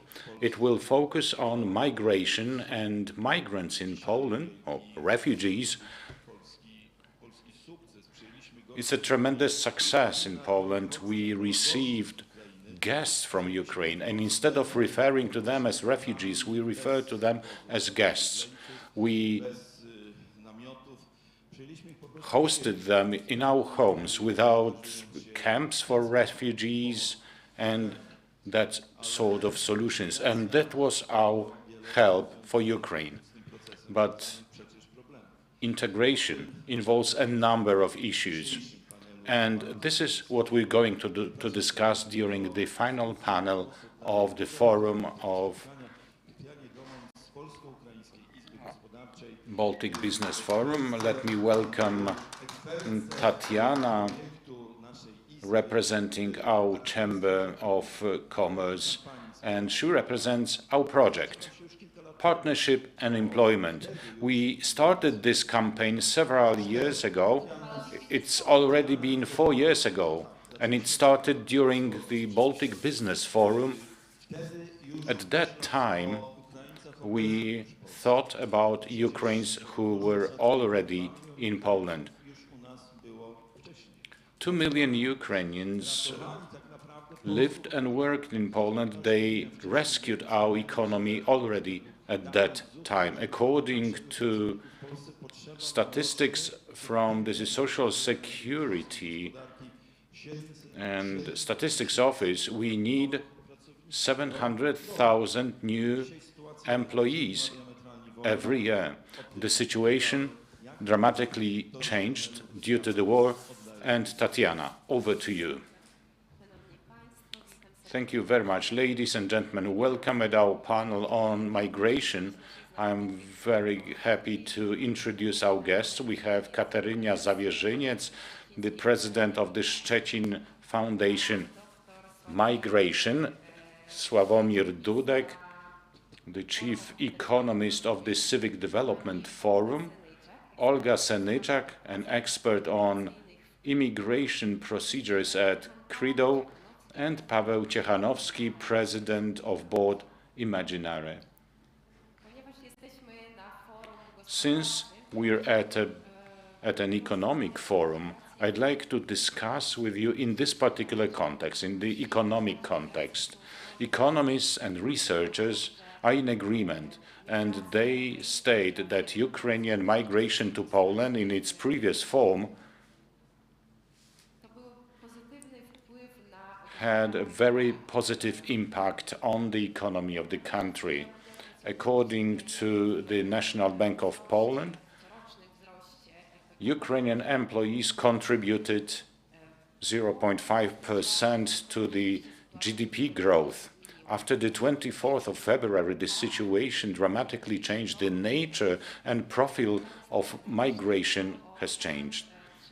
According to border guards, we've heard that more 3.5 million people crossed the Polish border moving towards European Union, and slightly more than 1 million people returned. 1.5, definitely more than 1 million Ukrainian refugees received their social security numbers in Poland. And let me give the floor to Sławomir Dudek to assess the influence of migration on the Polish economy. First of all, let me start by saying that Tatiana has said, and also the president of the chamber, Jacek Piechota, quoted some statistics which actually show the scale of migration. These are the actual figures with real people and a very specific impact on the economy. But let me start by saying that all surveys, serious surveys that I'm familiar with, economic analyses, including, say that migration is positive for the receiving country and it's positive for people migrating to that country. In business, we're saying about the win-win strategy, and it's very clear. It has been proven, but the hard figures only support that. And let me refer to a historical aspect and the United States. A superpower in terms of economy and military, they play a very important role during the conflict in Ukraine because they are the leader of NATO and they built their economy based on migration. The United States has always been open for migrants. According to Polish figures, Polish statistics, still before the war, there were 2 million migrants, several hundred thousand people working. Of course, as usually we have this gray zone, perhaps about 1 million, additional million people, according to official statistics. it was slightly more than 1 million. And in total, we have 7 to 8% of the total labor force, including people working temporarily. There are 16, 17 million people working in Poland. So basically, Ukrainian people account for the total employment of just one Polish region.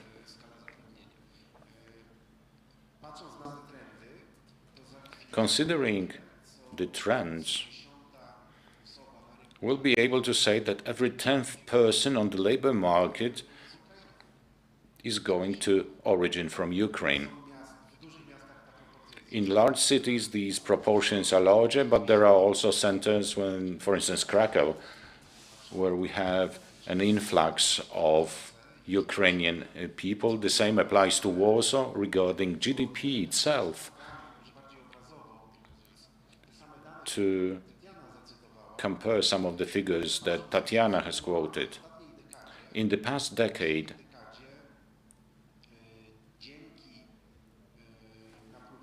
thanks to the inflow of migrants, they are a labor factor from a theoretical point of view, and we were able to generate 11% of our GDP throughout the decade. If it was not for migrants, we would have our GDP 10% lower. The average is 0.5%, but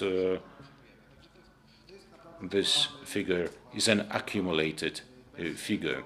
So their contribution is serious. Otherwise, we would also have a number of demographic problems. The management of our labor market would be more difficult. The same applies to inflation. Let me just quote some figures and forecasts. 2 days ago, the Chief Statistical Office publicized information of the national census. We already see that our society has been aging, and this potential to develop this cake, this wealth, has been diminishing. Of course, we can assume that 10–15% of GDP will be spent on healthcare, for instance, but this percentage will come from the economic growth. If we do not generate that growth, no percentage figures can be valid. The shrinking of the working age population translates into lower potential and lower capacity and security of a country. Today, we also discussed economic sanctions, and apart from the military aspect of delivering weaponry, and the economy plays a very important role. So this growth has to unleash the potential. And according to statistics, we can see that the working age population in Poland has been diminishing, and the post-working age population has been growing. We're one of the fastest aging countries in the EU. Until 2070, we'll have 8 million people at the working age less in Poland, which means every minute, one person. 3,000 every week, and every year about 160,000, and this will continue for several decades. So this inflow of migration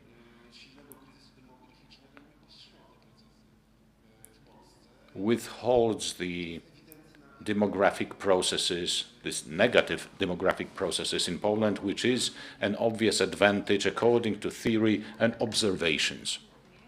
Thank you very much. Now, I'd like to analyze the labor market and the employment of people who arrived. According to the Ministry of Family and Social Policy, 160,000 people 160,000 refugees started working. So every third person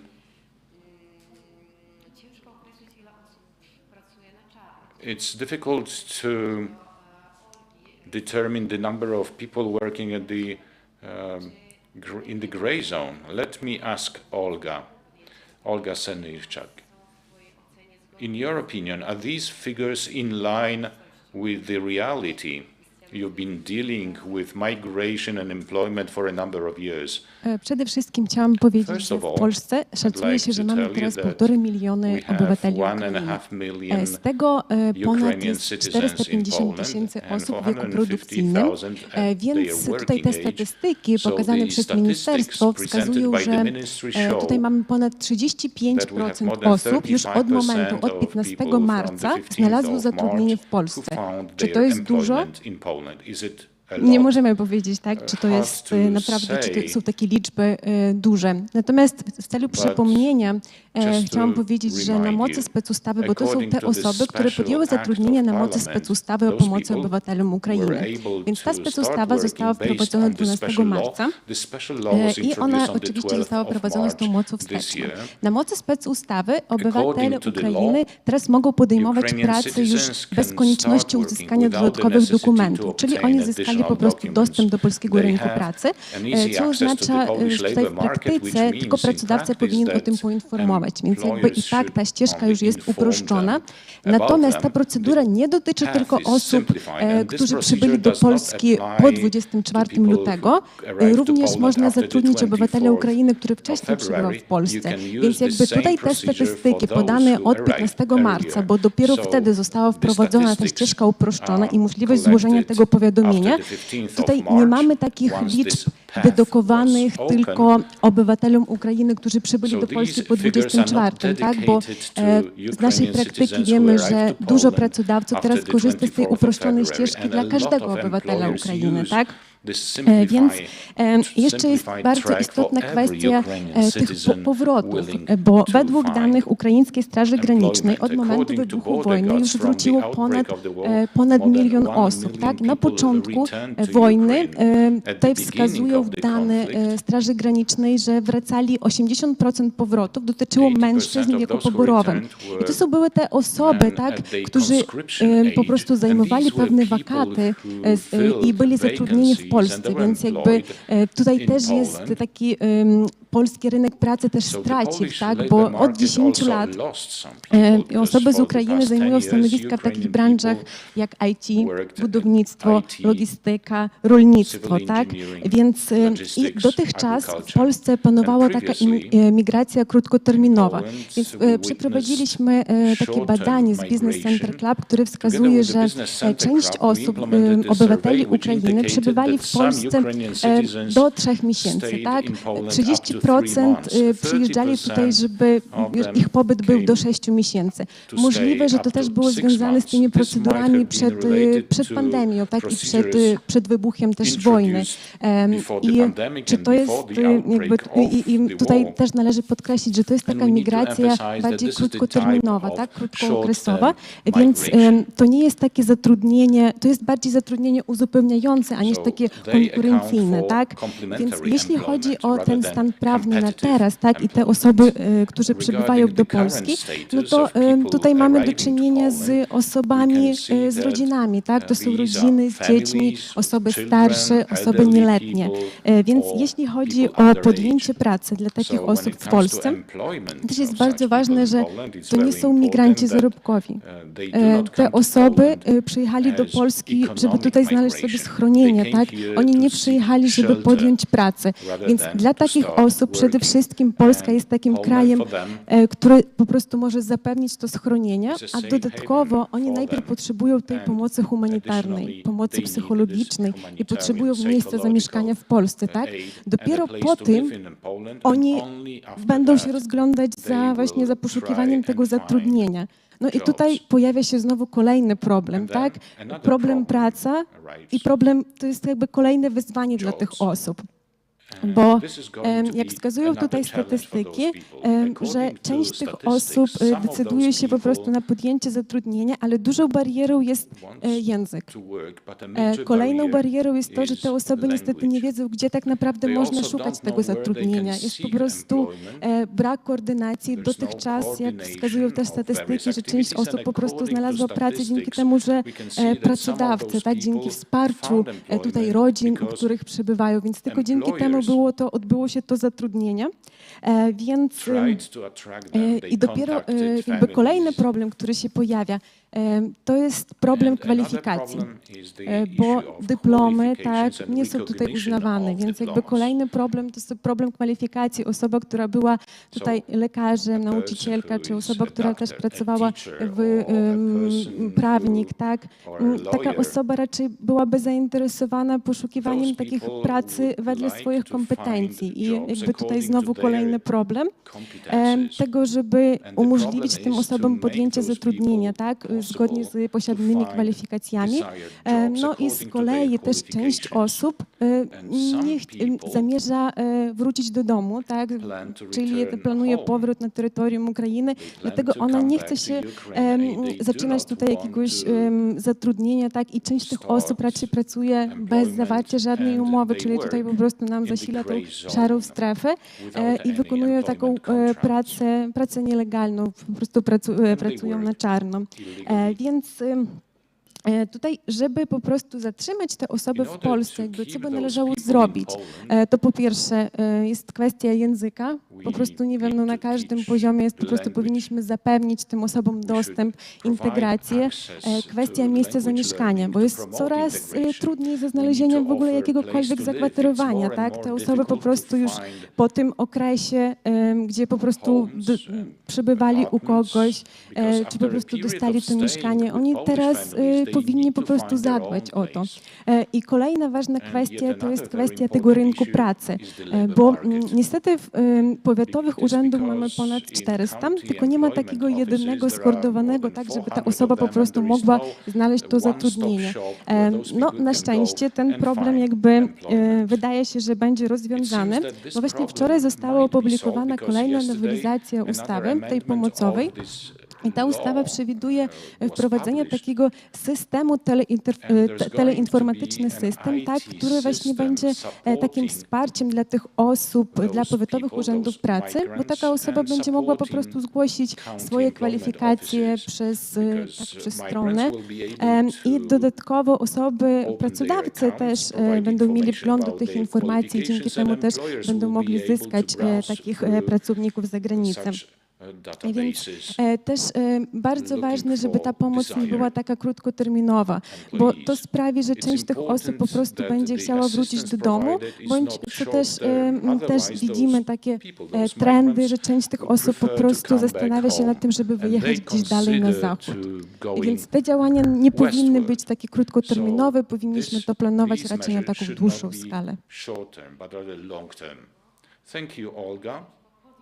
It's difficult to start working if we do not have our basic needs met, like shelter, care of children, without knowing the language. So the first step to integrate those people on the labor market, we need to provide specific measures. And this is the responsibility now of NGOs. One of such organizations is represented by Katerina. What have you been focusing on in your activity? What are the needs? Welcome. At the moment, we've been trying to support basic needs of those people, those refugees. For the past several years in Western Pomerania, we tried to integrate those newcomers from Eastern Europe, people from Ukraine, Belarus, political refugees, migrants from Ukraine, Chechnya, Armenia, Russia, Moldova, and we could integrate them. We could integrate different nations representing different cultures and languages. We tried to learn their cultures, and We try to match them with active local people in Western Pomerania, Poland, and Poles who lived in the region could also meet those newcomers, who they are, what they do, pictures that they paint, their creativity, culture. So we can exchange experiences, we can support each other, and this multicultural environment is something that enriches us, and this is our main focus. So before the 24th of February, before the outbreak of the war,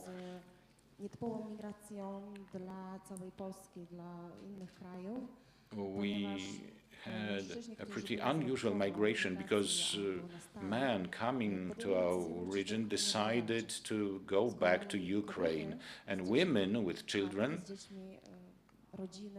families, came to Poland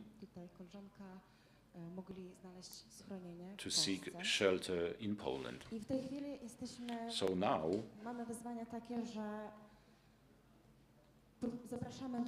we invite them to integrate, we would like them to become independent, to adapt to the new reality. But in fact, those people coming here think rather about their stay in Poland as something temporary. They believe the war will soon end and they want to come back, they want to go back home. The majority of people we deal with tell us that they would like to return, that they came here just for a short time. They do not want to live abroad. They want to come back to Poland and rebuild the country and live there. Since the outbreak of the war, people left all their belongings. They couldn't plan where they could sleep.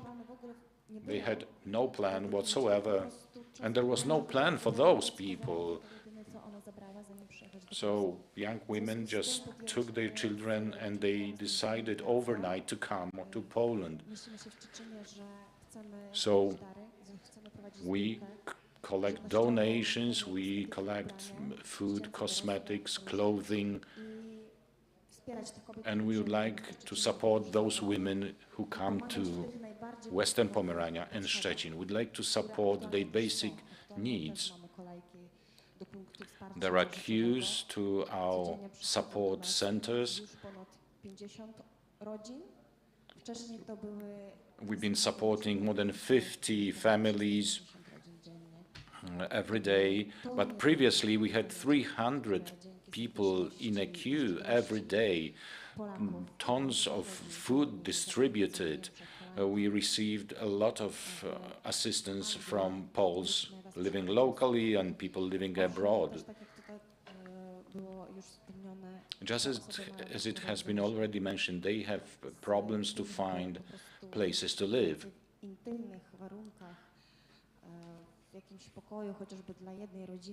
To find a room for the entire family even, and the infrastructure in the city of Szczecin, as well as in many other cities in Poland, there is no such possibility. So we struggle against a number of challenges, but we managed to pull through. A lot of Poles opened their homes for Ukrainian people.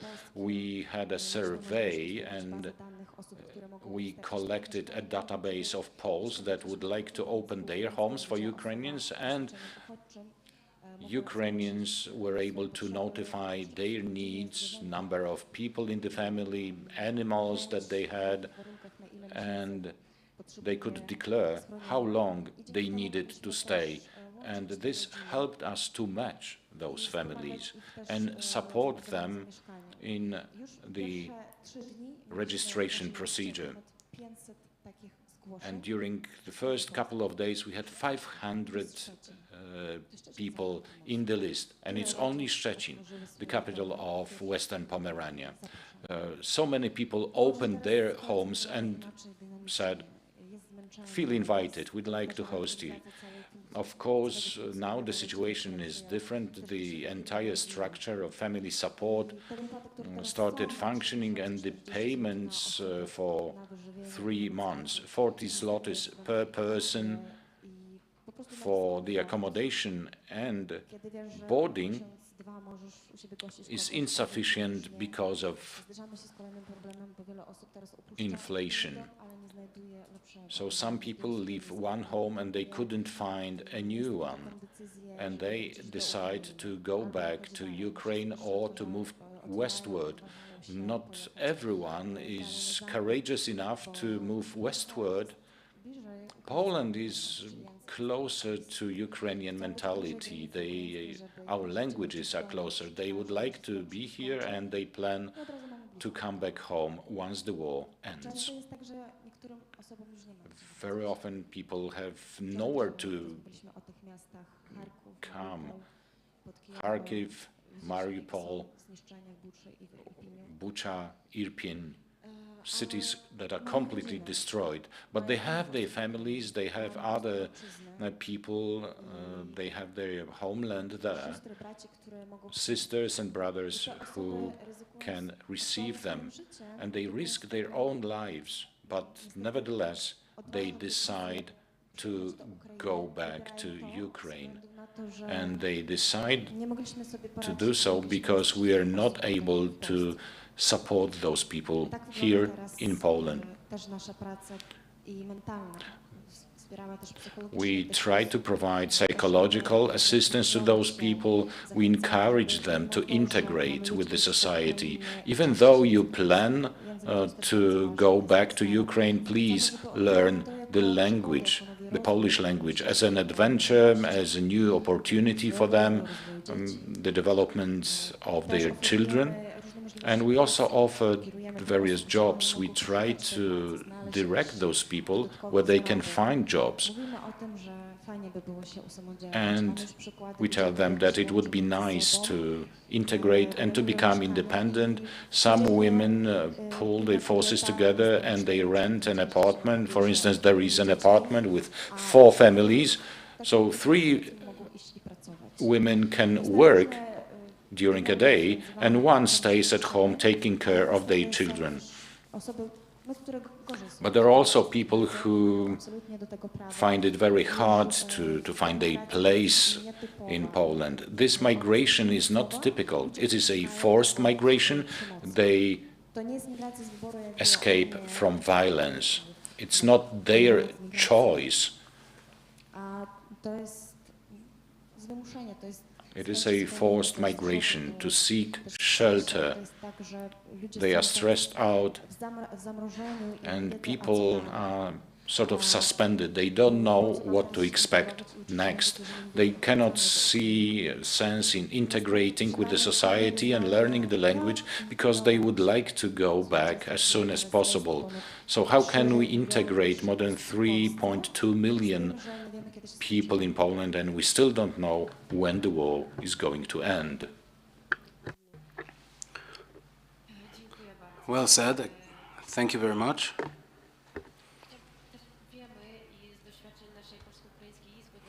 We know from the experiences of the Polish-Ukrainian Chamber of Commerce in the beginning of the war, we received a multitude of phone calls from employers, business people, asking how they could help. We know that employers help the families of their employees, bringing them here, providing accommodation. They became involved in the support and assistance. But I know that the situation has changed.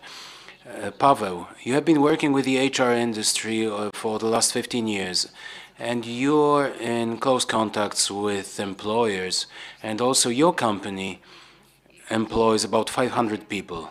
So my question to you is about the current situation with employment of people from Ukraine. How have you adapted to the situation? What is the situation of women in the labor market? I think that the previous speakers made my contribution much shorter because you all touched upon a very important thing. Employees from Ukraine are intrinsic aspect and feature in our country. For many years, we've had employees from Ukraine in the production, manufacturing industry, hospitality, hotels and restaurants.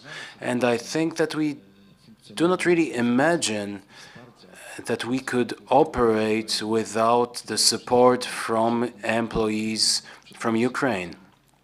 And I think this has been said by all the previous speakers. We need to think about the future. We need to look forward. Because today we have the government support of 40 zlotys per day for people providing accommodation to Ukrainian refugees. But what's going to come in the future? As you have said, there are women who are here with children. There is no care for these children. There is a problem with kindergarten, places in the kindergarten, and there is a problem for Polish children as well. So we are talking about an enormous problem, also in schools. So we need to ask ourselves the question, what's going to come next? Once this support related to accommodation ends. And these people, as you have said, some people will return to Ukraine, some people will go to the west of Europe, but Ukraine is close to us and we are close to them. We are Slavic countries, so employers, and ourselves. The first steps that we have taken once the war started was to help employees working for us, to transporting their families, wives, grandmothers, children, sending buses, minibuses to the border, WhatsApp groups to organize everything, to organize pickups in the middle of the night. But entrepreneurs know that the functioning of our economy and manufacturing without employees from Ukraine will simply not work. And we helped in transportation, we helped find accommodation. But previous speakers have already mentioned that there is a shortage of apartments, of accommodation. There is nowhere to put our employees. Of course, there are possibilities for 3 or 4 ladies to rent a flat together, but these possibilities are also running out. So kindergartens, nursery schools, and primary schools. We have experienced a situation where our employees, a 17-year-old girl, went to school and they went to a class of Russian language. And she had to leave that class because her house was destroyed by the Russians. And we are not prepared for what has happened. So I think that we should spend the summer holidays to get ready, because it is not a temporary period. It's not just right here and right now. It will last for much longer. So if we, the employers, want these employees to stay here for longer, if we want them to be employable here, to pay taxes, we need to count on some assistance from local governments, from the central government, because without that it will be hard. The employers are doing whatever they can, but we need the support. We need support from the government. As you have said, there is a possibility for easier employment of people from Ukraine, so not based on a statement, but from based on employment information within 14 days. It makes it much easier. However, not all employees, and I know it from experience, they do not necessarily want to employ people from Ukraine directly because they have a seasonal product. So they have a seasonal employment, and then they don't need them anymore. So we need to find a simple way, a simple solution to give these employees the same rights as Polish employees, to keep them here. Because also looking at my experiences, we have a shortage of men. These men, which is understandable, they are fighting for their country. We understand that, but ourselves as employers in manufacturing companies, we have an enormous shortage of men in the labor market. And we, the employers, are not yet ready, and we are not able to find employees from the Far East, from Africa, from Georgia or Moldova. Ukraine is much closer to us, and we need to understand that. The employers know that, understand that, and we know our needs. So these are the things that we are facing currently, the challenges that we are facing. As for the women that were previously mentioned, women want to work, but they have no choice about taking care for their children. So it is an understandable situation where 2 or 3 ladies come to an agreement and they work shifts with their children. But this is something that we have to take care of. There are children in kindergarten age who should go to kindergartens in September. They should be educated. And once again, I understand that this also applies to Polish children, that there is a shortage of places in kindergartens and nursery schools, but we have some time to work on it. We have business people, entrepreneurs who want to take part in that. It's not that we are putting this burden onto local governments or the central government. We as employers, as entrepreneurs, we want to take part in that. One thing that I'm really concerned with, something that we may run out of. We have the 40 zloty allowance per person for refugees per day. But what's going to happen next? And I think that we shouldn't allow these people to go back to Ukraine as a country. We shouldn't allow them. Primarily, you shouldn't allow them to leave elsewhere, to go to the West. So as previous speakers have said, we are all aware of one important thing. Ukraine and Poland are 2 countries who are close neighbors, and we should do all we can for this employment, for cooperation, and for employment of these people in Poland to be easier. Thank you very much, Paweł. I would like to welcome, I am very happy that you managed to join us, Mr. Jacek Wyżnikowski, Director of the Economic Development Department of the Upper Silesia and Zagłębie Metropolis. So, as mentioned earlier, there is a huge role on the part of the central and local governments, and the GZM, the Upper Silesian Metropolis, is a very important hub in Poland due to its enormous potential. The companies that operate in the metropolis, in the GZM, generate about 8% of Poland's GDP.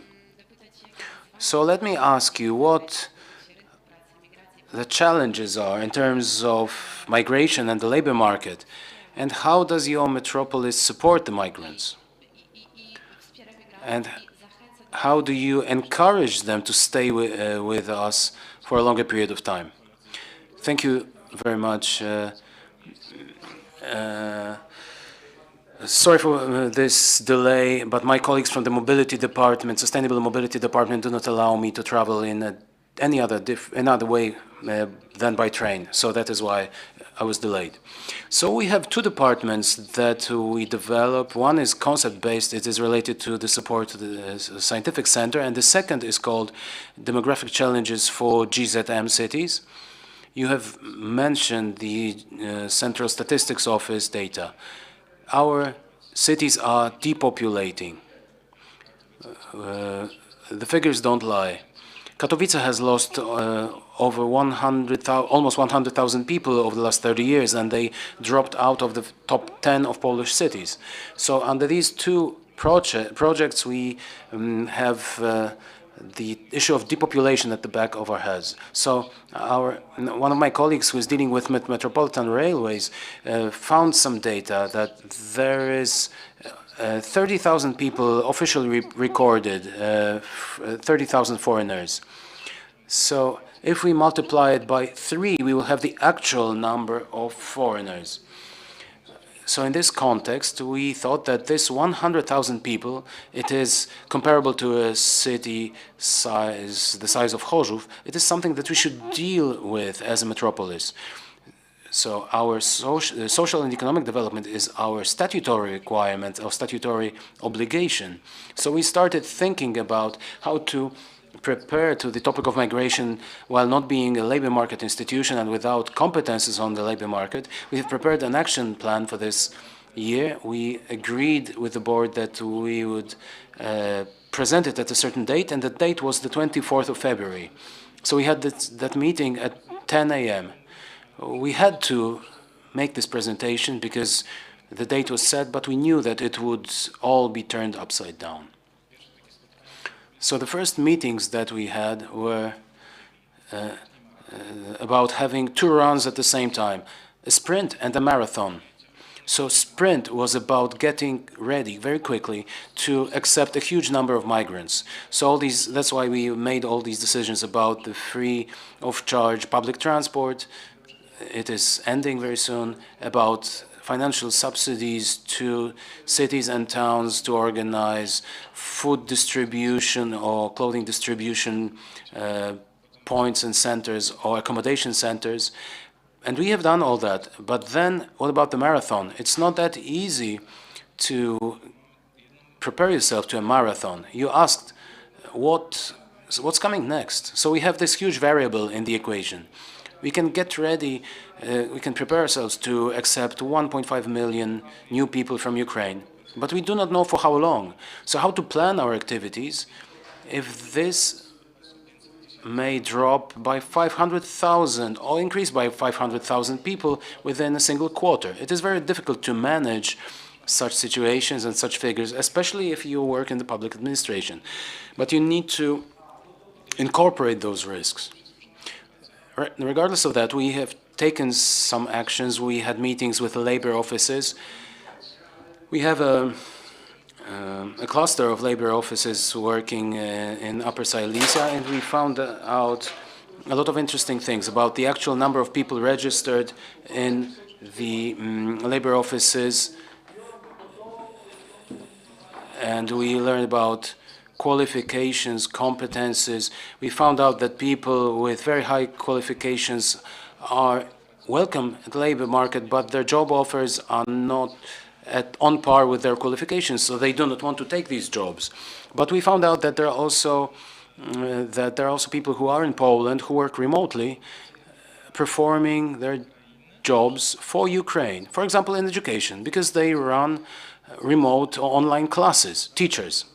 So it is a multifaceted area that is not well investigated, a lot of subtleties and nuances that make decision-making much more difficult. However, we are a weird organization, so to say. It's nice to tell you here in the north about our perspective. We are not a unit or a body of a local government. We are a metropolitan association. There is something like that in Poland.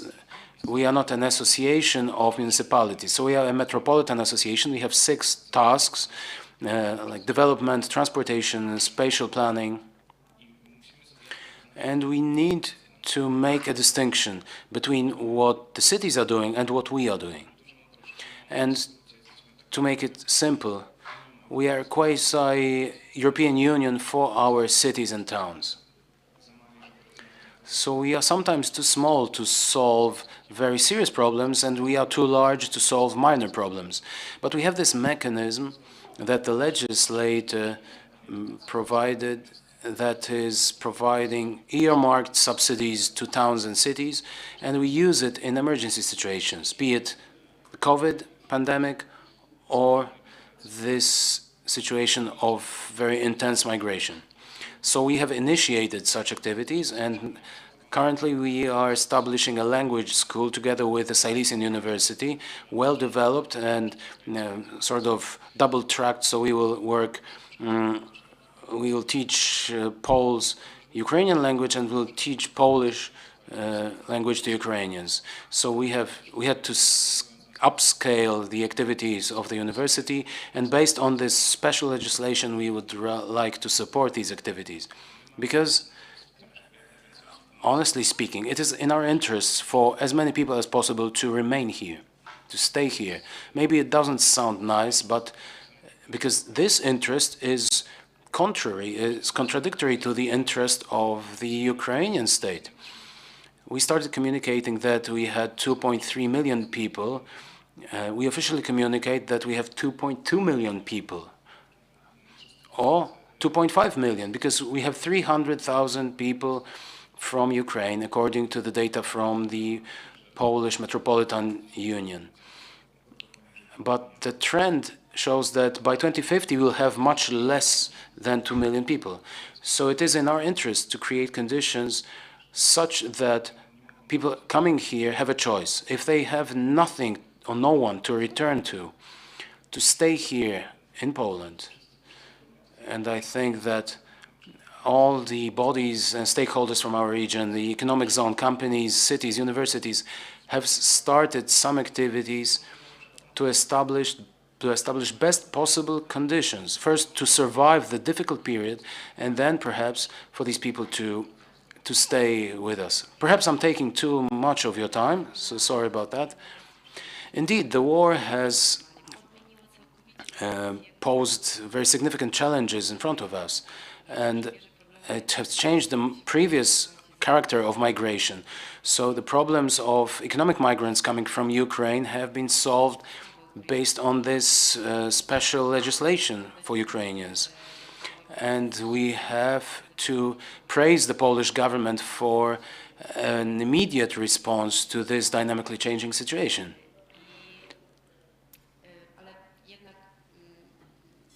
However, both this special legislation and the special COVID legislation, they don't provide a systemic solution to these issues. These are only temporary solutions. So what's going to happen after the 18-month period when this special legislation expires? Paweł said that we need to think about the future. What's going to happen next? Sorry, but I would like to ask this question to Olga Senieczak. Well, I think that we are all able to answer this question clearly. We need to get ready for that, and we need to spare no effort for employees who want to stay in our country, to settle down in our country, to have comfortable conditions for that, to work legally, to be employed legally. We've mentioned the gray economy. This has to disappear. And the only thing that can help is when employers have facilitations, have better possibilities to do that.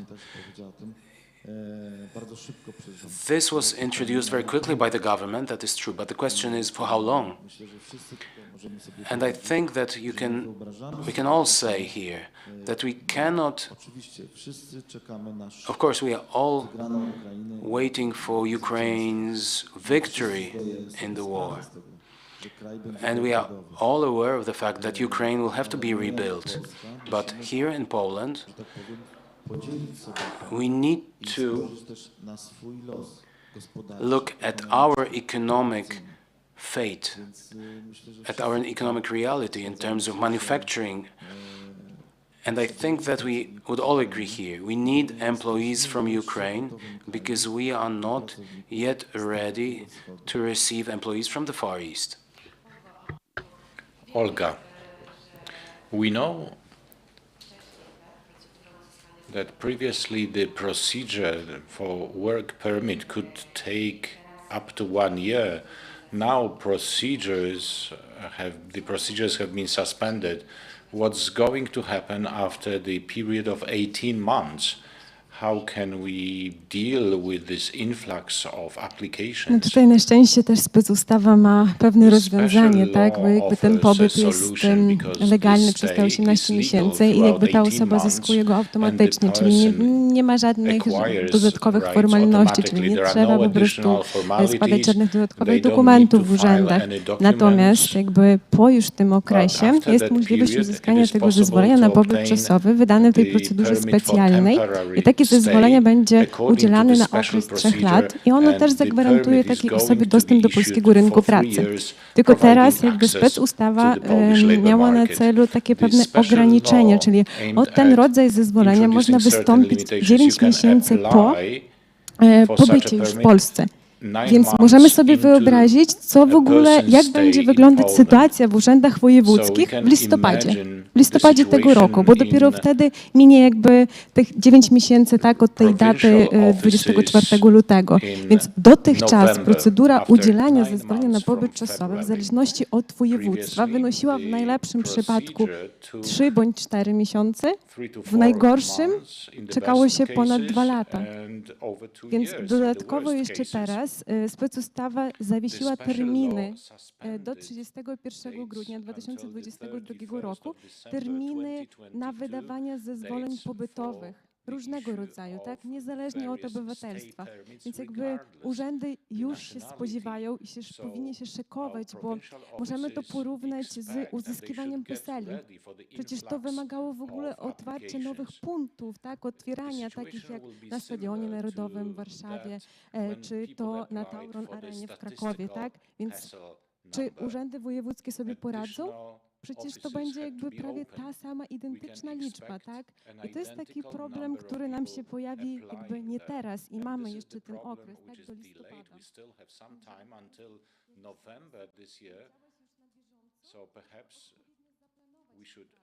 Plan our work well,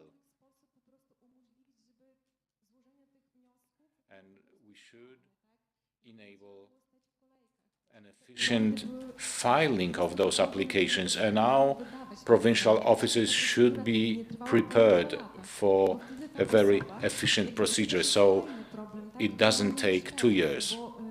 This problem can be already seen today, because if someone entered Poland on the 24th of February, 90 days have passed in the visa-free traveling. That means that the person cannot leave the country, they are no longer free to travel in the European Union.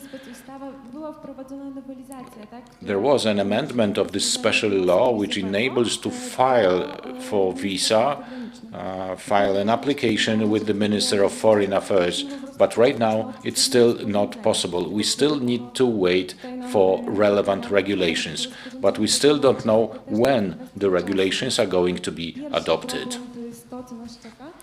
So the first problem is what awaits us after 9 months, the efficiency of the procedure and the capacity of our provincial offices, and the problem that we already see right now, the problem with those people who will have to leave but are not allowed to leave without visas, or when they work in international corporations, they need to travel across Europe, which is not possible for such a person to travel. These are the problems that we face. And the special law, according to the special law, if a stay of a person is legal, then the person can work. But what's going to happen after 18 months and when they do not apply for the special solutions, the special permit for the temporary work? So at one moment, an employer may have an employee, on the next day they may lose that employee. And as long as the stay of a person is legal in Poland, that person can seek employment and also start their business. So these are the things that we need to plan ahead. We need to prepare our provincial offices and make it possible for those people to travel. Thank you very much. Katerina, what support is needed by NGOs? What solutions are expected? Bardzo ważne jest The cooperation between NGOs and local governments is very important. According to the experience of Western states, the United States including, the integration needs to be there. Comprehensive solutions and comprehensive support need to be provided, including financial support. The opening of new posts, new classes for children, new living space and opportunities for education for children, as well as the support for ethnic minority of Ukrainians in our current situation. Because these people want to go back to Ukraine and they want their children not to forget their mother tongue. It is also very important for them to maintain their identity and to support their Ukrainian identity, something that the Russian military and Putin's policy try to counteract and destroy. And we should also support refugees in their need to develop using their own language. We should support those people so they are familiar with their identity and that they enjoy the right to be Ukrainians in Poland. It doesn't mean that these are lower class people.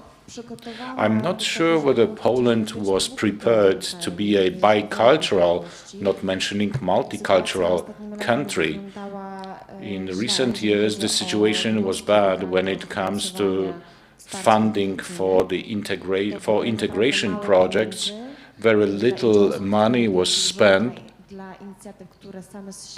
and very little NGOs could do in this area. For instance, we wanted to integrate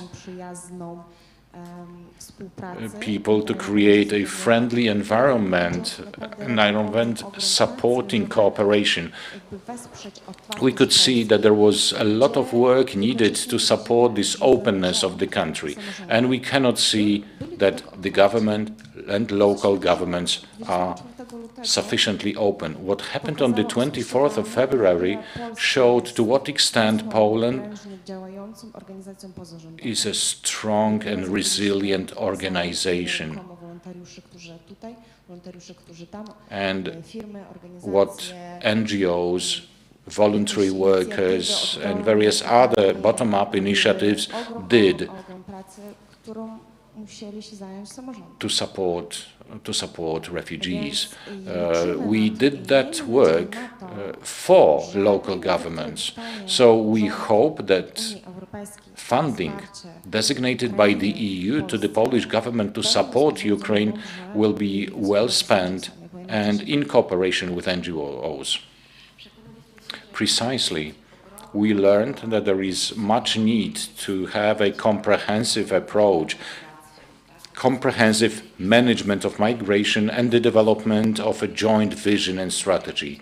We still don't have a migration policy in Poland. Perhaps this crisis is the right moment to focus or to shift from threat to the potential of migration processes.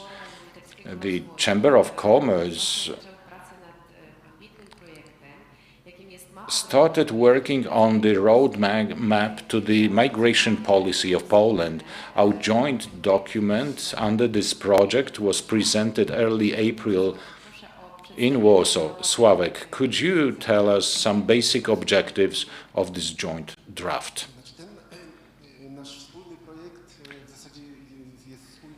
The draft is in line with what we've heard about this marathon and sprint. The question of refugees here and now is the crisis management, and no exact plans are developed for crisis management. Just as during a war, you try to adjust to changes. If we don't know the scale. It's difficult to plan funding and resources, but everything is important, of course. But I remember one thing. In 2018, a minister, a deputy minister, to be more precise, has said something that I said at the outset, that Poland needs migration, there's no going to be wealth, we would not catch up with the rest of the EU, and he was fired the next day. I looked for the quotation, but what he said in 2018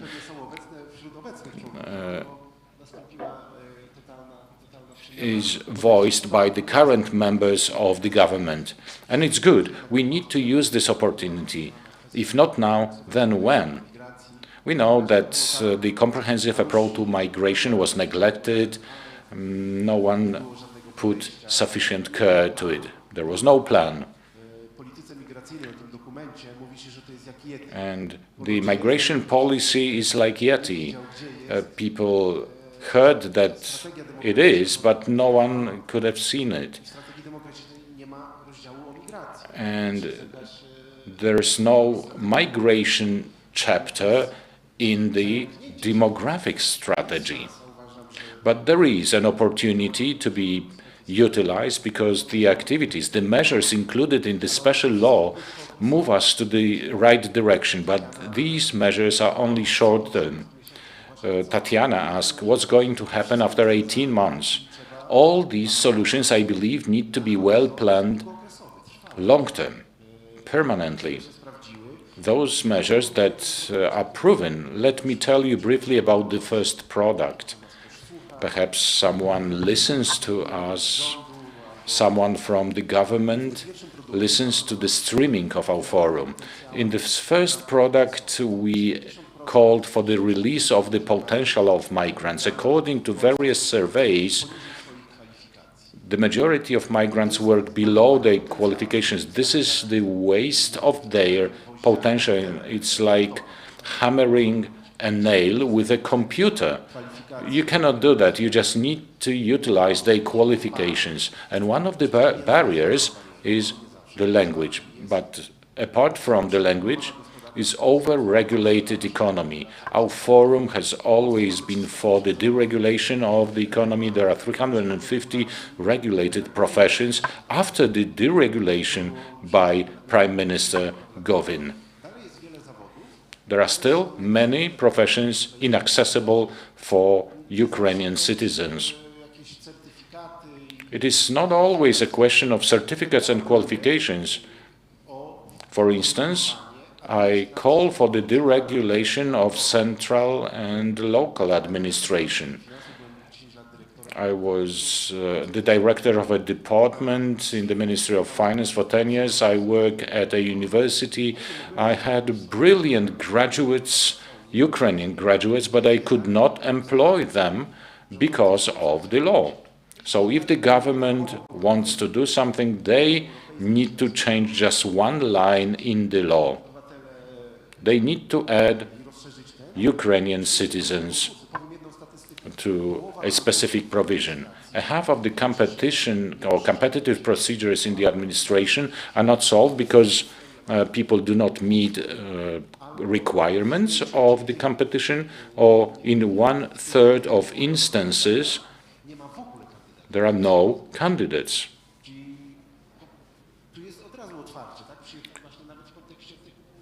And this might be an opportunity because a lot of qualified women came to Poland from Ukraine.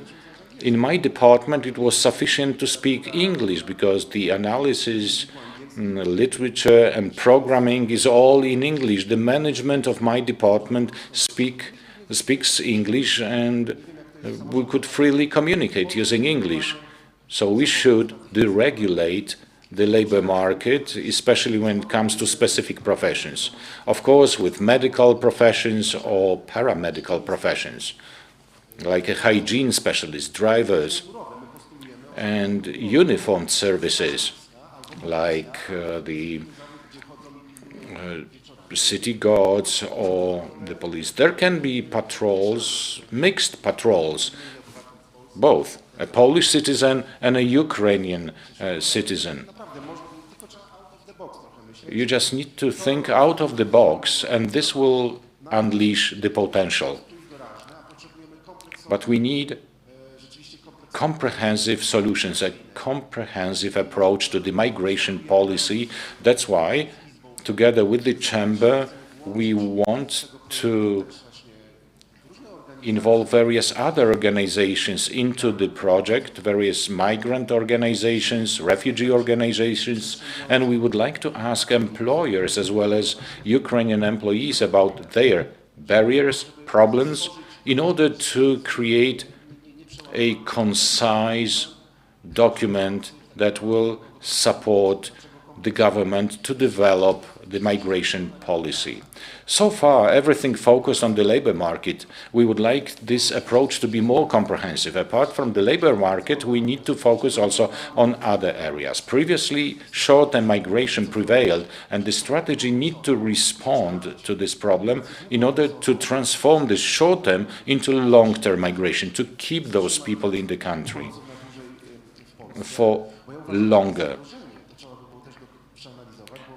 I believe there's a threat because after the outbreak of the war, a lot of countries opened their labor markets, and short-term migrants from Ukraine do simple physical jobs, and they send their salaries to their families. Language is not very important there, like sometimes in the construction sector, the entire team speaks Ukrainian, and they can move to Ireland overnight.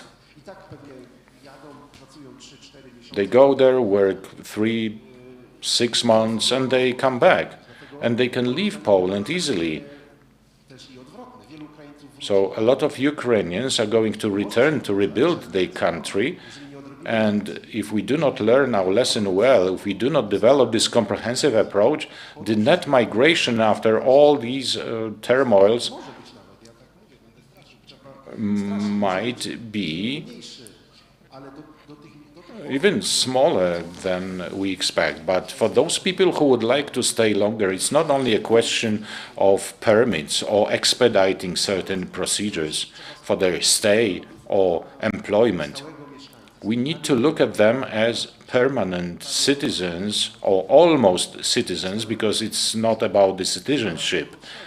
And we need to survey their needs, their children, healthcare, various benefits, and so on and so forth. We should have a comprehensive survey of their needs, and we should meet their needs in a comprehensive manner.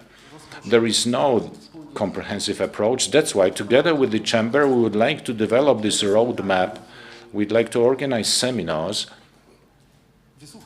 listen to employers and Ukrainian citizens, those who faced real problems. We'd like to plan the promotion of our report, maybe even lessons at schools. We'd like to counteract certain myths that they take jobs away from Poles and so on and so forth. This is nonsense. This is only win-win strategy. The power of the United States is based on migration. And concluding, let me add one more thing. In our strategy, we'd like to diagnose institutional solutions. We can see this mess in Poland. There is no one party responsible for migration. If there is no sponsor for the project, then there is a mess. The Minister Malong deals with labor market. The migration strategy is developed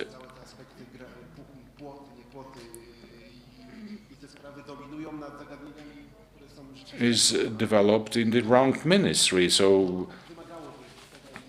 this would require certain integration. We'd like to offer some institutional solutions, but some local governments did their homework well, like the Upper Silesia metropolis. they consider refugees to be clients. There are, say, 100,000 of them. Then we have more than 1 million employees from Ukraine, and no one in the government presents a comprehensive approach to them. So perhaps we should decentralize the process. We should vest certain responsibilities in local governments. In early May, I was in Krakow and I participated in a workshop. Krakow is in the forefront of the migration policy. There are no delays because they designated certain resources to deal with the problem, and if it was not for some official procedures, perhaps local governments should be better suited to deal with them. Some local governments did an excellent job and they have a strategic approach to the problem. I'd like to encourage you to cooperate with us. We're going to notify the public about further stages of our project, and our goal is that through the media and social pressure we can exert pressure on decision makers. So perhaps this social pressure, highlighting of advantages. Our draft is called Migration for Poland. This is a working title of the document. And as I've already mentioned, this is the win-win strategy, and there is only one chance to utilize it. And we're not going to have another chance. Thank you very much, Sławek. Jacek, I could see that you wanted to take the floor. Yes, when you mentioned decentralization, I could listen and listen and listen to it. What we would like to have, there are actually two things.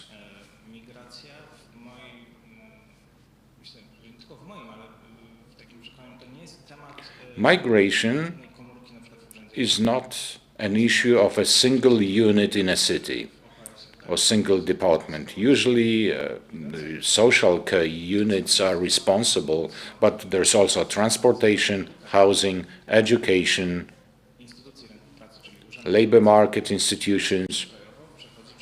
So this issue involves virtually all departments of a city. And we would like our authorities to have a sort of policy or an approach. The migration crisis will end. We still don't know how it ends for Poland and for Ukraine, but we have major climate challenges, and they will boost migration from the deep south. So what we learn now is going to be very valuable in a dozen or so years. Perhaps we are not prepared for certain groups of migrants, but they will come, for certain.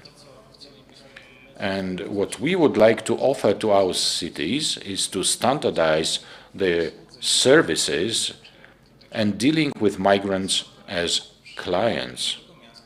So a person coming to a new city, to a new organizational culture, should find an ease in dealing with all the matters necessary for the person to stay for good. I left for England in 2006 to work there during summertime. The majority of banks and authorities had Polish booths. Now we're at this situation. You mentioned those myths that Ukrainians take away our jobs. Exactly the same situation was in Denmark, Great Britain, or the Netherlands. We are more advanced now, but still there's a lot of work ahead of us. And also at the level of the local government. Local governments reacted very well, and now it's time to set up procedures to be prepared to be more efficient. Because we're good in short time actions, whereas a lot needs to be done in terms of long-term planning. Paweł, over to you. I think that we can all remember the situation or the time when the UK opened up their labour market for Polish citizens, and everyone had some family members who went to the UK to work there. They started washing dishes, and now they run companies there, they speak English, and they help build and develop the British economy.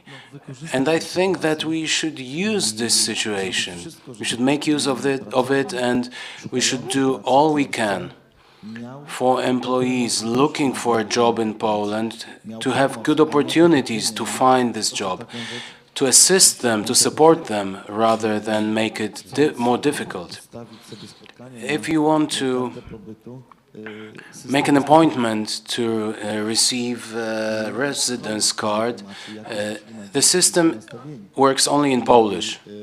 So this illustrates our current system and our current approach. So there's a lot of hard work ahead of us. So we need to shift gear, second gear of migration. Experiences from recent years, the difficult period of the COVID pandemic and this wartime period, shows that unrealistic things become real, become reality.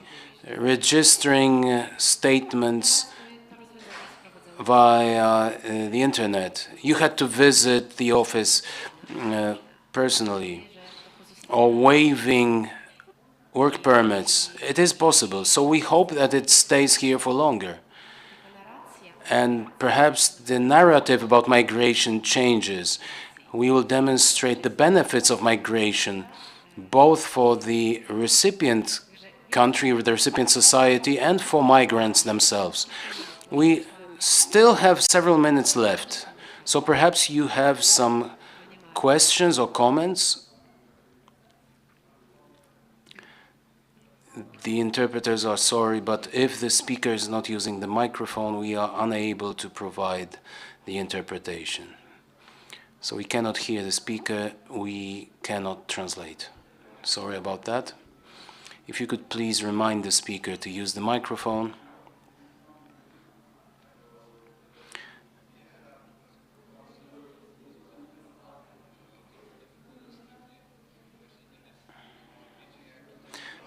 Perhaps you know the percentage of migrants who are here for longer. Those who have been here for many years. You will not see it in the border crossing statistics. We will have figures on long-term permits, residence permits, and work permits. Again, we cannot hear the question from the speaker. You are talking about the 90 days when they come here and return.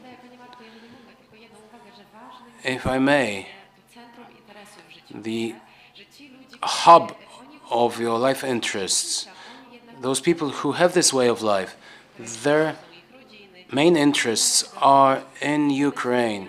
They have their families there. They work here and spend their money in Ukraine. They work 10 to 12 hours a day.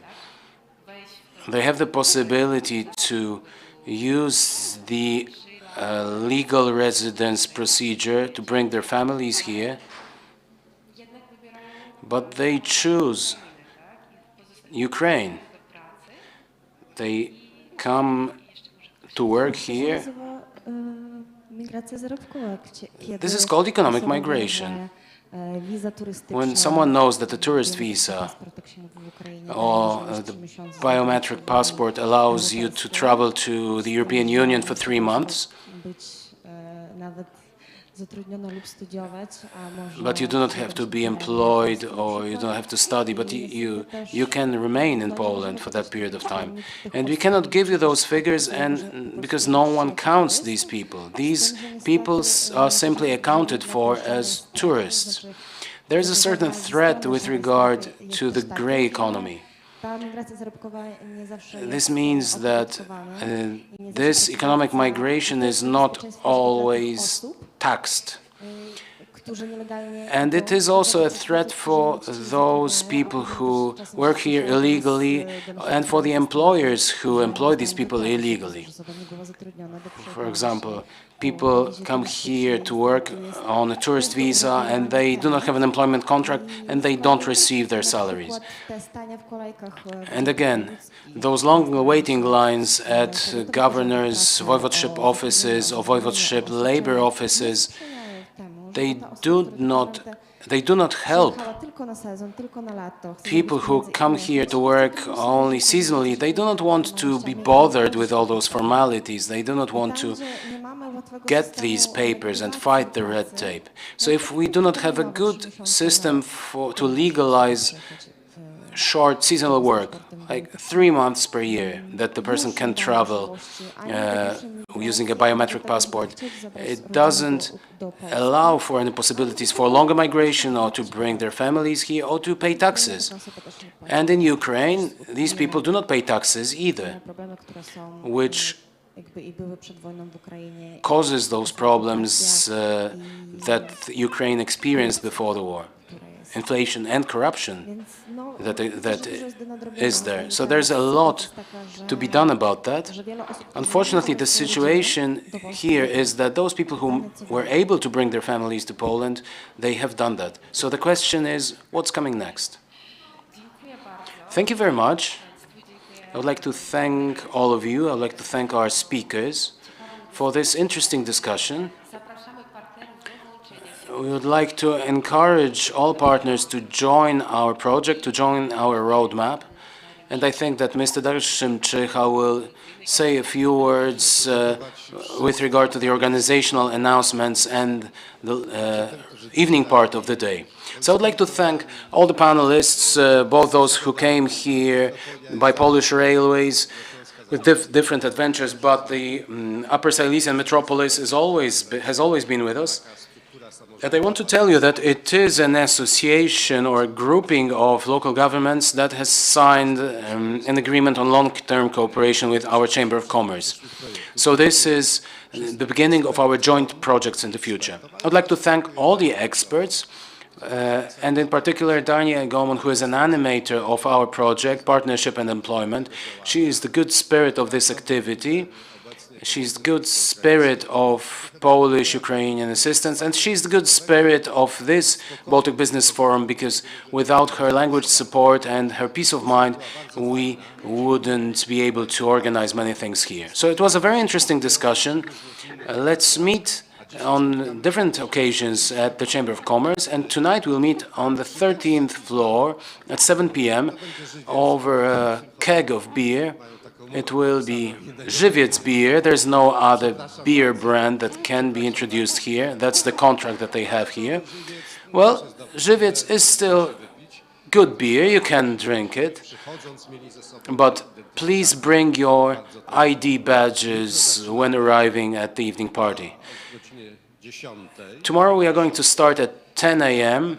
with the participation of Mr. Rafał Dudkiewicz, the mayor of the city of Wrocław.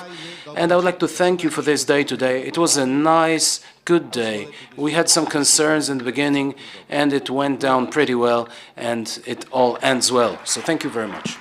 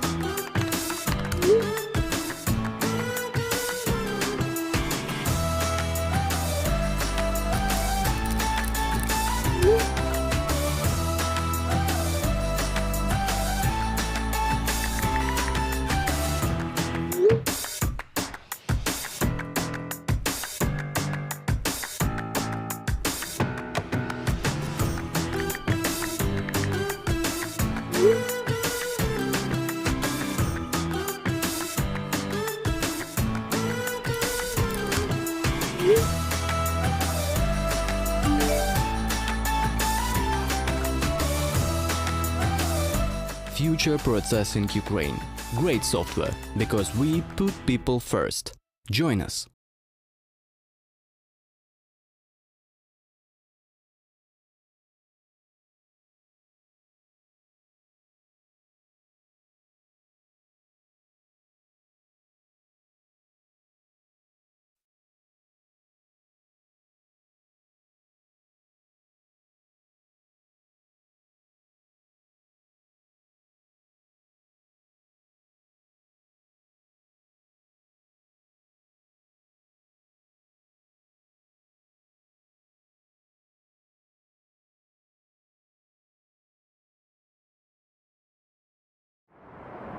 Here in the metropolis, I have discovered my world.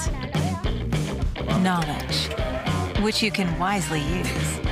Good workers. Local, delicious ideas with global range.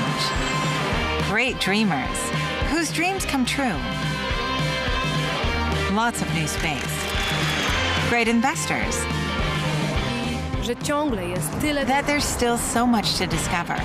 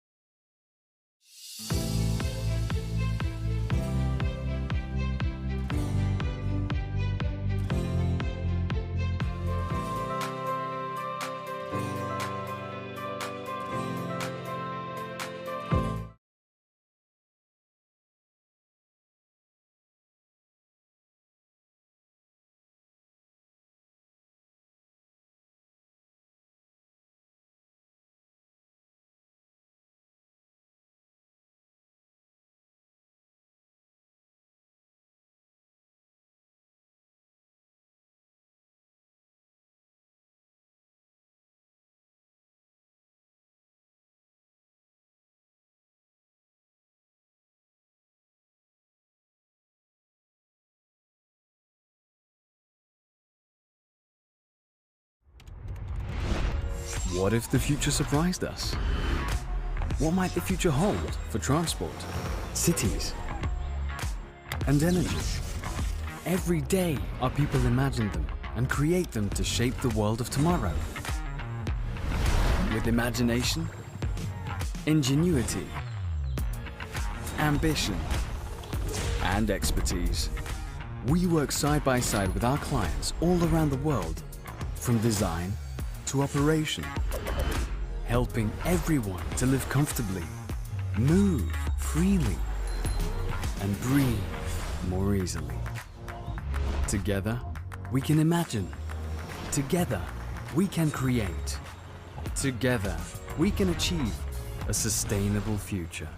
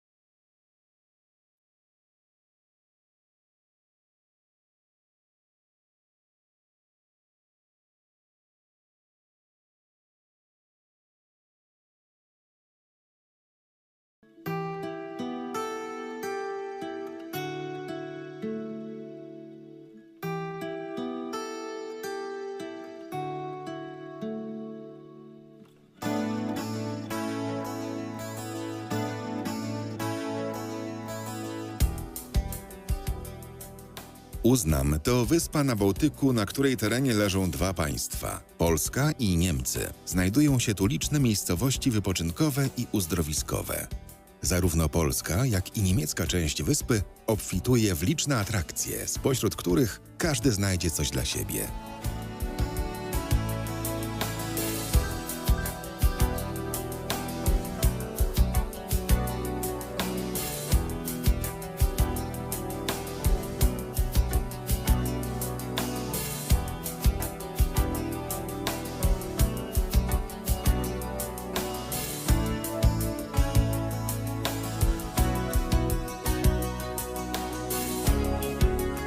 Polska część wyspy Uznam to miasto Świnoujście, kraina 44 wysp, których różnorodność i wyjątkowość można odkrywać przez cały rok.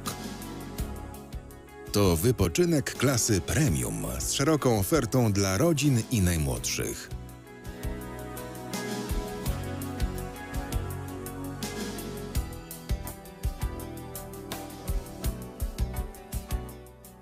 To okno na świat. Promami możemy dopłynąć do Skandynawii, a kolejką UBB, rowerem lub pieszo w kilka chwil dotrzemy do kurortów po niemieckiej stronie wyspy Uznam.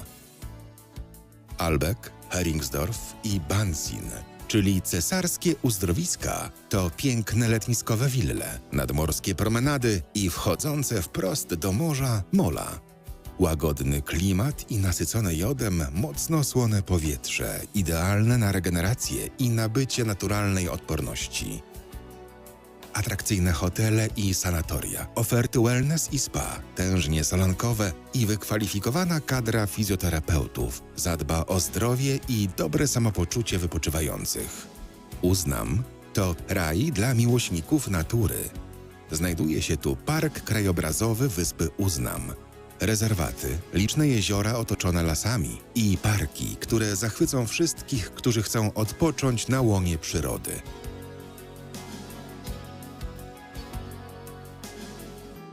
Uznam to miejsce, które oferuje moc niezapomnianych wrażeń dla całej rodziny. Na fanów pieszych i rowerowych wycieczek czeka transgraniczna promenada i doskonale rozbudowana sieć dróg i szlaków rowerowych wynosząca ponad 140 km. Uznam to 40 km piaszczystych i szerokich plaż, co oznacza więcej przestrzeni, komfortu, swobody i bezpieczeństwa. To Wyspa Słońca.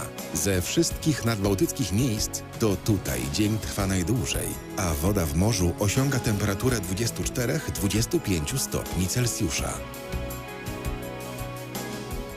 Uznam, to raj dla biegaczy. Liczne trasy biegowe pozwalają poznawać ją z zupełnie innej perspektywy. Wyspa Uznam jest idealnym miejscem dla wielbicieli sportów. Kitesurferzy, windsurferzy, fani żeglarstwa czy kajakarstwa spędzą tutaj niezapomniane chwile.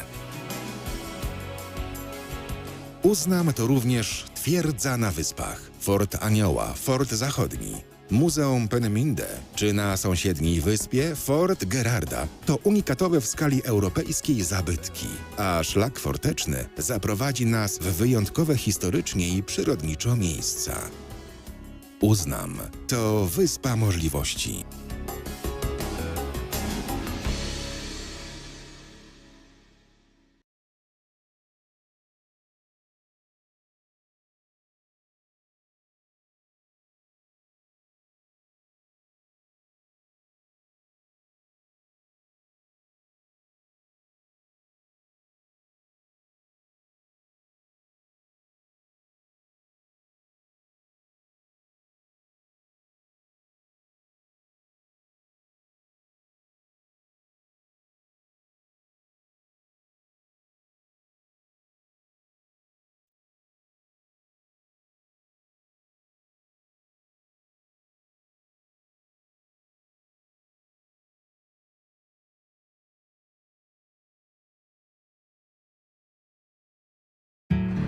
Here in the metropolis, I feel that I'm not alone, that I'm at home, that I'm special. I feel so proud that I can make it. I feel so free. that I'm me, that I'm alive. Metropolis. I feel that I'm part of it.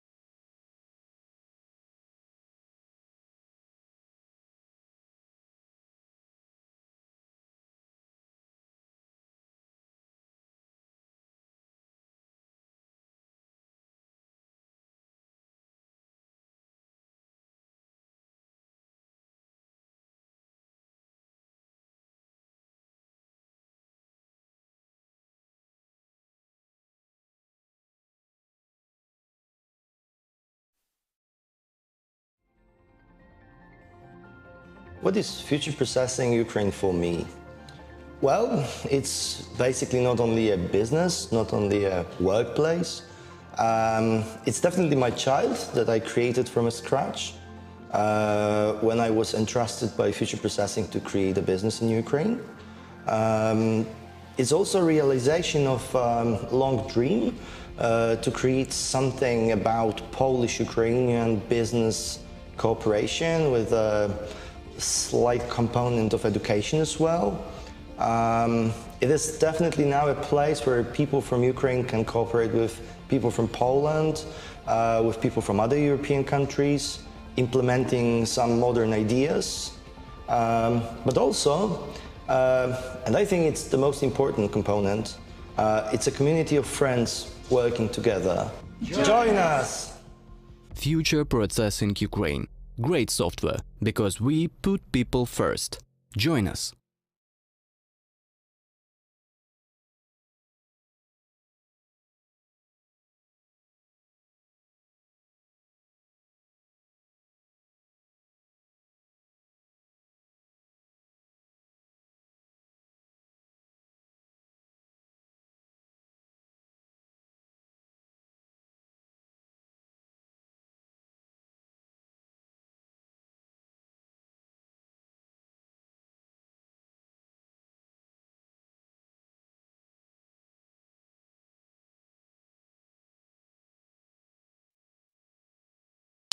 Here in the metropolis, I'm looking for high challenges, crazy thrills, hidden treasures, and those undiscovered deep underground, new tunes, which harmonize people.